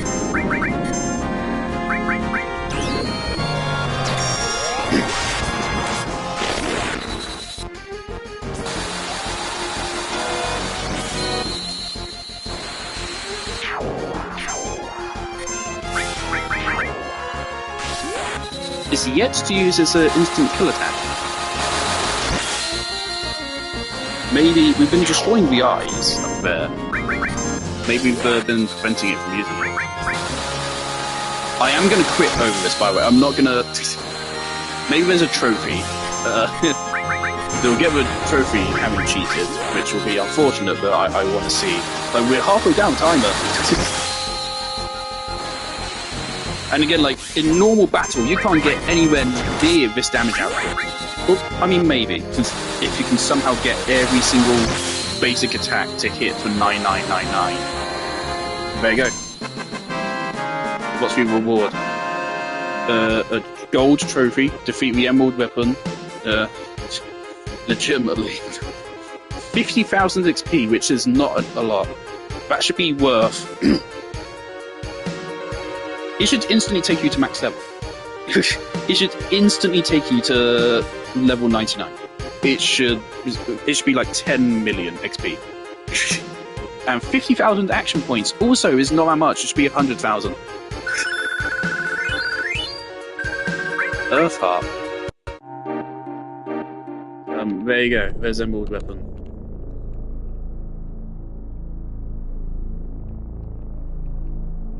So I've cheated to get the trophy, but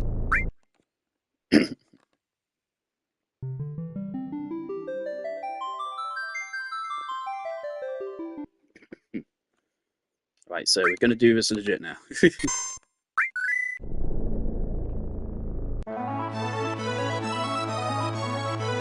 But all things considered, since we have the underwater materia, I do think we probably could beat that legit with how we are right now. But again, it would probably take a couple tries, and the fight would probably last half an hour. So, fuck it.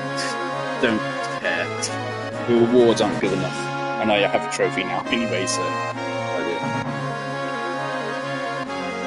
Right, I'm clipping this. Let's fight this guy.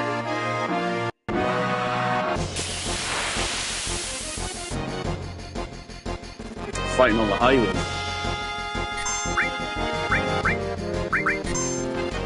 Ultimately. Right, 1,000 damage, not bad. We can still hit him from here.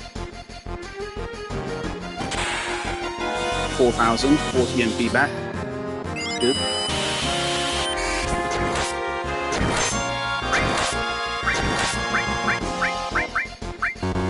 Let's hit a region. It's already left. Okay. You don't get anything for that. Okay. It's running. Get back here. Oh shit. We hit again.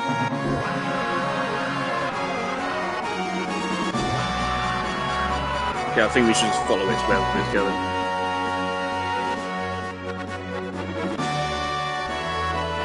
Oh, this is cool. Where are you going?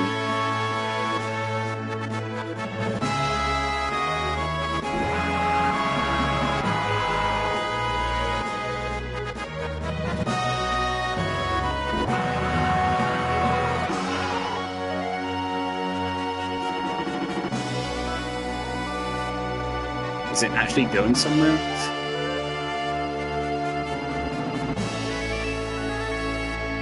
What on earth is it doing? It's charging something. Don't destroy Kongaga!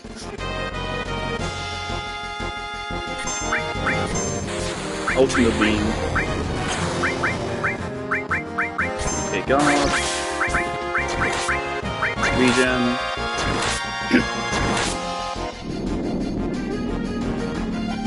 Don't tell me it's leaving again. Is it leaving from like a damage gate, or is it a time gate or something? Don't tell me I'm dealing so much damage that leaves after one. I'm not very overpowered, am I?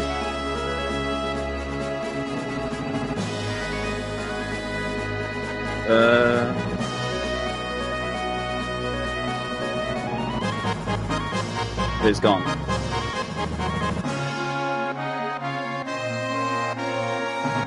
Definitely didn't die.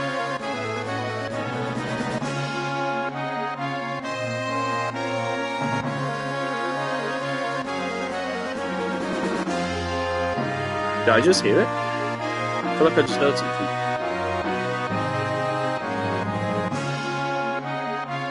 How do we lose it?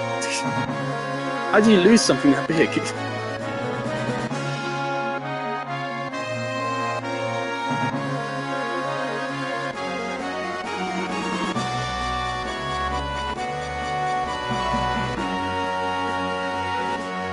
Chilling in Wutai? Where's it gone?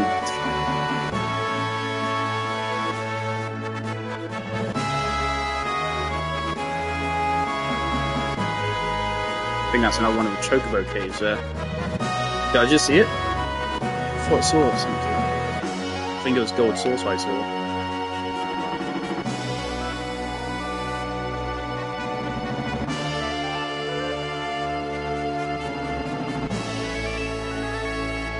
What do I do now? This is awkward because I'm clipping this.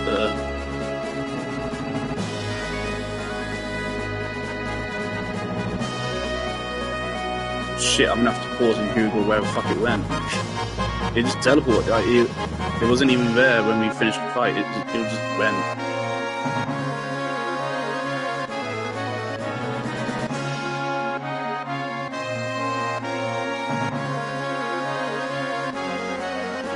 You've gone back to Medil?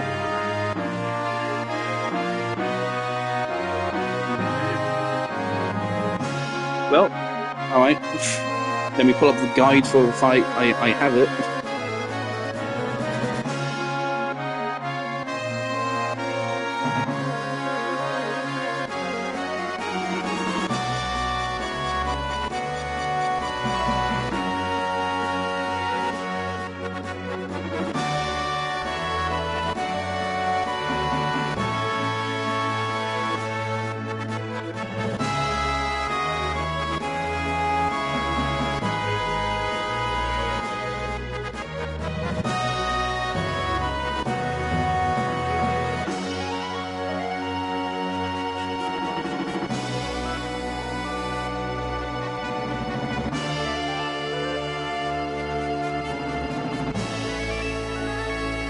Okay, apparently I've got a list of locations that you can go to. Go to Fort Condor. You can go to Midgar. You can go to Medil, we just checked. This is straight to where we first found it. You can go to North Corel.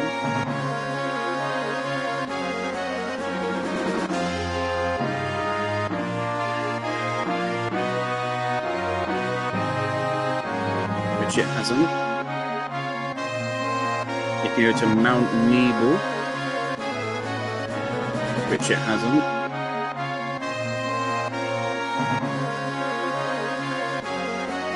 We checked it at Gongaga.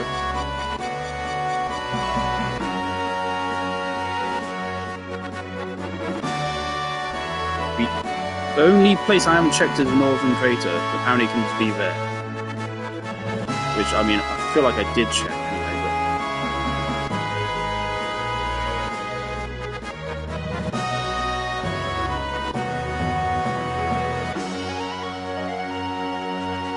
How do you get into the crater again? There you go.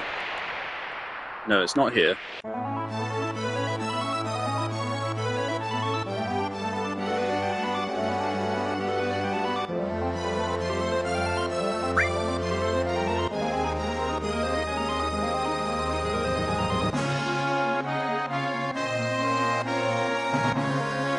How on earth do I know where it's gone?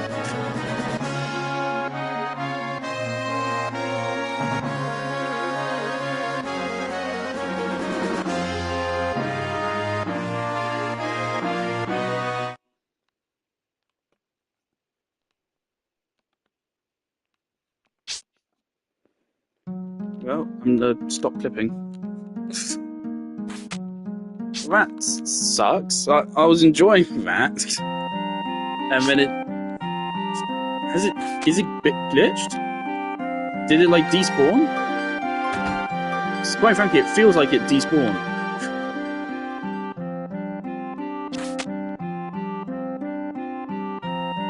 It is not any of the locations where it's apparently supposed to be.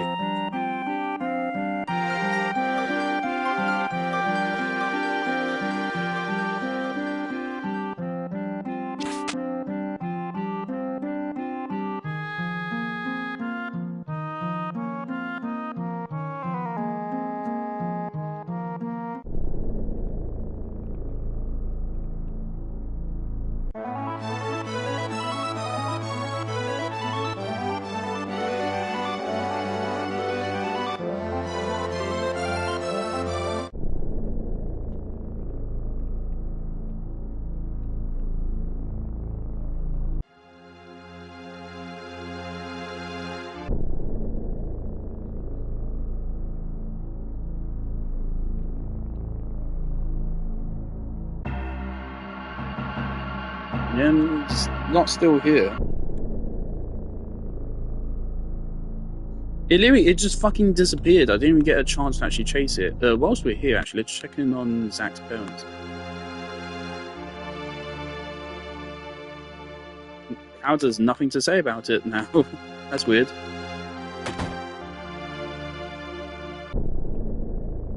Really would have thought he would actually have something to say there.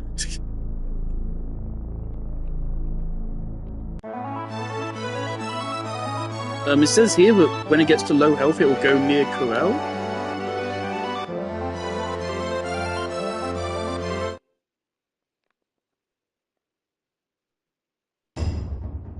No.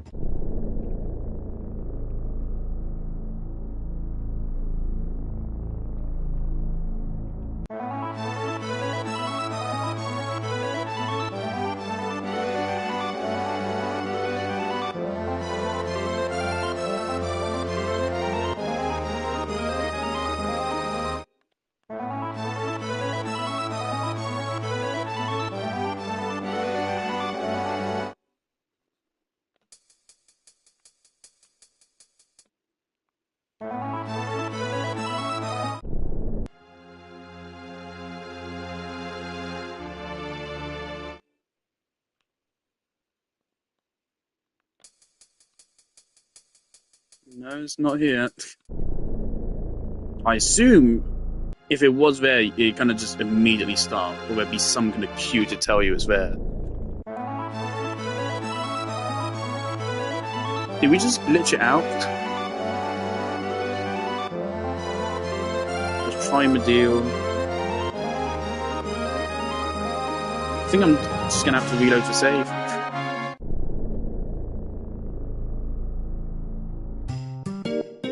No, it's not here.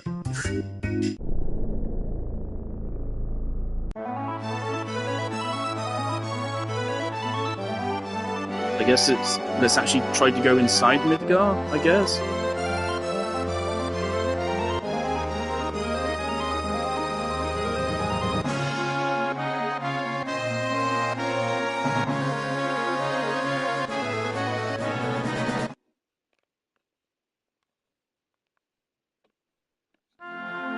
No.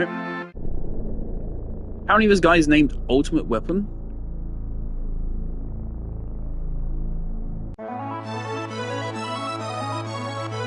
Thing is, it also says in this guide, if you lose... Did we kill him?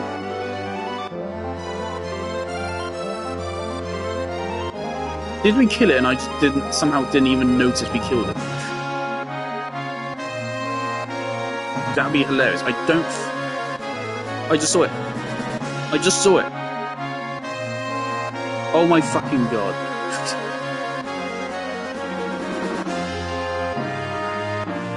It's just been flying around the whole time.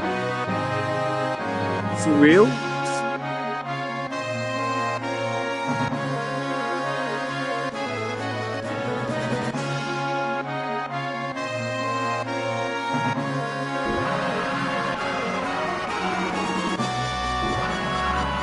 I guess we just tried crashing into it a couple of times until it figures out where it wants to land.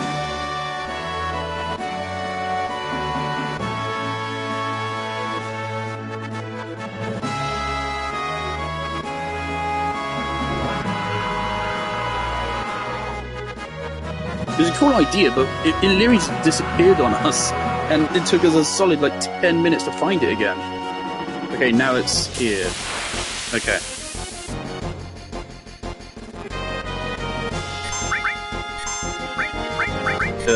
Vincent, just heal us. It doesn't do that much damage.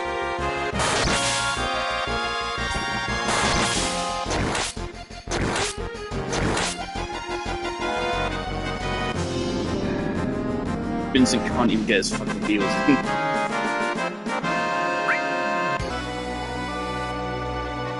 And it disappeared again. Dude.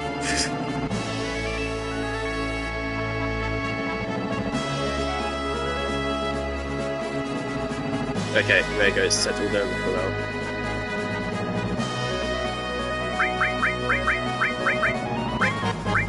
Right, Vincent.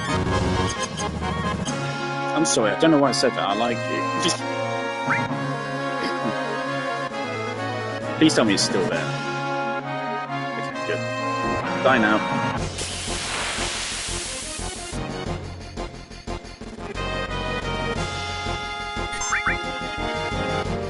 Please don't tell me this fight is like supposed to be harder than Sephiroth, because otherwise that has a bad omen for Sephiroth.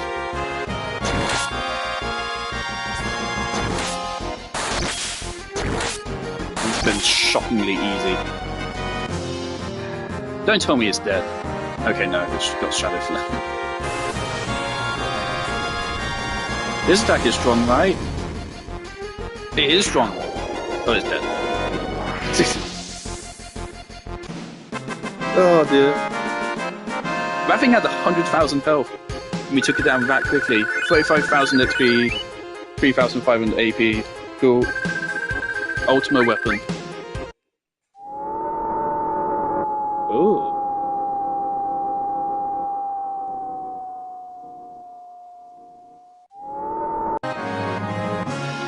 Oh. There's a big ass hole here now. And you can use this to now go up here and enter this. This is a dungeon, I think. But I'm not interested in that. We've had enough dungeon crawling today. We've had like 3 hours of it. That's enough. But it's open, so we can now go wherever we want. Jolly good. That's a fight. So, I mean, that's an awesome idea, but it just fucking disappears. And so it kind of loses any positivity of the fight by the fact it just disappears, and it's really hard to find. Especially if you don't know where it's going from the fucking guide. Yeah, that's a bad omen. If that fight was supposed to be hard...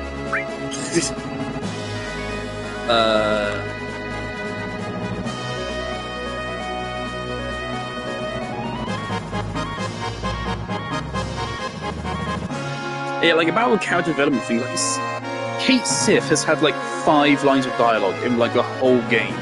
He's had like 0 character development. Tifa hasn't even had a lot.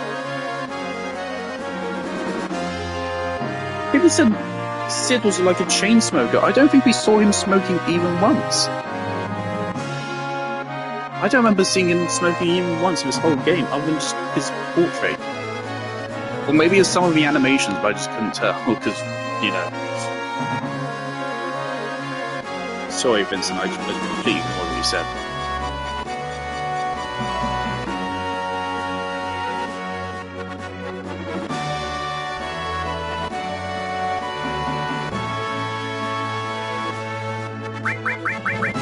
Anyway, ultimate weapon. We only get an extra 3 attack. 3 attack, 5 attack percent, and 2 more materials. Ultimate weapon. And with this...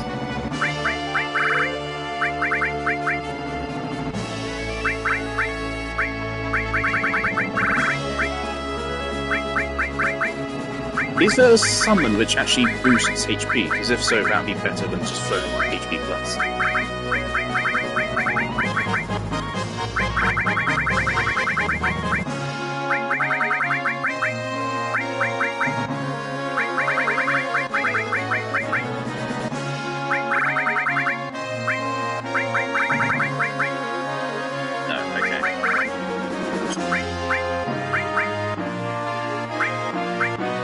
If we're being real, it would make more sense to put on the Magic Plus, and then it's put on the Speed Plus.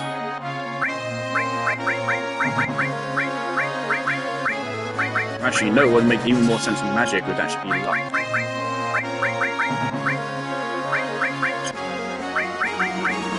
Red isn't using it. So Luck will give us more crits, I think. And it might help us dodge attacks, I don't know. There we go, an extra 50% luck. Yeah, this one takes more to level up than the others, which makes sense, considering how powerful of an effect that is. But there you go, we're all geared up to take on Sephiroth.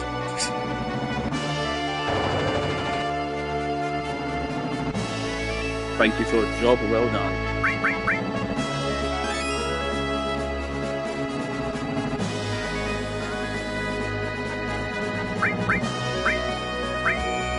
We're gonna leave this very last save, the last one in the file.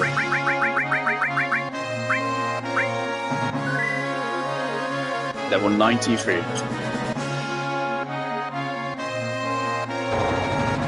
Let's go, gentlemen. Do we have any limit breaks charged? A little bit. I'm gonna leave encounters turned off.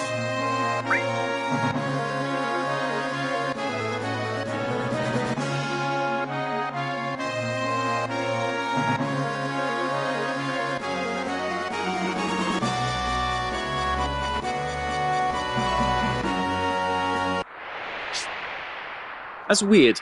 Sometimes, right there I press circle to lower the high wind, but the other times I came here, I had to press forwards on the high wind to drop. So I have no clue what's going on.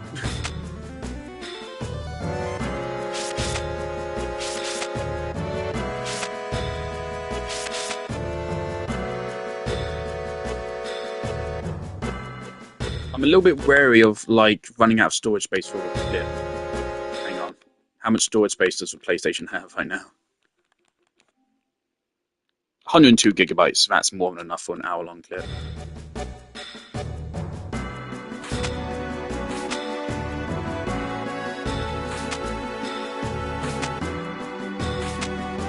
So I believe we're going to have at least 2 fights back to back. We're going to have Sephiroth Reborn and then Safer Sephiroth. There may be a lot of cutscenes as well. I mean, yes, it's going to be. It's the end of the game.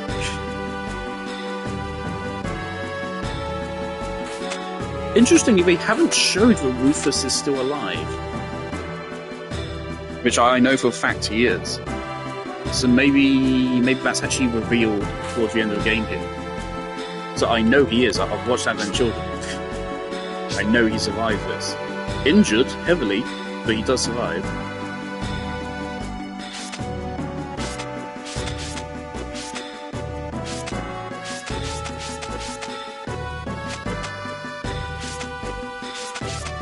I didn't expect like how evil Rufus was throughout this game. I always took him as a more pragmatic guy, at least from Rebirth and from what I'd heard about him. I didn't expect him to actually be such a dick. Alright. Alright. Our setup, everyone's in the back lane. Clouds materia.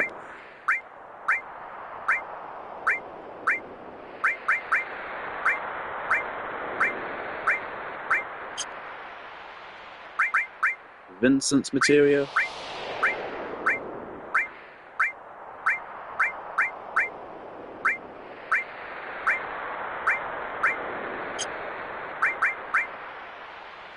Red's materia.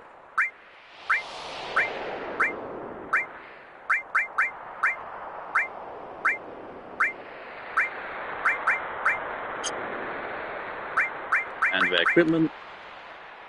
Ultimate weapon, Imperial Guard, safety. Oh, nope. Correct that. Ribbon. Ribbon. And ribbon. What does everyone have to say? This is it.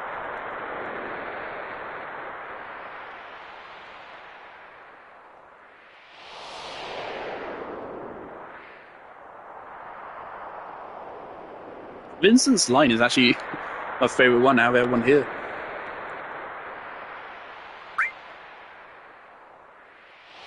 Alright everyone, let's mosey.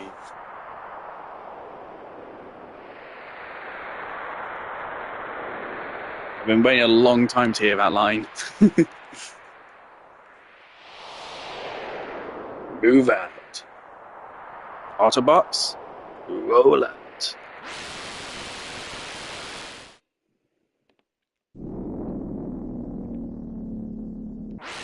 Uh-oh.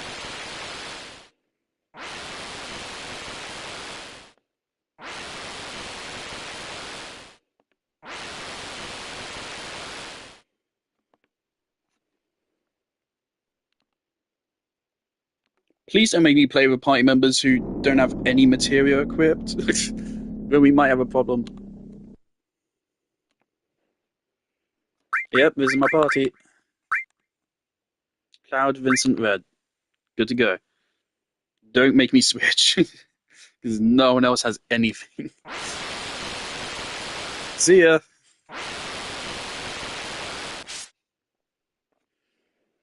Alright, so I think we got... Oh, it's Genova.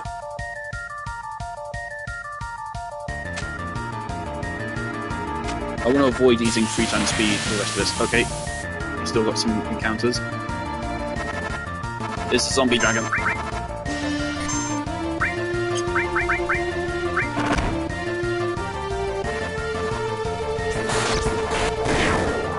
Well.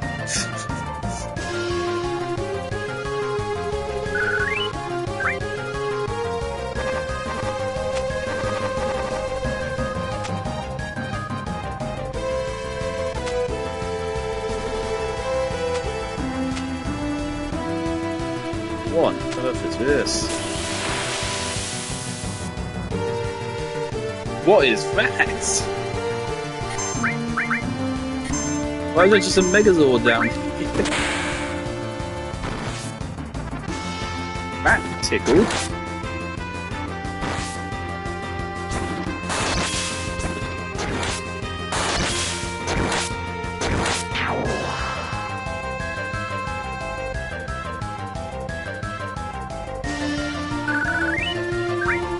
Not earning any of the AP, pain. That 10,000 XP there. Vincent, here.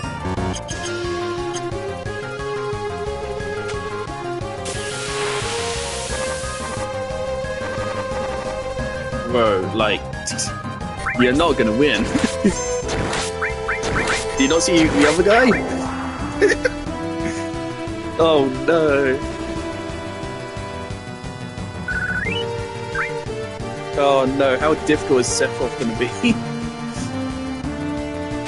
I might have gone too far. Is this supposed to be hard? Uh-oh. Music stopped. Never a good sign.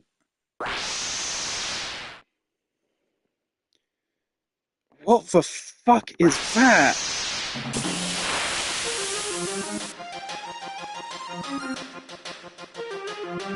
It is Genova. Big guard. Comet. Is that Genova something? I didn't catch it.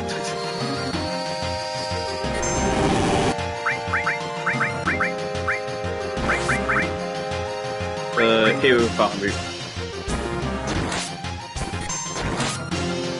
Oh my god, Cloud hits it for 10,000 every time.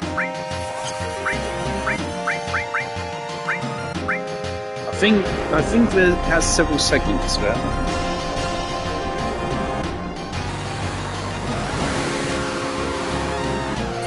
I forget who even has Neo Butterfree. Is it Cloud? No. How does Alexander?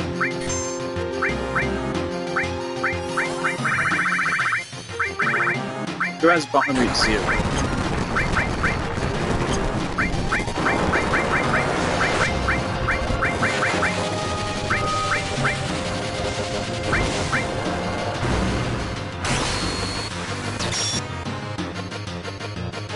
Synesthesia. 5. Well. I guess a minute had 5 health left. Genova Synesthesia. 60,000 XP. Don't really need it, to be frank, at this stage. Thank you.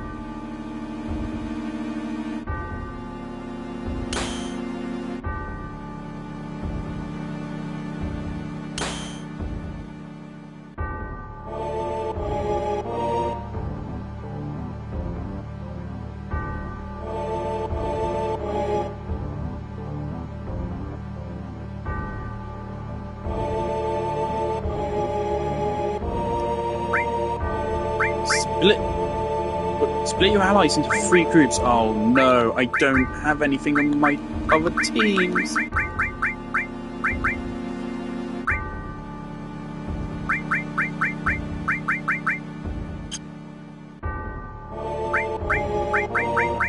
God. Okay, I'm not afraid to just use cheats. Okay, these are the 2 strongest party members of the whole game, so they can. They have to make a party of 3? Wait, fine then. Okay, 7. Oh, it allowed me to customize this. I don't care. I'm just going to turn cheats on. I'm not spending half an hour managing the inventories.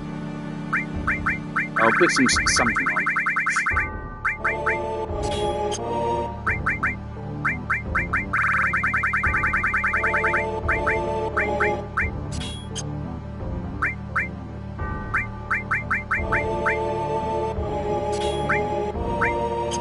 On their peak weapons.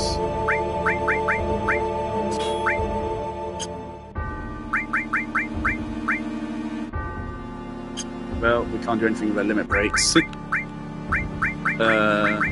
can't be bothered to sell material.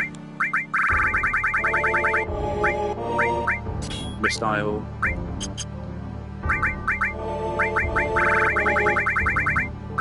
Mistile. God damn it, this is like exactly what I was hoping the game wouldn't do. I'll just cheat if I have to. I'm not going through everyone, setting up material setups on everyone.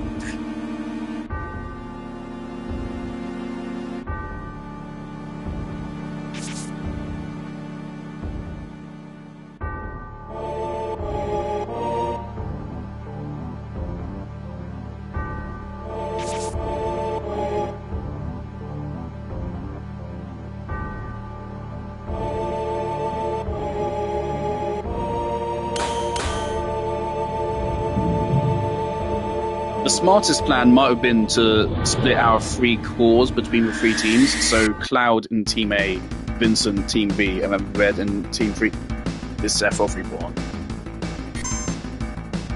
Think about the sequence of the 5 target and beat them. What?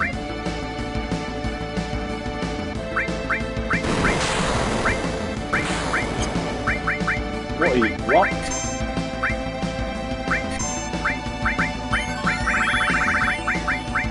Army 0.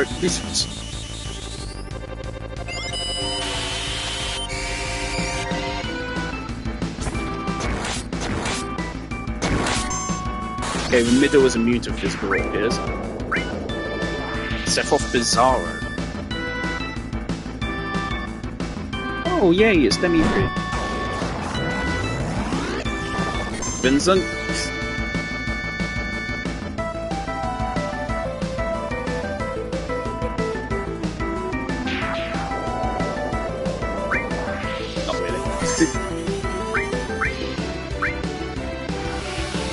Right, we're going to use Omni Slash.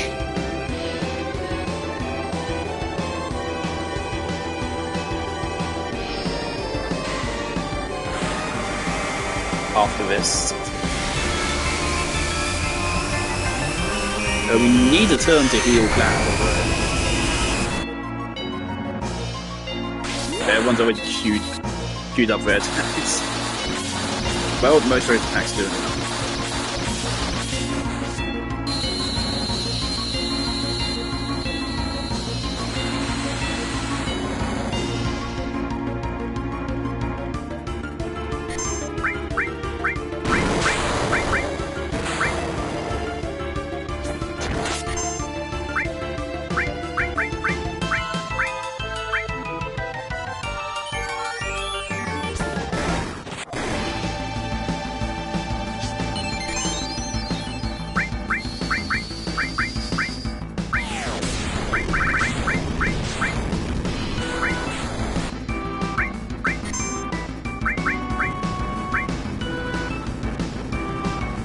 Is that it? There you go, there's Sephiroth Reborn. Or Bizarro Sephiroth. It was Sephiroth Reborn in Rebirth, wasn't it? Do I still have to play the other parties? there's any like elemental matchups we need to make, we literally can't make them with softball. So this is.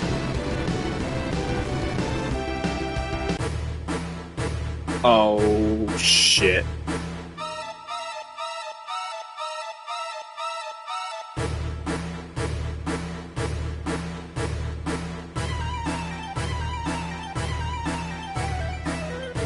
Alright, we're doing this.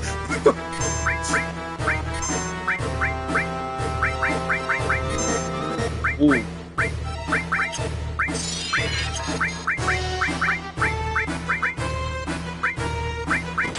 Raise Cloud's defense. I don't know what to do with you.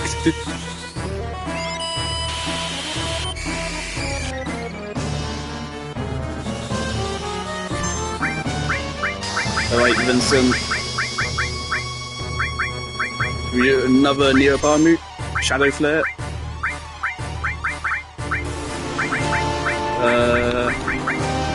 Fuck it, get an Aqualung in.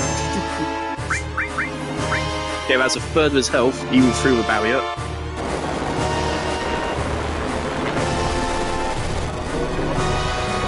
What is this?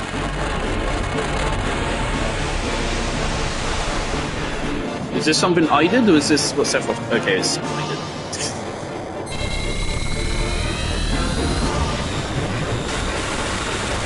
Is this something? I did. Okay, it's Vincent summon. What summon did I use? Okay, Vincent burned through a little bit too much MP too quickly, I think. Let's cast a regen. Safer Sephiroth.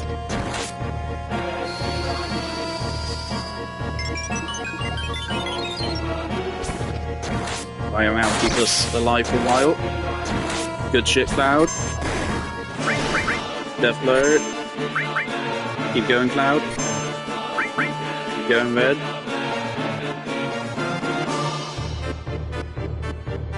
Oh dear. What are you doing? What's he doing? We have long range. He has barrier. Okay. We can get rid of that, I think. Who has Destruct? I don't remember who has Destruct.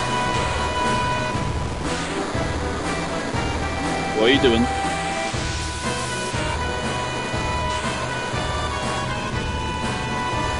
It's not over, is it?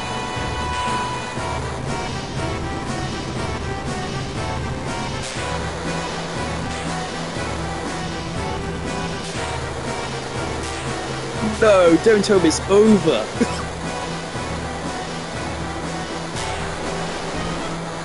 I didn't even get to see Supernova. There he goes. Fucking disintegrated in just a handful of turns. Get destroyed. Oh my god, I did too much grinding. I was expecting a much harder fight than that.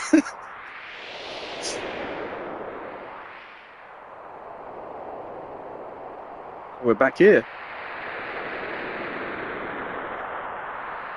I think I went too far. This is all we could do.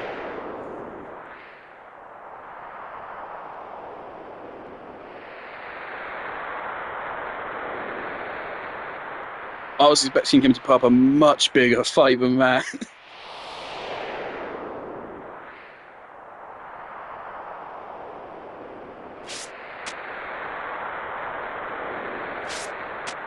You obliterated him. Oh.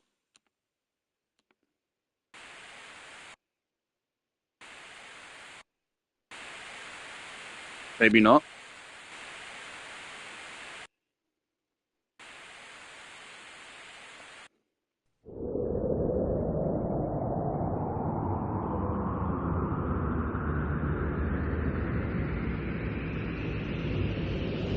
That's actually like the best look we've gotten at Cloud's armor yet, isn't it?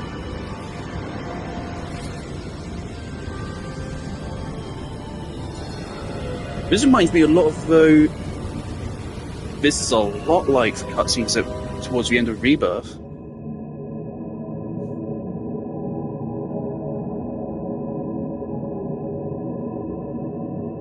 what could that imply? It is a lot like the cutscenes at the end of Rebirth.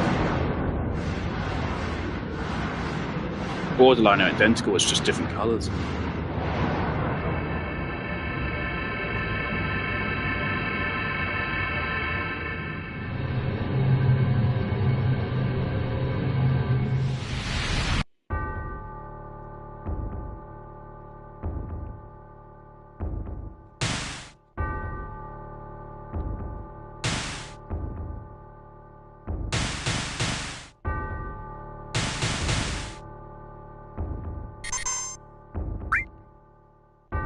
Slices up all opponents.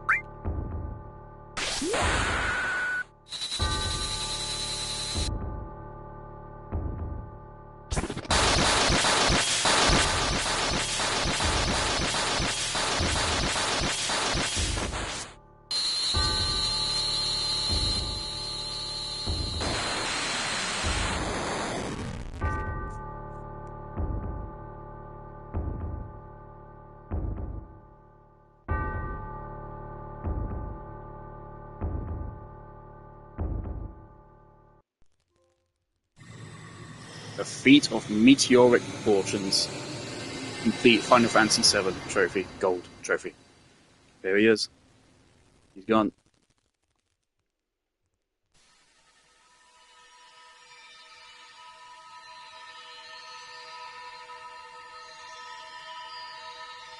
So he beat all of his physical bodies, and then he invited us for a mental fight. We just destroyed his soul.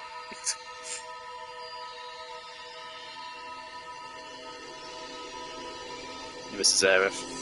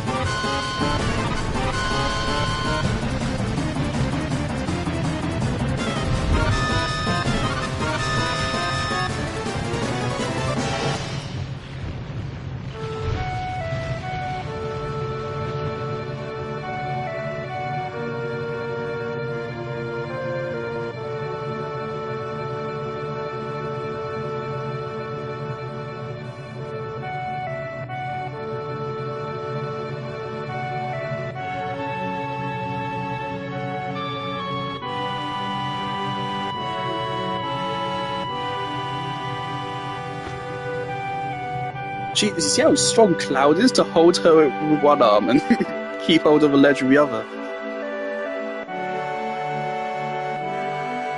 I am gonna replay the Sephiroth fight. I want to see Supernova. I thought it was a guaranteed attack. I assume he uses it like if you take too long to beat him. So I'm gonna replay the fight and just spam defend instead.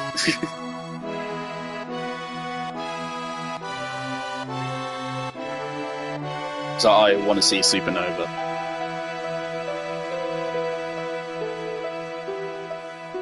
He really should like throw it out as his last. He should use it as a finishing move, so when you deplete his health, he uses it.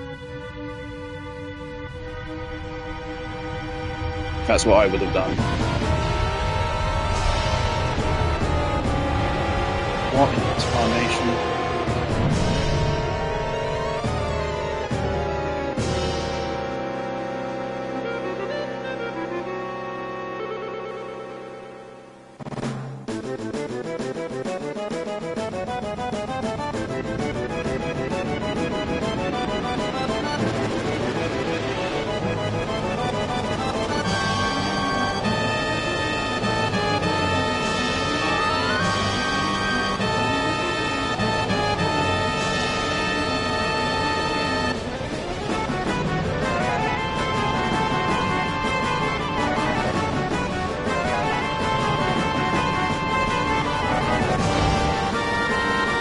Well, here's why this was a separate disc, because of the CG cutscenes.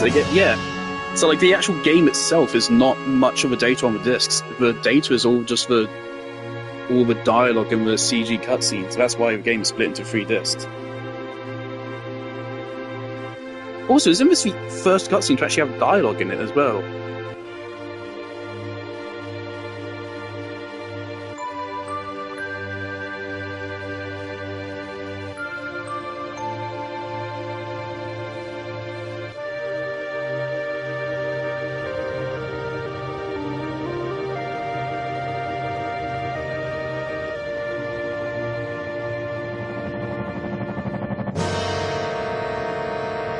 Oh dear.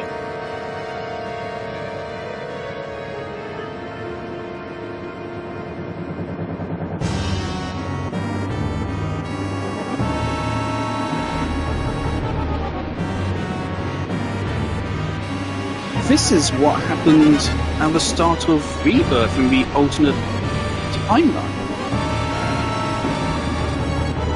What does this mean? I'm learning new information and I'm trying to link it back to what is going on in Rebirth. What does this mean?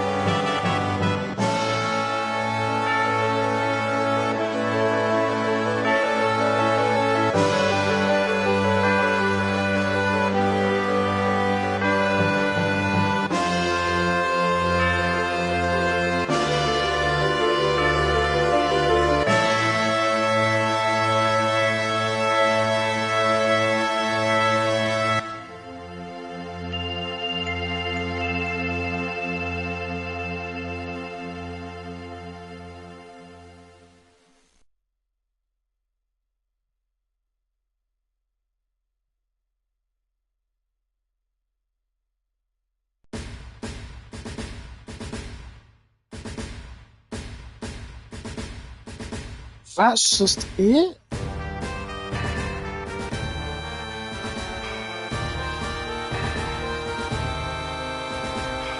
Oh my god.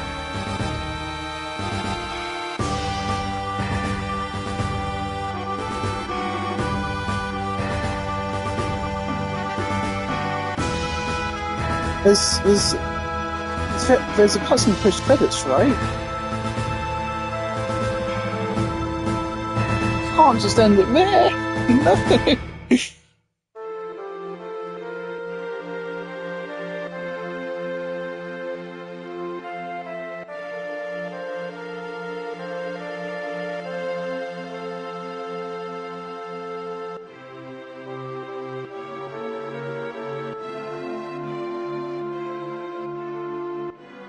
I know there's a way to reset the game without going into a menu. So I'm just thinking about how if we I guess we can just watch the cutscene again. So again, we're gonna do a fight again, so I can see Supernova.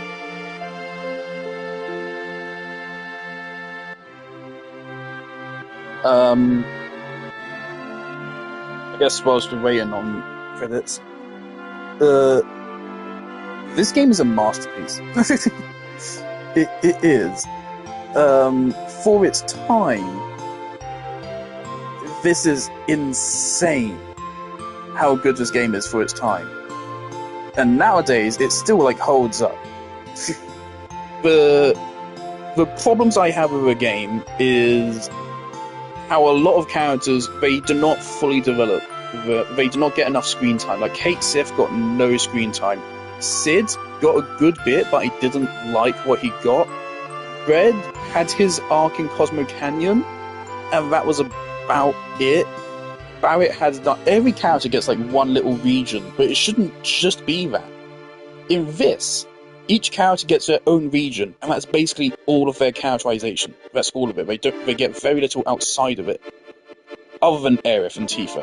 Aerith and Tifa get stuff throughout the whole game, really.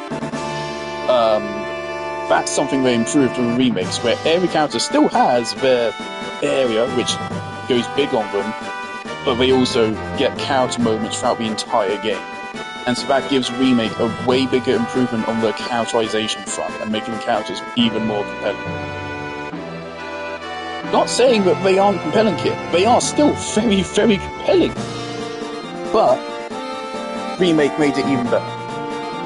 The gameplay is shockingly good. They're completely different genres.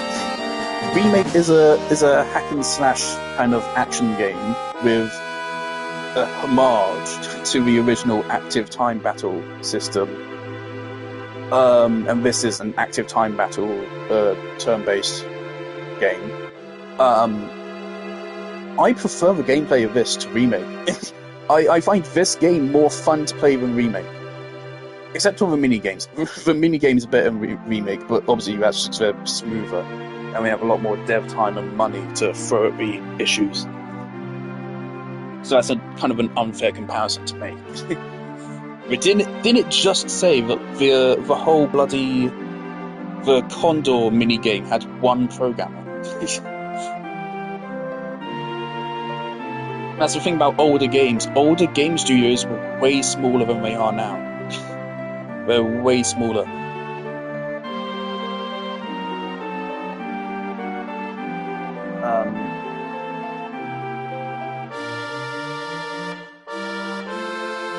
And I'm happy that Aerith didn't have the Gustav problem. She dies, I would say, 60% of the way through the game. 60%. It depends how much grinding you do in the second half. But I would say definitely the time, yeah, 60% is about right. Or even, you could even say it was more than 60%. It's just that, quite frankly, there's padding in a lot of what happens. Like the whole huge materia arc. That whole arc was kind of padding, if we're being real. It didn't matter at all. The only consequence of that whole arc was that we got a really cool summon materia.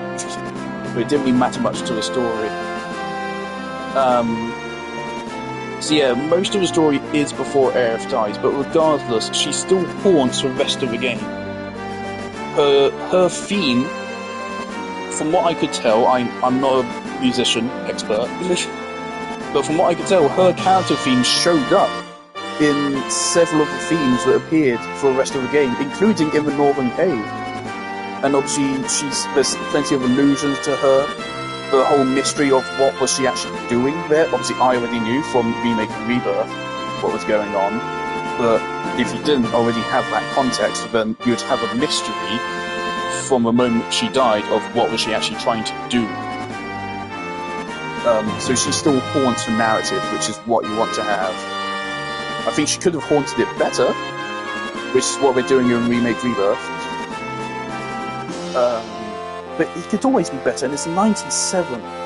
For 1997, like, this is insane, right? Because, like, back then, people did not think video games had stories, right? This is pre-Metal Gear Solid, this is pre-Halo, this is pre-so many of the games that, like, established video games are art, and they're just as valid as every other art form. And, I mean, I wasn't alive back then, but I imagine that, like, people did not think video games were valid for their narratives or their music and such. Like, to come out on that time, this game is mind-blowing. 500 years later, all of Red's friends are dead.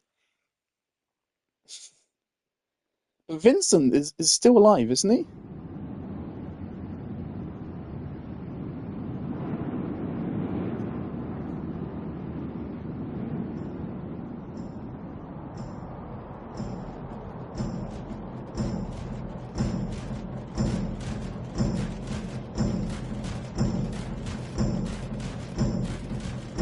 Red has kids now.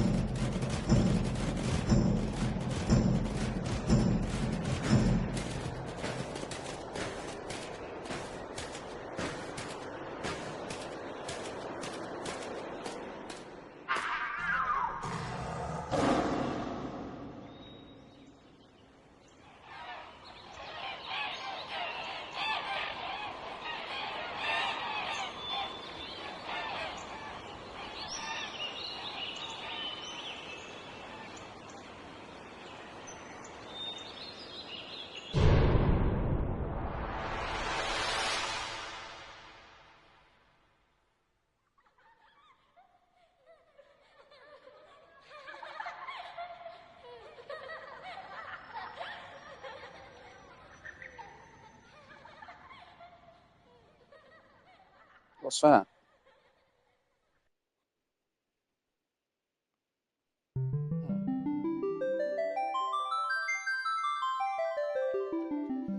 There you go.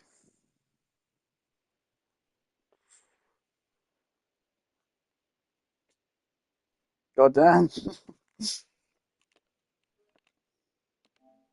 So, let me look back at the clip again. Let me just rewatch the ending cutscene.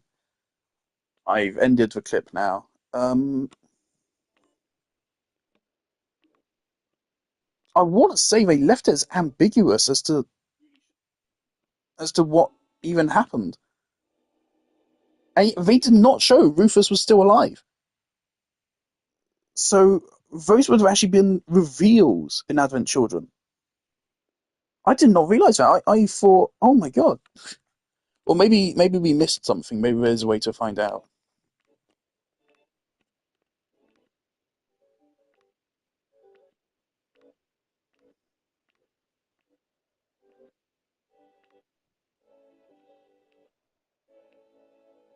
Yeah, so you see the live stream heading out towards Meteor as Holy is trying to block it.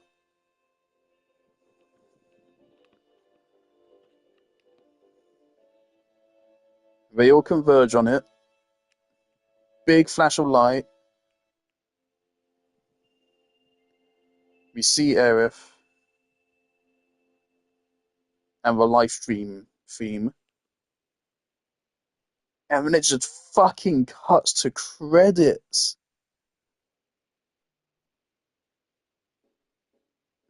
That is demonic.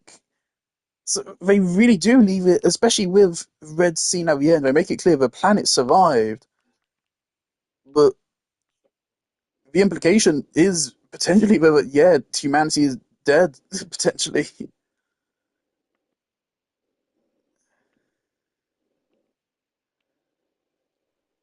Jesus,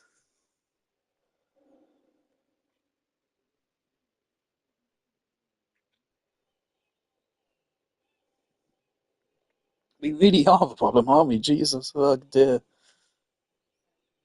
I can even see actually, yeah, you can even see like half of Midgard's sunk into water or something.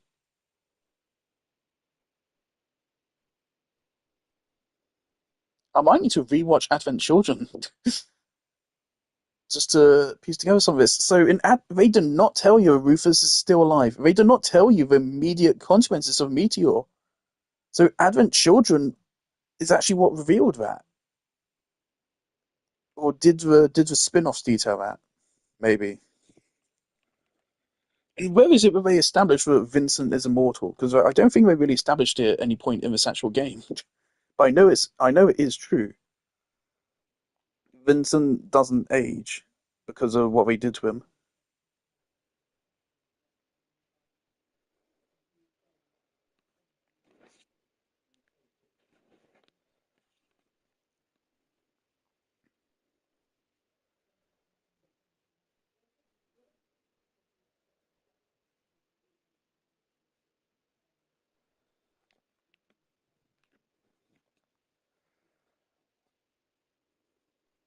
Final Fantasy VII, Vincent immortal.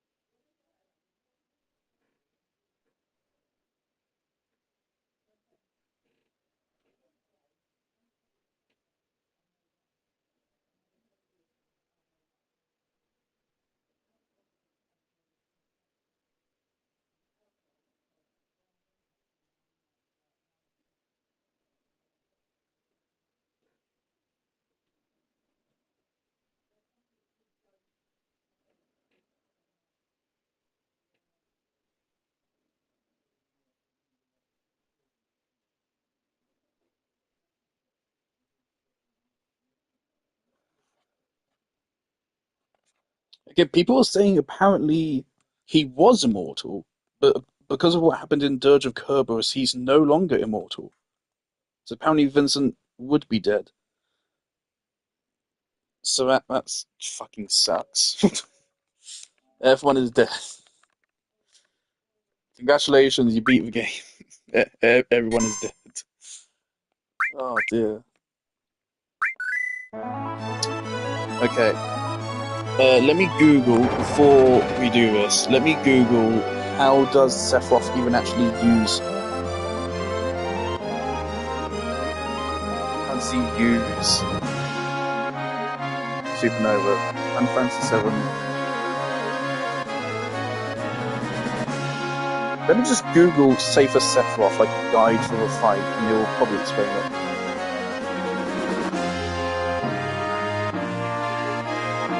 I didn't expect for like you fight Genova, and then it goes straight into Sephiroth Bizarro, and then straight after Sephiroth Bizarro goes into Safer Sephiroth. I thought there was like a whole sequence of events between the two. But no, it's just straight from Bizarro, straight into Safer. And it's really interesting that, again, they've done Bizarro now already, so they are changing that. So that'll be very interesting. Something I'm just so curious about is, how do you adapt Safer Sephiroth into a fight which isn't turn-based like this? He's gonna need an arena that he can, like, move around and stuff. But he's, like, on the fucking cloud. It isn't... Let me look at the fight again.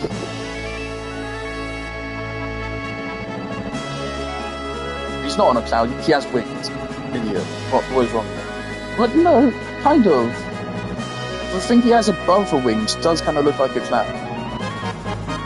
Also, again, the funny thing is, in the original Final Fantasy VII, Sephiroth never has a second wing. He never has it. Not once throughout the whole game. The wing came from Kingdom Hearts.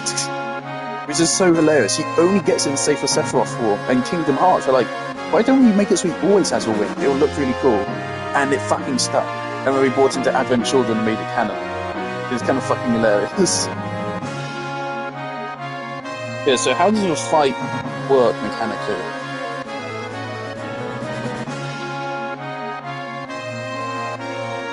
Sephiroth's lower body has been replaced by a cloud with 6 massive blue-tipped wings.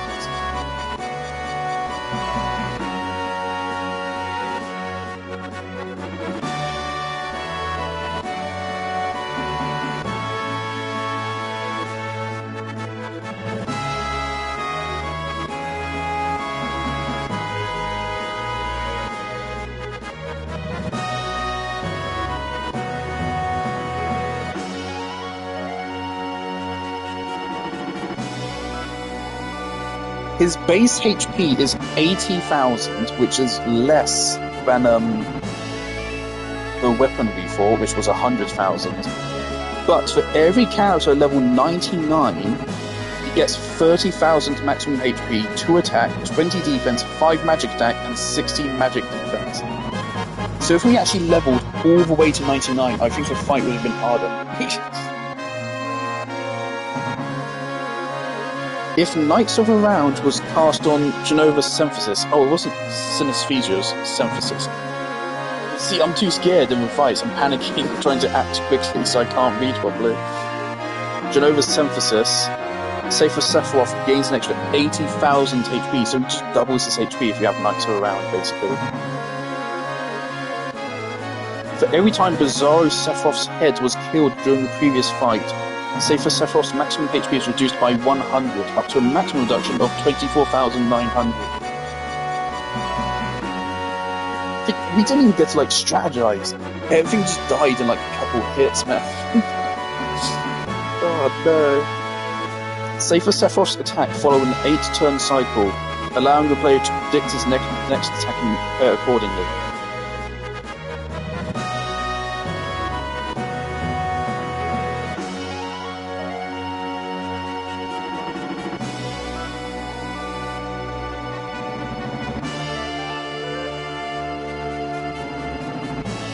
So he used Wall or D-Spell, he then uses Dean, he then uses an unnamed physical attack, which is where we go up to, and then Safer Sephiroth flies up into the air, becomes long range, which I think is where we got up to. So he got 4 moves in. He then uses Pale Horse, we never saw that, and then he uses Supernova. So we were 2 turns away from him using Supernova. Then he uses Break, if his health is greater than 25%, or he uses Heartless Angel if it's less than 25%. And then on his 8th turn, he goes back down. His MP is restored to maximum at every single turn, so he can never run out.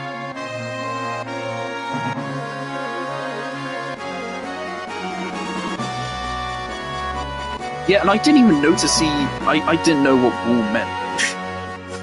So I didn't notice he had a barrier until he was already dead, I think. We could have killed him even faster.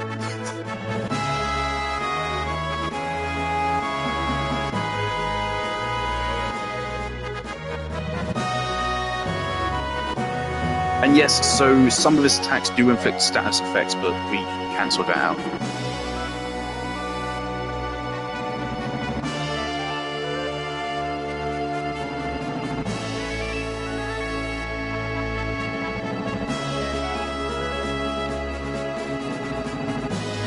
His most dangerous attack is Heartless Angel, which will reduce the HP of the entire party to 1. The thing is, after that, you then get a free turn as well, because he doesn't attack on the next turn. So that sounds really scary, but he gives you a whole ass turn to heal it. So if you can't heal it, you must stun. So it doesn't mean much.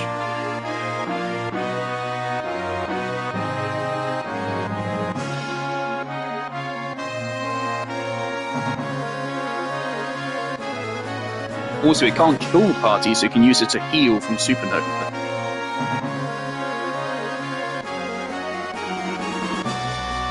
Okay, so it's a good thing we invested in long range, because yeah, halfway through a fight he does become long range. In the original Japanese version, the fight is slightly different. He opens battle with slow instead of wall, and uses regular flare instead of shadow flare.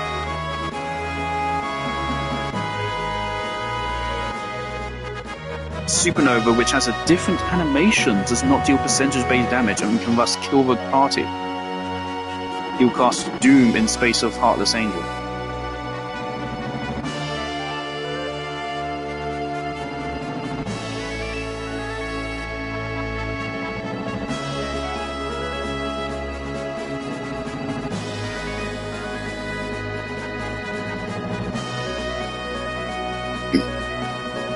Alright. So let's go back and let's see Supernova. And I'm glad the game doesn't force you to use the other party members. I'm curious what actually was going on there. It prompted us to check on them?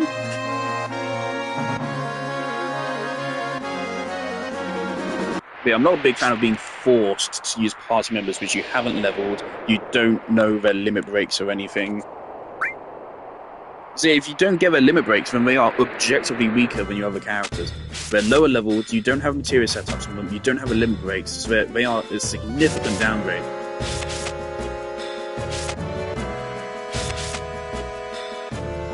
So I don't like being forced to use them. I do feel a little bit bad that we just shredded them so easily, but we also, you know, we did work for it. So I thought he was hard, like hard, like actually holy shit, it was actually pretty hard. But honestly, it doesn't seem like he's that bad.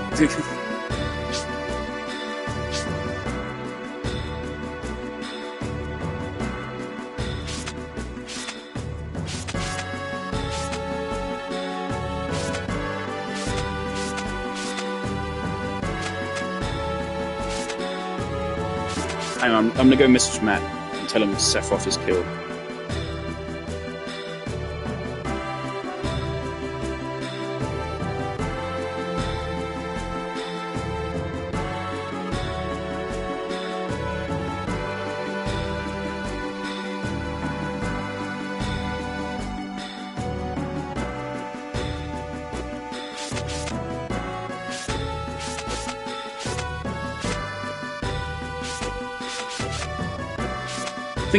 I kind of expected like he would have mechanics which would force me to like not be able to kill him in a handful of turns.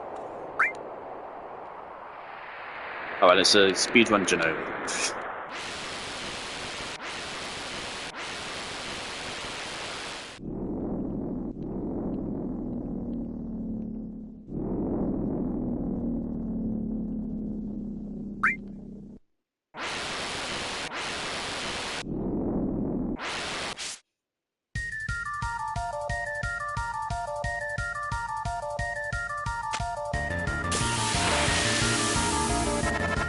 We have to do these encounters.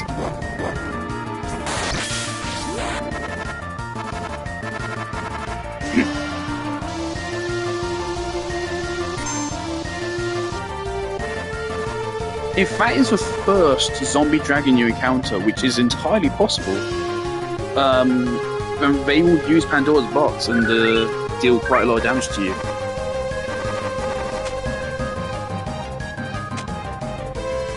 I do suppose, of course, the other angles where you have all of these fights, one after the other, and no save point or anything in between.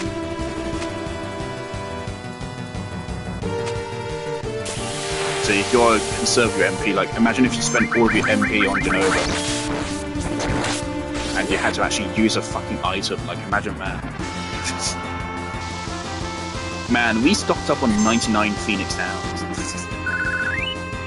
But I prepared for him to have insta-kills and everything.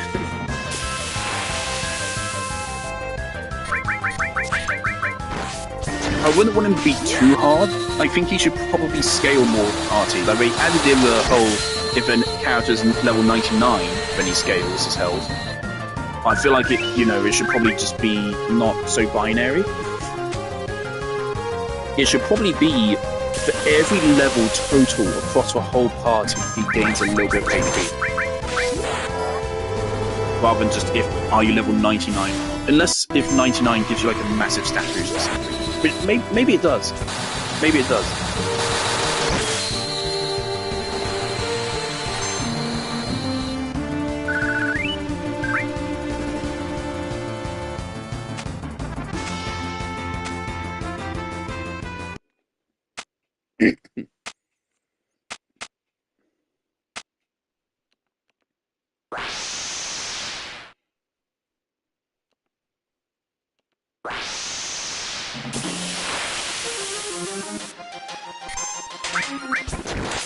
So this is the body he steals from Midgar, isn't it?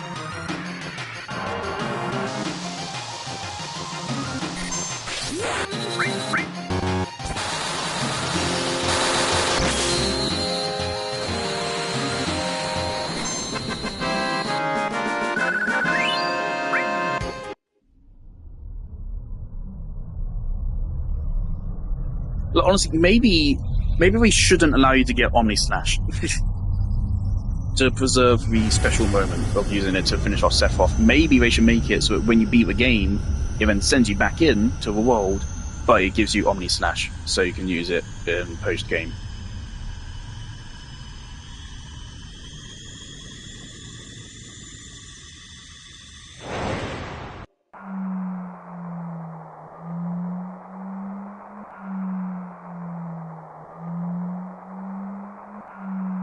Because no matter what, you get Omni Slash there. It doesn't matter what progression you have on Cloud's limit breaks, you always get to there. I didn't expect it to be a one-shot, though. I thought that... I knew that fight happened. I knew it happened. I didn't realise it is just... You just use a limit break. I thought there was an actual 1v1 first. Oh man, there's never a rematch against Rufus. I thought there was going to be several fights against Rufus, like in Remake. You fight him once in Remake. How many times do you fight him in Rebirth? You fight him at Gold Saucer. Is that the only time in Rebirth?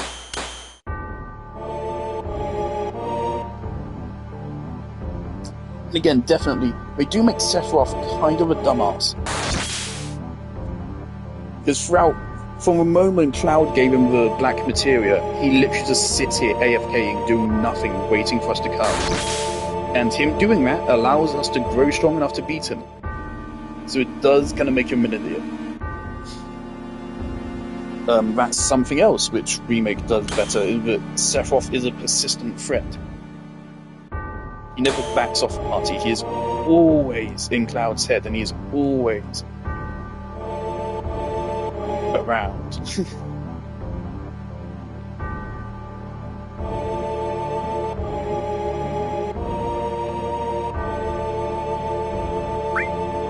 Thing is, unfortunately, I would say that, again, a criticism here, I would say that the Disc 2 story, past the Black Materia and not counting Medial section, Disc 2's story was not as good as Disc 1's. It simply wasn't.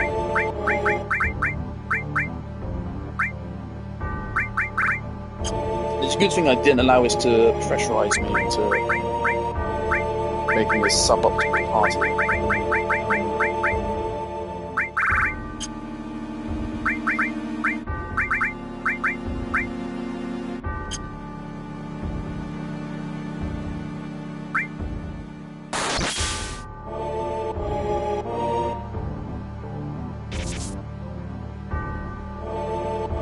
See, I can see how they recreated this fight in Rebirth. They didn't just use the design of Sephiroth Bizarro. They also, did this fight where you have eye members in different places. So they're definitely not going to do this in Revelation. Which might be controversial, because that means they are going to be making some quite notable changes to a final boss. But then again, it's literally a different genre of fucking video game.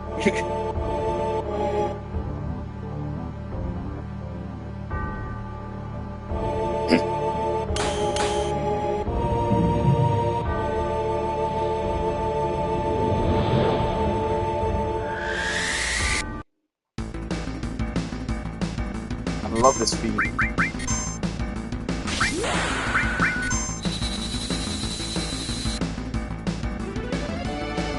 If a part dies, switch to a different party. I'm just gonna allow Cloud to do his thing, man. Do not... Yeah, don't let Vincent turn.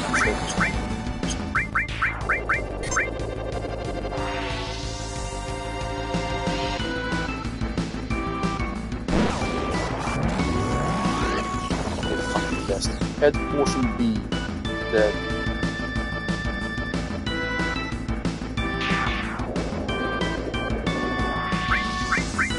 Not really.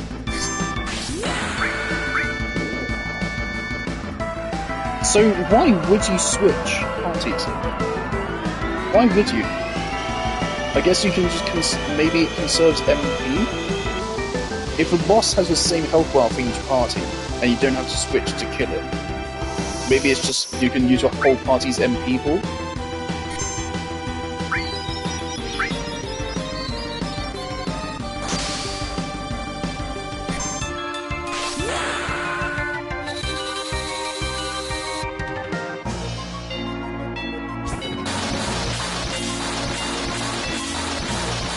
Dynamic Cloud, you shouldn't be hitting that.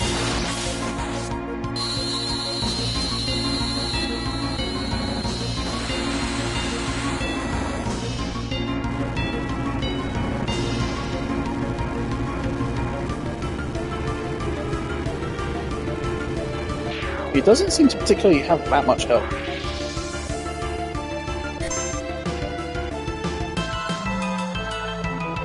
Alright, here we go.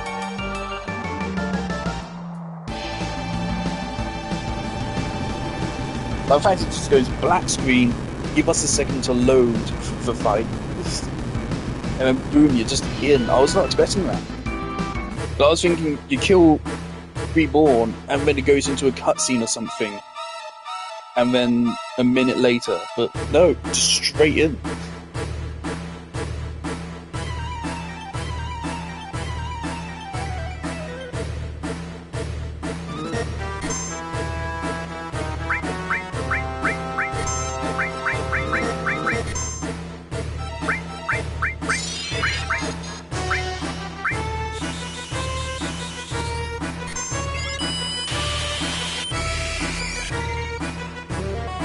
I was gonna say Cloud use it, but I just realised it could one-shot it. It could, it's possible. So let's not. If every hit did 9999, which it could, considering he had barrier up and it was still hit like 6k, yeah, let's not risk it. Let's allow him to actually use supernovas. Probably attacks with the wing. Oh man, what a legendary piece of music.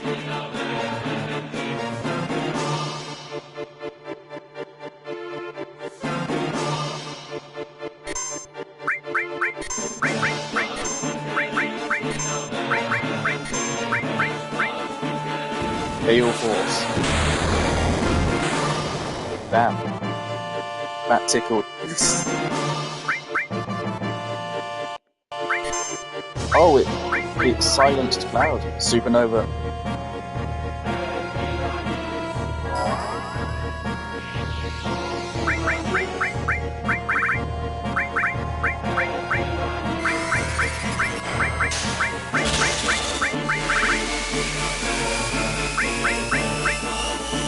Bath.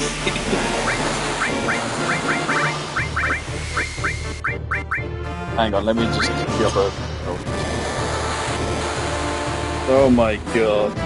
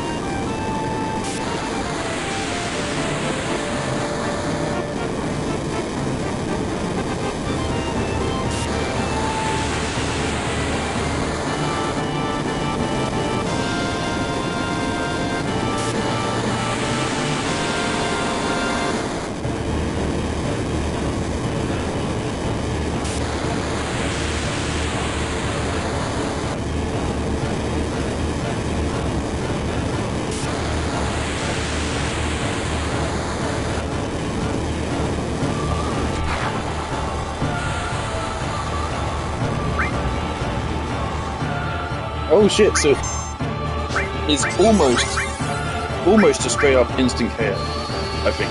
I don't know why I did that. I'm not happy while I was yapping over it, so we're gonna go again. See it a second time, but this time I'll mute my mic during it. Oh no. Oh, Cloud is a fuck. Remember that.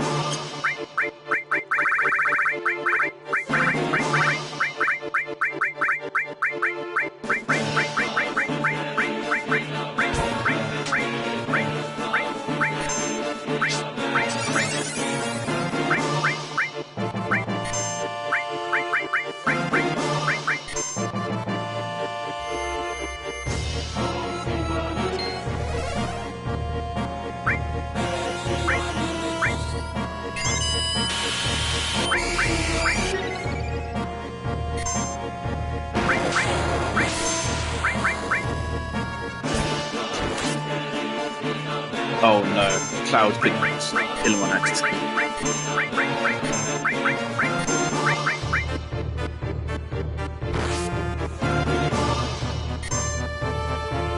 I'm gonna mute the mic now.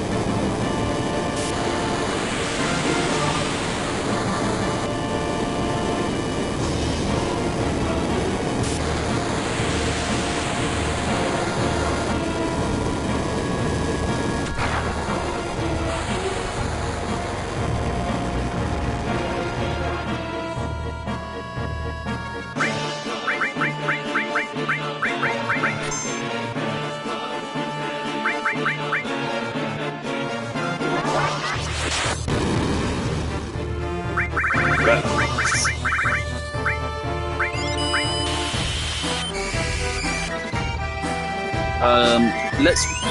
let's win the fight so I don't have to end stream. How is this skill fog?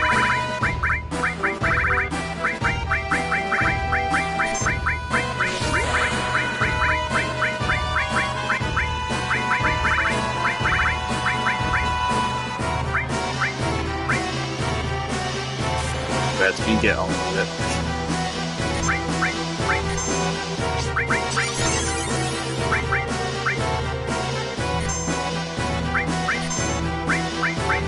Smash. Oh no, he put barrier up.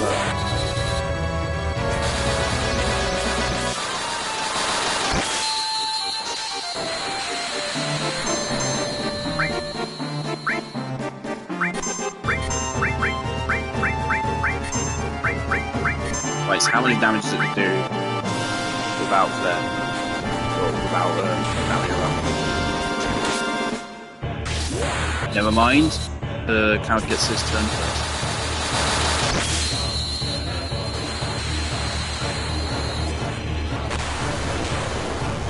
Well, we didn't even get to do it. Oh well, okay. Now we get to watch the cutscene again. I love that they give him the whole animation to disintegrate and shit instead of just going red like everything else.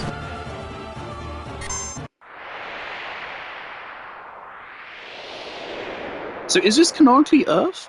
But you name all of the other planets, but they don't name it Earth. They don't say Earth, which is interesting. So, what was this?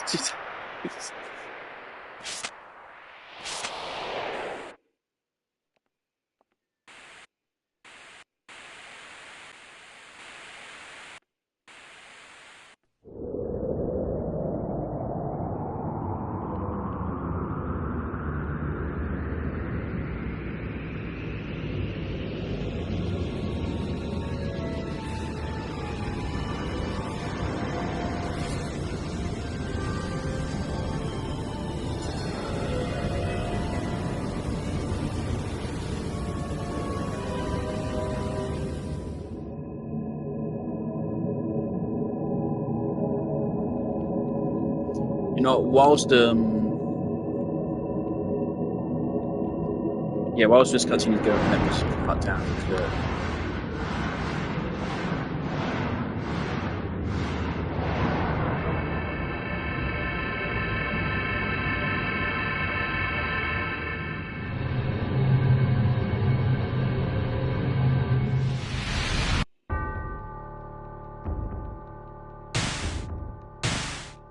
Hang on, Sephiroth, you're gonna have to wait.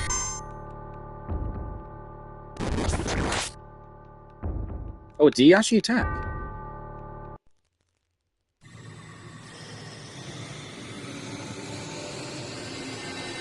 What just happened?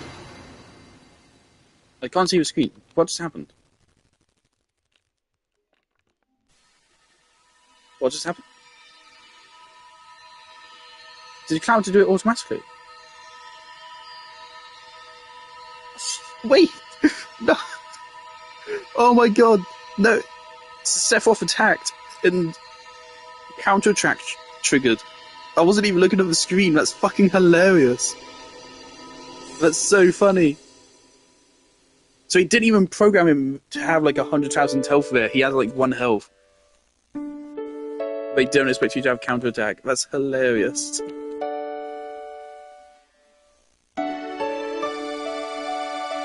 It's weird that this is the only cutscene in the game which actually has like dialogue in it, I think.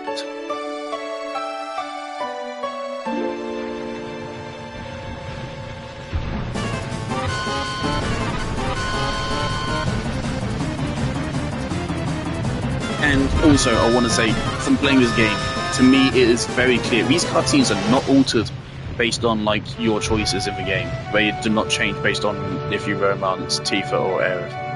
Even though, I mean, you don't really, there's not much in that regard anyway in the game, really. But I think the game makes very clear that Clarith is where it's at. You get this little dialogue here regardless of what happens.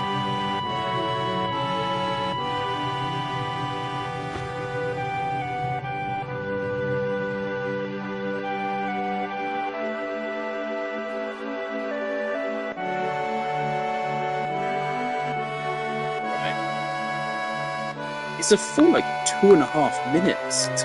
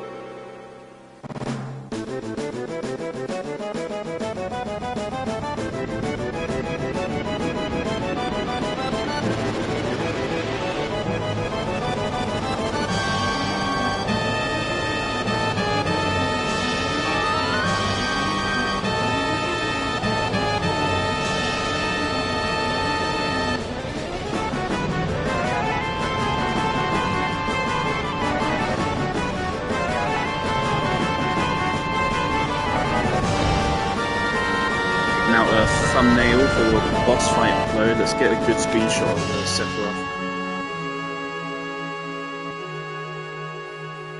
You can put Safer Sephiroth on the thumbnail. Everyone has seen it. It's not much of a spoiler. It's one of the most iconic boss fights in gaming history. Not a spoiler to show it. Part of me is sad that I will never get a truly blind experience of this game. Same way, I never got a truly blind experience of Outer Wilds, or a bunch of other games I love. For a bunch of them, I simply played them too long ago, I can't remember my first blind playthrough, which is part of why I do this and why I stream everything. So if I wanted to, I could see it.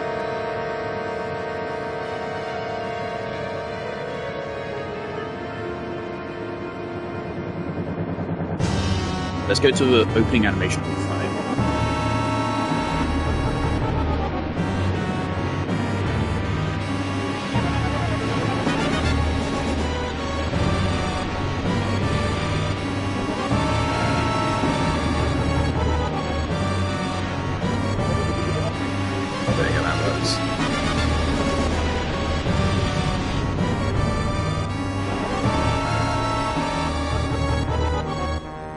Final boss fight and ending.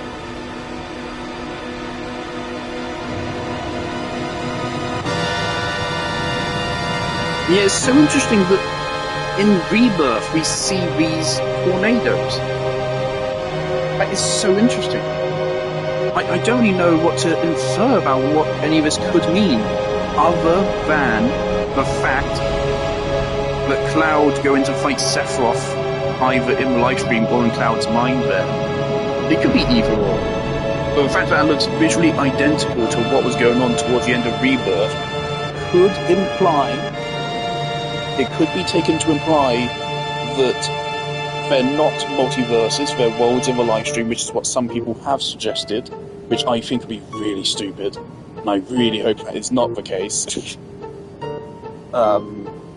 They can have it be a multiverse, but it's accessed through the live stream. I'm totally okay with that. But if it's not a multiverse, and it's just like fake worlds, it's stupid. Because then you get into physical versus metaphysical, and like a physical person turning into a metaphysical thing, but still having a physical fight, and it's stupid. So I really hope if they do that, that is relevant, then it is just. It's just that it's another universe, it's a multiverse, but you access it through the live stream, which would make sense and be okay. The alternative way to... You could say that all of that is somehow in Cloud's head, which, no. So I don't know what to infer about that.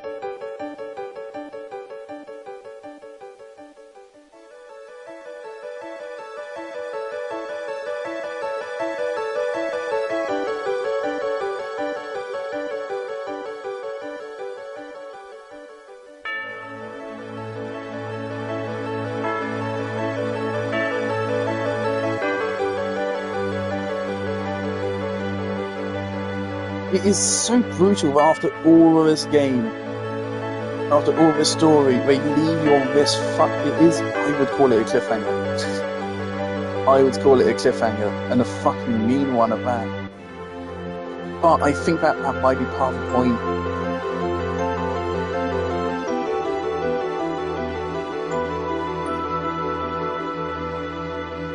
You can see it's spreading grass as it goes. Is it? Or is that just light?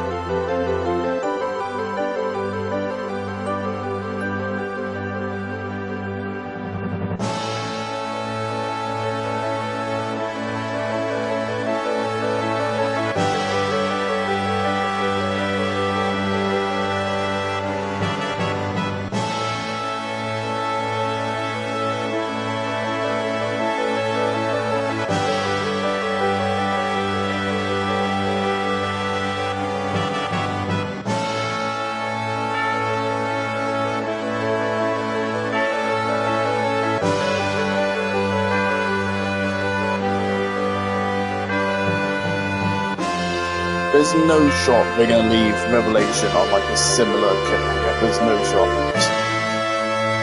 There's no way. People will not stand for a cliffhanger like this in today's day and age.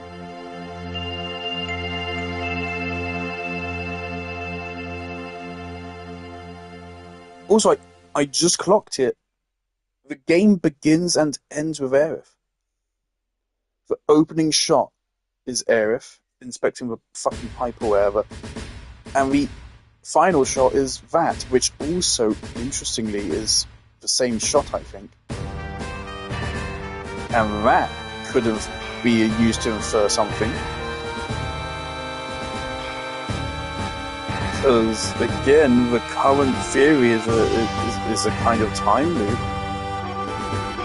And this original game begins and ends with the same shot. Not to say that they planned to remake 30 years in advance. No, they didn't. But that doesn't mean they didn't see that detail and think, what if we did something with that?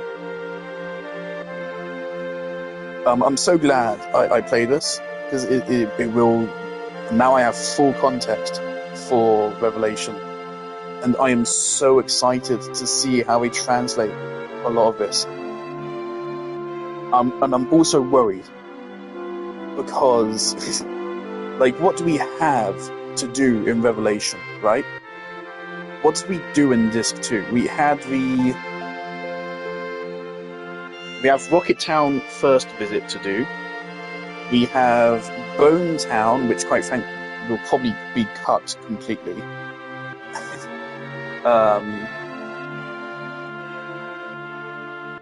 We never really got to actually go through the whole Forgotten City, so we'll have an actual proper visit there in Revelation. Icicle Inn, Northern Freighter version 1. And then we have Tifa and Barrett at Shinra. That will probably be like fucking 3 hours long in Revelation, that whole sequence. The slap fight, they'll probably keep him in some form. It'll probably be a cutscene.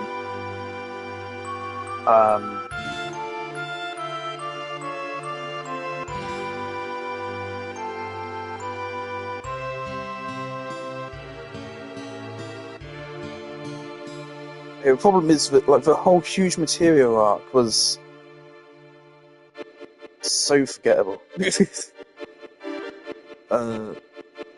But they could expand it in Revelation to make it cooler, like that train sequence. That could be really cool in Revelation. They can spice things up with it.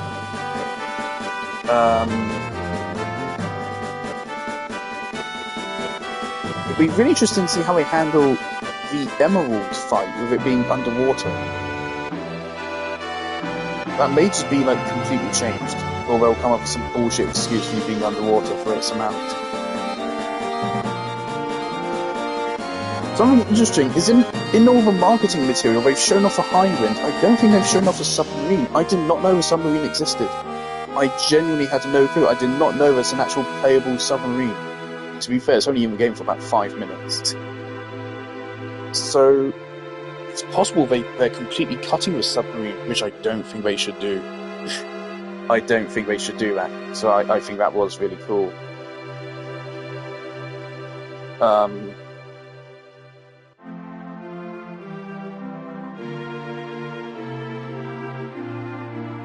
should we try fighting Emerald legit? Nah, it's late. It's 9 o'clock. um, I really hope that if they do include some of the side quests like the chocobo breeding and stuff, they rework it to not be fucking torture. I'm not averse to the concept itself, but doing chocobo races over and over and over,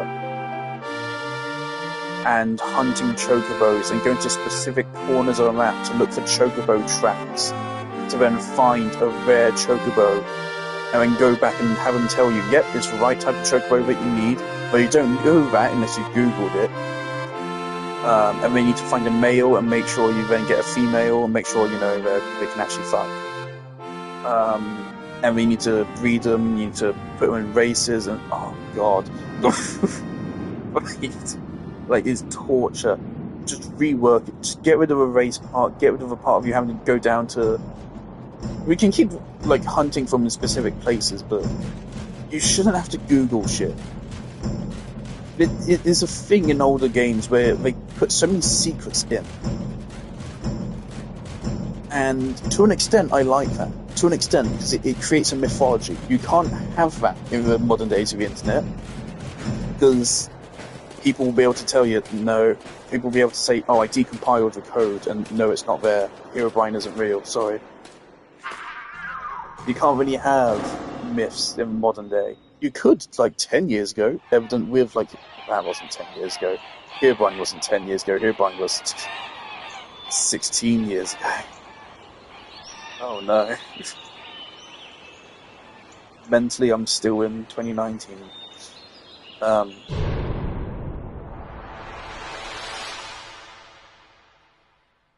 glad Red is still alive and he still remembers his friends, at least. And this is odd. They put in the sound of some children and a baby laughing on a black screen. What does that mean? What does that mean?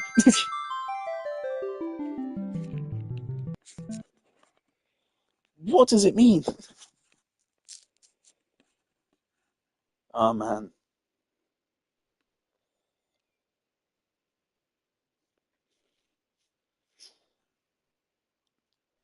Yeah, so most of my criticisms of the game really are just a result of it being a 90s game, which just doesn't have as much budget, so it doesn't have as much time to develop each of the characters, and it doesn't have time to fully polish the mini games. And also, again, it's the 90s. Game engines barely even exist at this stage. Um, or at least modern game engines. Um, it's such a... I don't want to say primitive, because it's not like it's the fucking 70s or something, but relatively is a primitive time for video games. Um,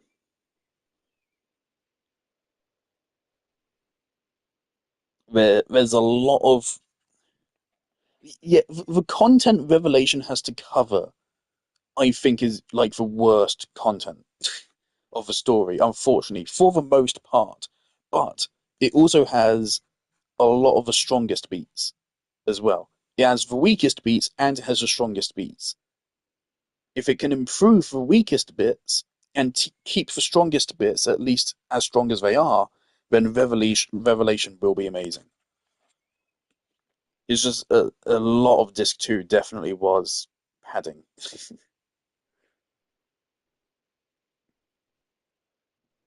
And then there might as well not be a disc 3. The only reason why there's a disc 3 is just because of how long the cutscenes are. So it really is just 2 discs.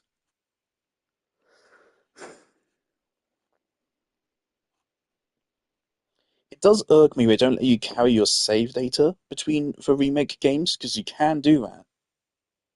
It is definitely possible, and it is annoying having to restart your RPG progression between each game. And they could make a system to transfer save data. As is, it already detects if you've played the previous game in the series and gives you shit. Um,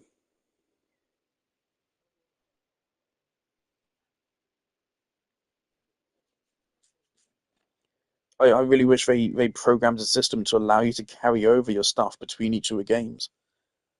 Because having to restart the whole progression each game and starting at Revelation is probably going to start you at level 40. It's just awkward. I'm I'm I'm cautiously optimistic. I'm excited for Revelation. It might be absolute cinema, but keyword is might. They could absolutely fuck it up. But I think disc one, disc one is where I enjoyed the story most, whereas disc two I enjoyed the gameplay more because that's where we got to truly start experimenting with builds and do crazy shit. Um, that is a thing I'm worried about. Disc two had padding, and remake already has a lot of padding, so it could end up being padding squared. I think what we're going to have to do is we're going to have to add in a lot more character interactions to make it more interesting. We're going to have to add in a lot more conversations to build up for characters, especially with Aerith gone. Though it is likely Zack will have his own subplot, and I think there's a good chance Aerith will have her own subplot as well. The game director, who I think is actually in the opening credits, as someone who worked on the original game as well, I think he is in there. He did say Zack has even more screen time in Revelation than he did in Rebirth. Yet, I don't think we saw him at all in the trailers. We also saw none of Aerith, which pretty much explicitly tells you they're keeping a lot hidden. It's entirely possible Aerith will be like Zack was in Rebirth, and she will have her own plotline, separate from the rest of the party. Quite frankly, I hope that's how they do it. Because, again, in my humble opinion, Cloud is possibly the greatest video game protagonist of all time, and Aerith is the best gaming deuteragonist of all time. Um, Aerith is an amazing, incredibly complex character, and especially because of her cultural relevance. Um, if we really had to do the whole game without, I think it won't hit the same because it's a separate game. We've had 2 years since Rebirth, so I don't know if the haunting the narrative is quite going to work as well. Um, I just hope what they're doing with the multiverse plot works. Because again, I like what they did with it in Rebirth. I think there's some funky writing. A lot of our funky writing isn't with a multiverse plot, it's just a game in general. I think this game also has funky writing. I think this game also has funky localization problems, which I don't really blame it for. It's the 90s. Um,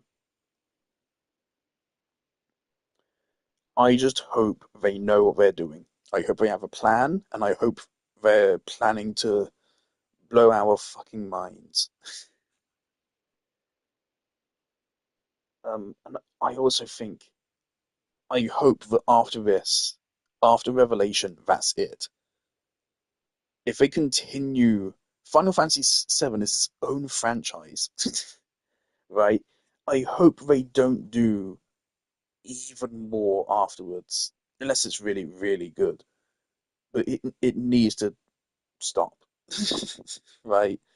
There's rumors going around of like a Final Fantasy VI or like 10 remake. I have some consideration to play Final Fantasy VI because it's the original pixel art style, I believe.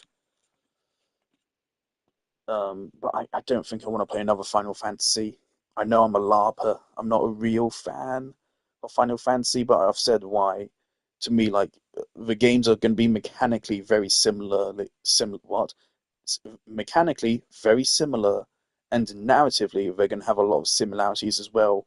I'm worried I might feel like I'm just playing the same game, but worse, because it doesn't have the same characters that I love and such, and the gameplay may not be as good.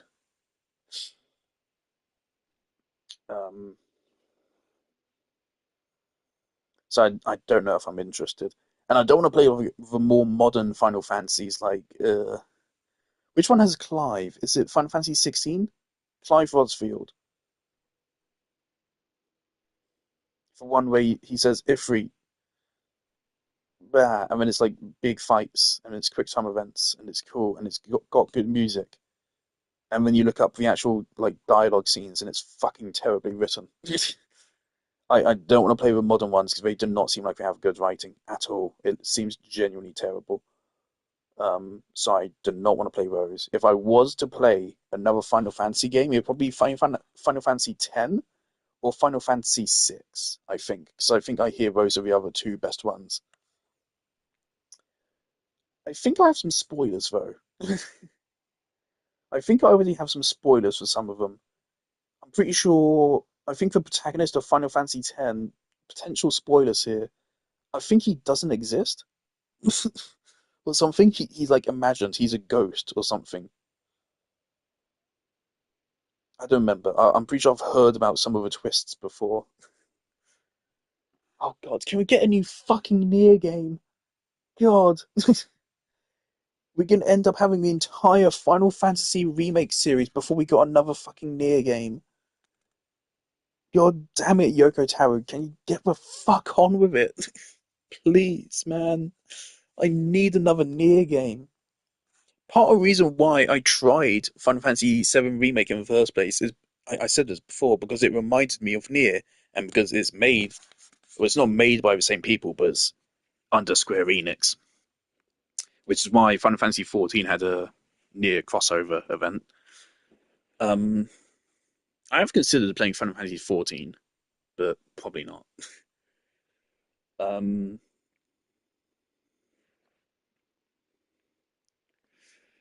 they need to do another Nier. They need to. I'm so desperate for another Nier game. Oh dear. But that's it. That's Final Fantasy VII.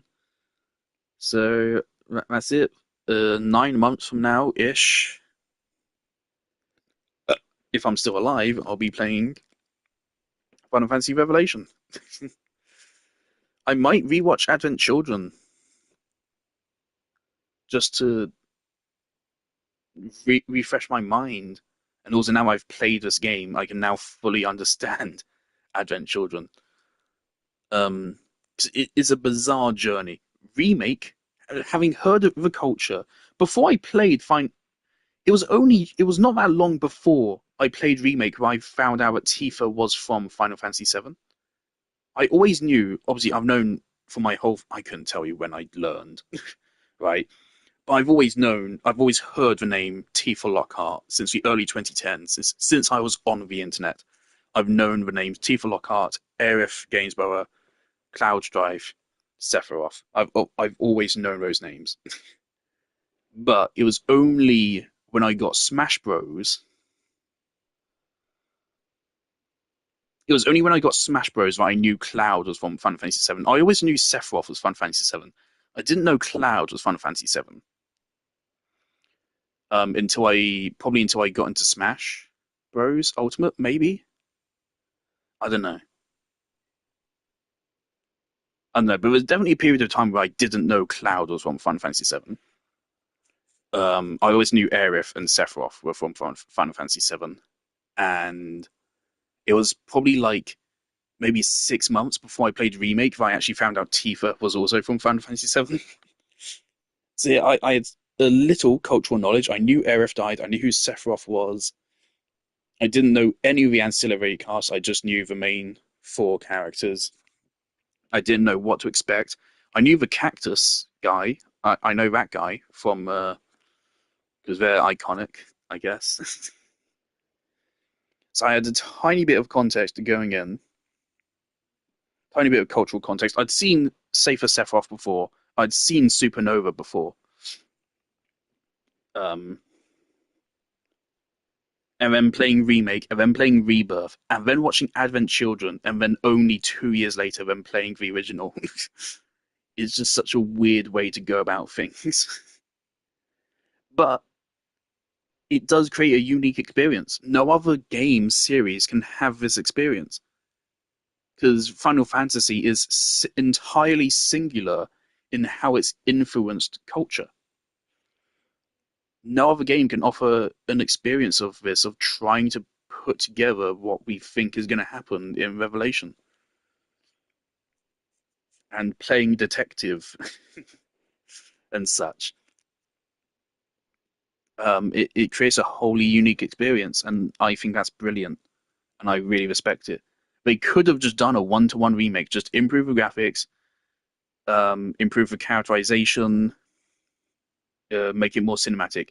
They could have done that, and that would have been good. It would have been good, but as long as they pull it off, I think what they have done is more unique, more creative, and fucking genius. Because there will not be another opportunity to do something like it for a very long time, maybe ever.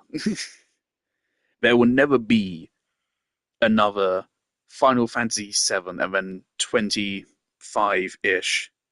When was Remake released? This was 1997. When was Remake? Like 2019, I want to say.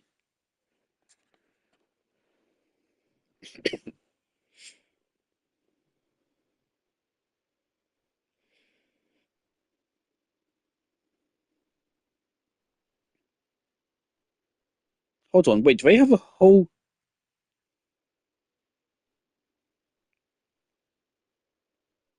Oh, on the Final Fantasy wiki, they actually have all of the code for Safer Sephiroth. They have a full code for how the fight works. Oh, that's cool. So I guess the code's been decompiled. Final Fantasy VII Remake. My throat hurts from yapping too much. 2020. 2020. So that's 23 years. There will never be another game where it releases and causes such a huge cultural uproar and everyone fucking loves it. And it's so depressing and but also moving and powerful. And then 23 years later, they're like, fuck it. We're making we're remaking it, but it's actually a sequel and it's a time loop, and the characters now know that they're all going to die.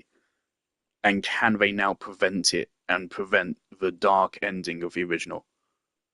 No other, no other game will ever be able to do that. No other game, because again, part of it is the culture. It is the fact that everyone knows Sephiroth kills Aerith. Everyone knows that. It's just knowledge you're born with, right? Everyone knows, and so it's powerful. It works because I spent like countless times in the late 2000s, early 2010s. I heard the words Sephiroth and Cloud and Aerith and Tifa so many times, and I heard Aerith dies and it's fucking sad. I heard that so many times, and it gives a build up. I am not the only person to have this experience. A lot of other people would have had the same experience, and I think that is the intent that they're going for. I'm just repeating myself, but I really respect it, and I love this original game. Um,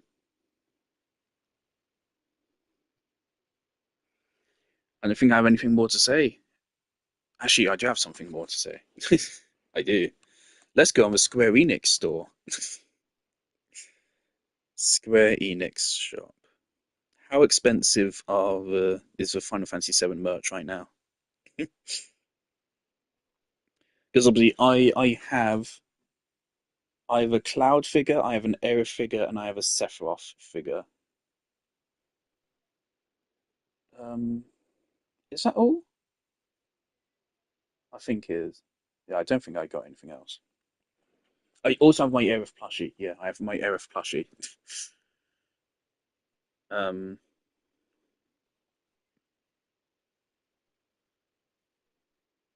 Figures and statues.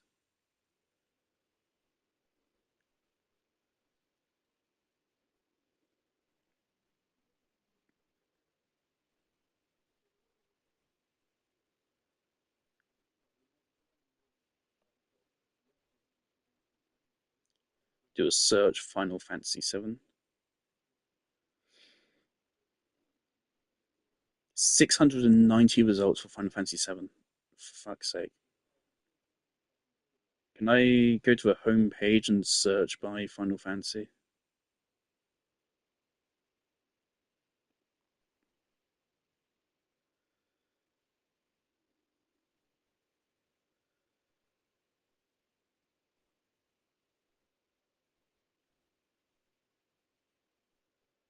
Yeah. So when you go to a Square Enix store, if you go into video games, it will say franchise and it says Final Fantasy 14 Online, Kingdom Hearts, Dragon Quest, The World Ends With You, I don't know what that is, Life is Strange, that's fucking gross, Near, and then just Final Fantasy 7. Is its own franchise.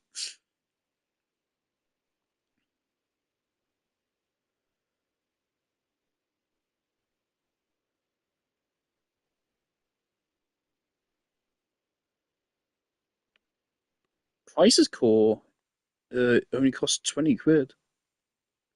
Remake is only 25 now. And you can get Remake and Rebirth. What's that?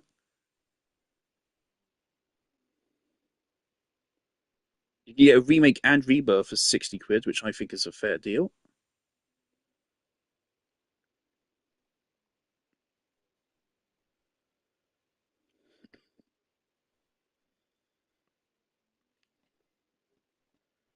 Because I know there's a figure which is Aerith's original design, which I think is out by now. Soft vinyl figure. What are these? These look so cute. When do these release? 30 quid for a little figure of the original Aerith. What's the release date? November 2026. Fuck's sake. Am I signed into my account? No.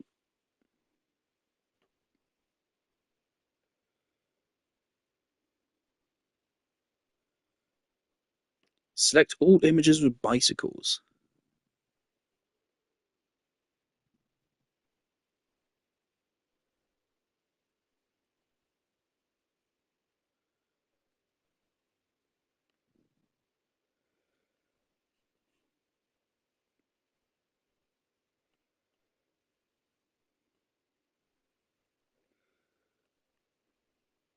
I already have 21 items on my wish list. Let's take a look at that then. Cloud plushie remake is 37 quid. I have a 2B figure on there, which I think I already have, so that shouldn't be there. Sephiroth plush is still 37 quid. I can remove that. I know I have that 2B plush. Static Arts Aerith in the dress is still 150 quid. Ring Arts action figure for the original Aerith design, 110 fucking quid. Oh no, it doesn't exist anymore. Well, I'm gonna have to. Oh no. Okay. Okay, let me go back to action figures. Jesus.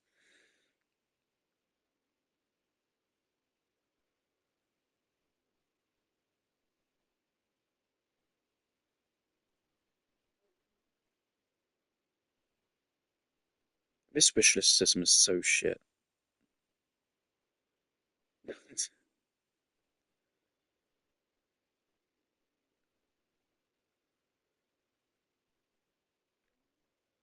Play Arts Shin action figure Tifa, 230 quid. 230 quid. Final Fantasy Tactics Miniature Display Collection Volume 1. Nine little, tiny little figurines. 145 quid. They're so expensive. They're so expensive. And I bought three of these fucking things. Not counting 2B. Final Fantasy VII Structure Arts Sephiroth. 70 quid. It's just dope as fuck. It's Sephiroth figure. Is it posable? It's posable. It looks awesome.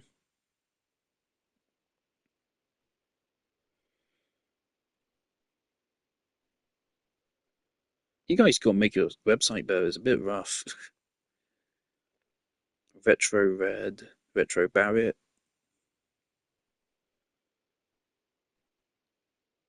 another version of Aerith for 100 quid.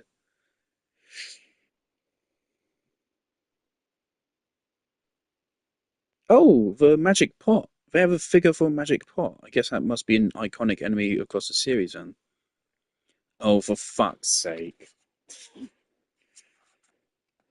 Aerith Gainsborough's swimsuit version, 230 quid. Of course. Structure Arts Retro Cloud, 60 quid. That's not bad. Near 15th anniversary box, 280 quid. They just milk us Near fans for money. They just release really expensive merch and they know we'll buy it. And they make so much money that way. Another version of Cloud, 200 fucking quid. There's a Kaine figure, 60. A lot of these are pre-orders. There's a Near figure, which is out, and that's 60 quid. Lightning from Final Fantasy VIII, 210 quid.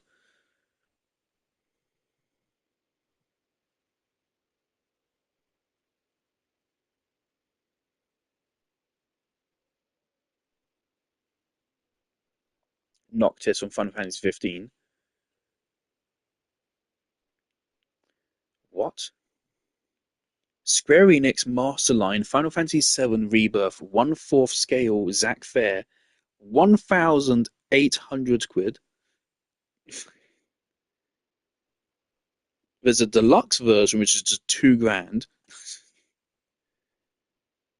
There's a 1/4 scale Cloud Strife versus Sephiroth. That's 4 fucking grand. Oh my god. Adorable Arts Vincent. That's so cute. Reno action figure. I'm sure that sells incredibly well. Elena action figure.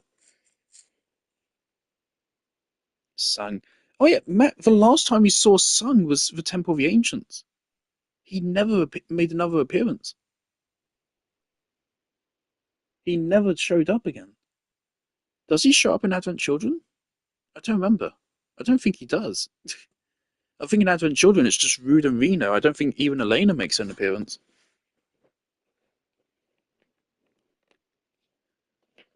Damn, that's crazy. Rip Sung, I guess.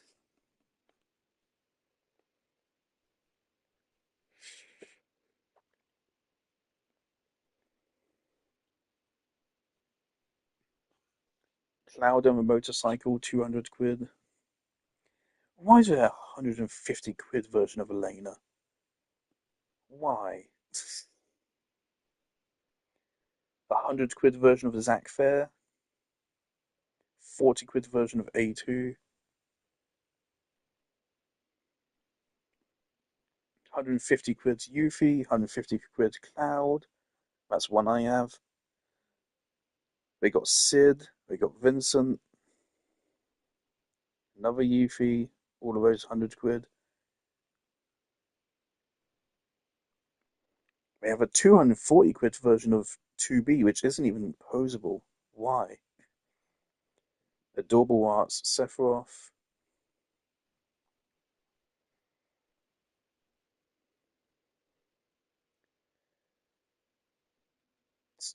More 2B figures. Another 2B figure.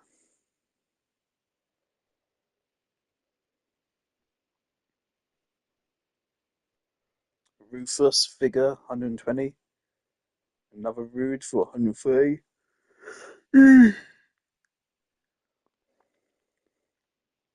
Youngmere for 73.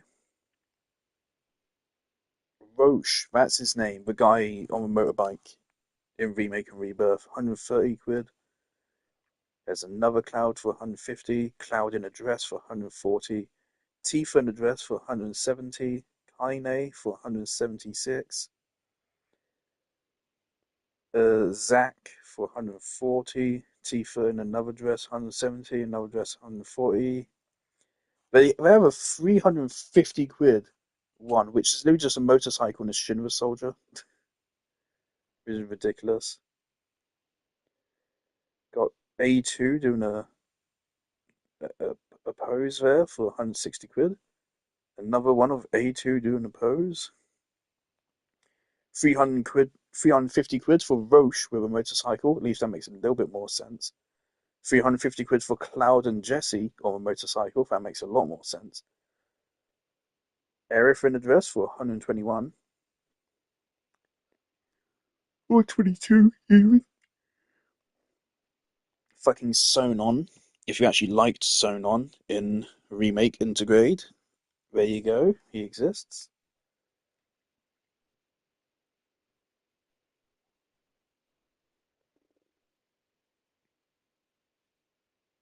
Ah. So a version of Cloud I got is currently worth 123 quid on their store. Wait, is there not a version of Aerith right now? Or regular Aerith, I mean.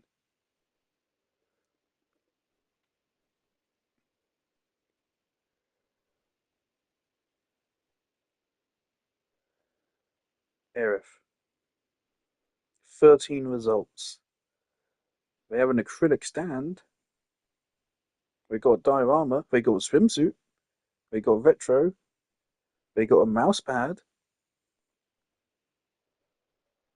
And they got no promises to keep. That's it. They don't have any of the remake Aerith figurines currently on sale other than fucking swimsuit. For real? At least it's the cooler swimsuit. It's not the fucking. At least it's a fun one.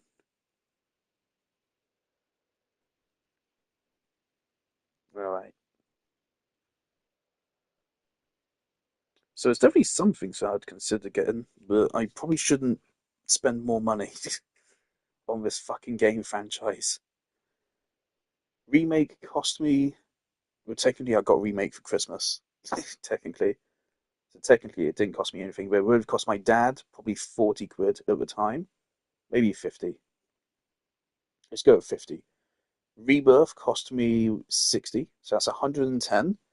Aerith cost me 150. Cloud also cost me 150, so there's 450. And then Sephiroth was. I don't think he was 200. I think I got Sephiroth for 180. So what is that? That's 630. Then a 30 quid Aerith plushie. 516. Is there anything else? Is there anything else Final Fantasy I bought? I don't think so. There are my posters, but they're not official. They're knockoffs, so they're kind of shit, to be frank. Yeah, they're not very good. I do really regret buying Rebirth digital. I should have bought it physical the moment I knew I actually liked playing Remake. Because obviously I'm a big get physical whenever you possibly can. I literally bought it on impulse. I didn't even think about it. When I bought it, I immediately realized, like, why did I do that? And I'm not willing to spend another 60 quid on a game. Maybe if it gets like dirt cheap, I'll buy a physical copy. I'll definitely get Revelation physical. I wonder if there's a physical of the original. Probably not.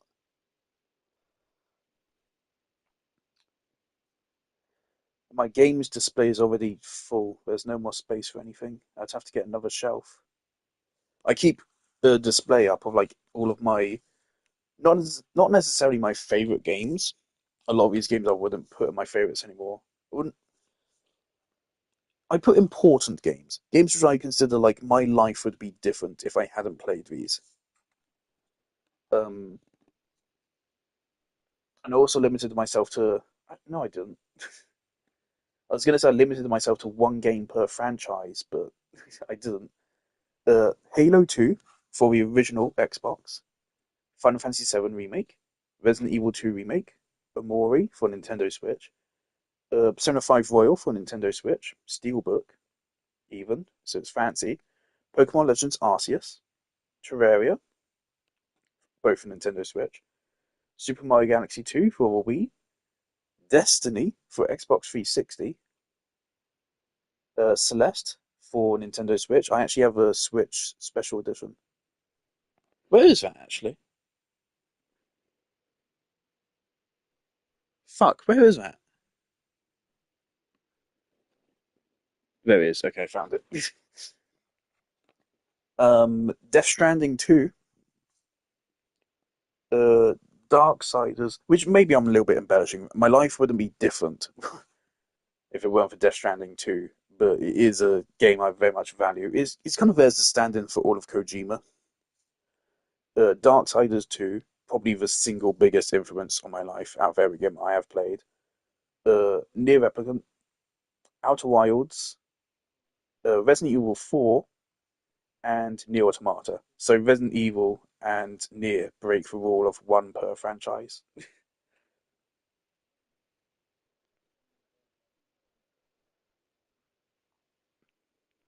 And yeah, my shelves are full, so I can't really add anything more to that display.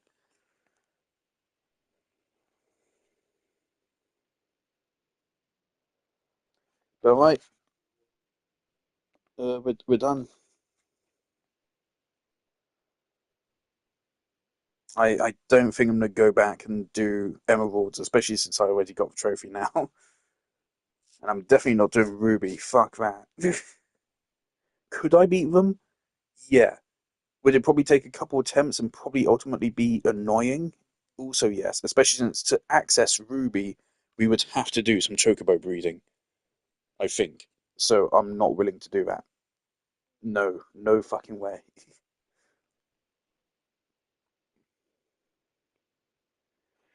But jolly good.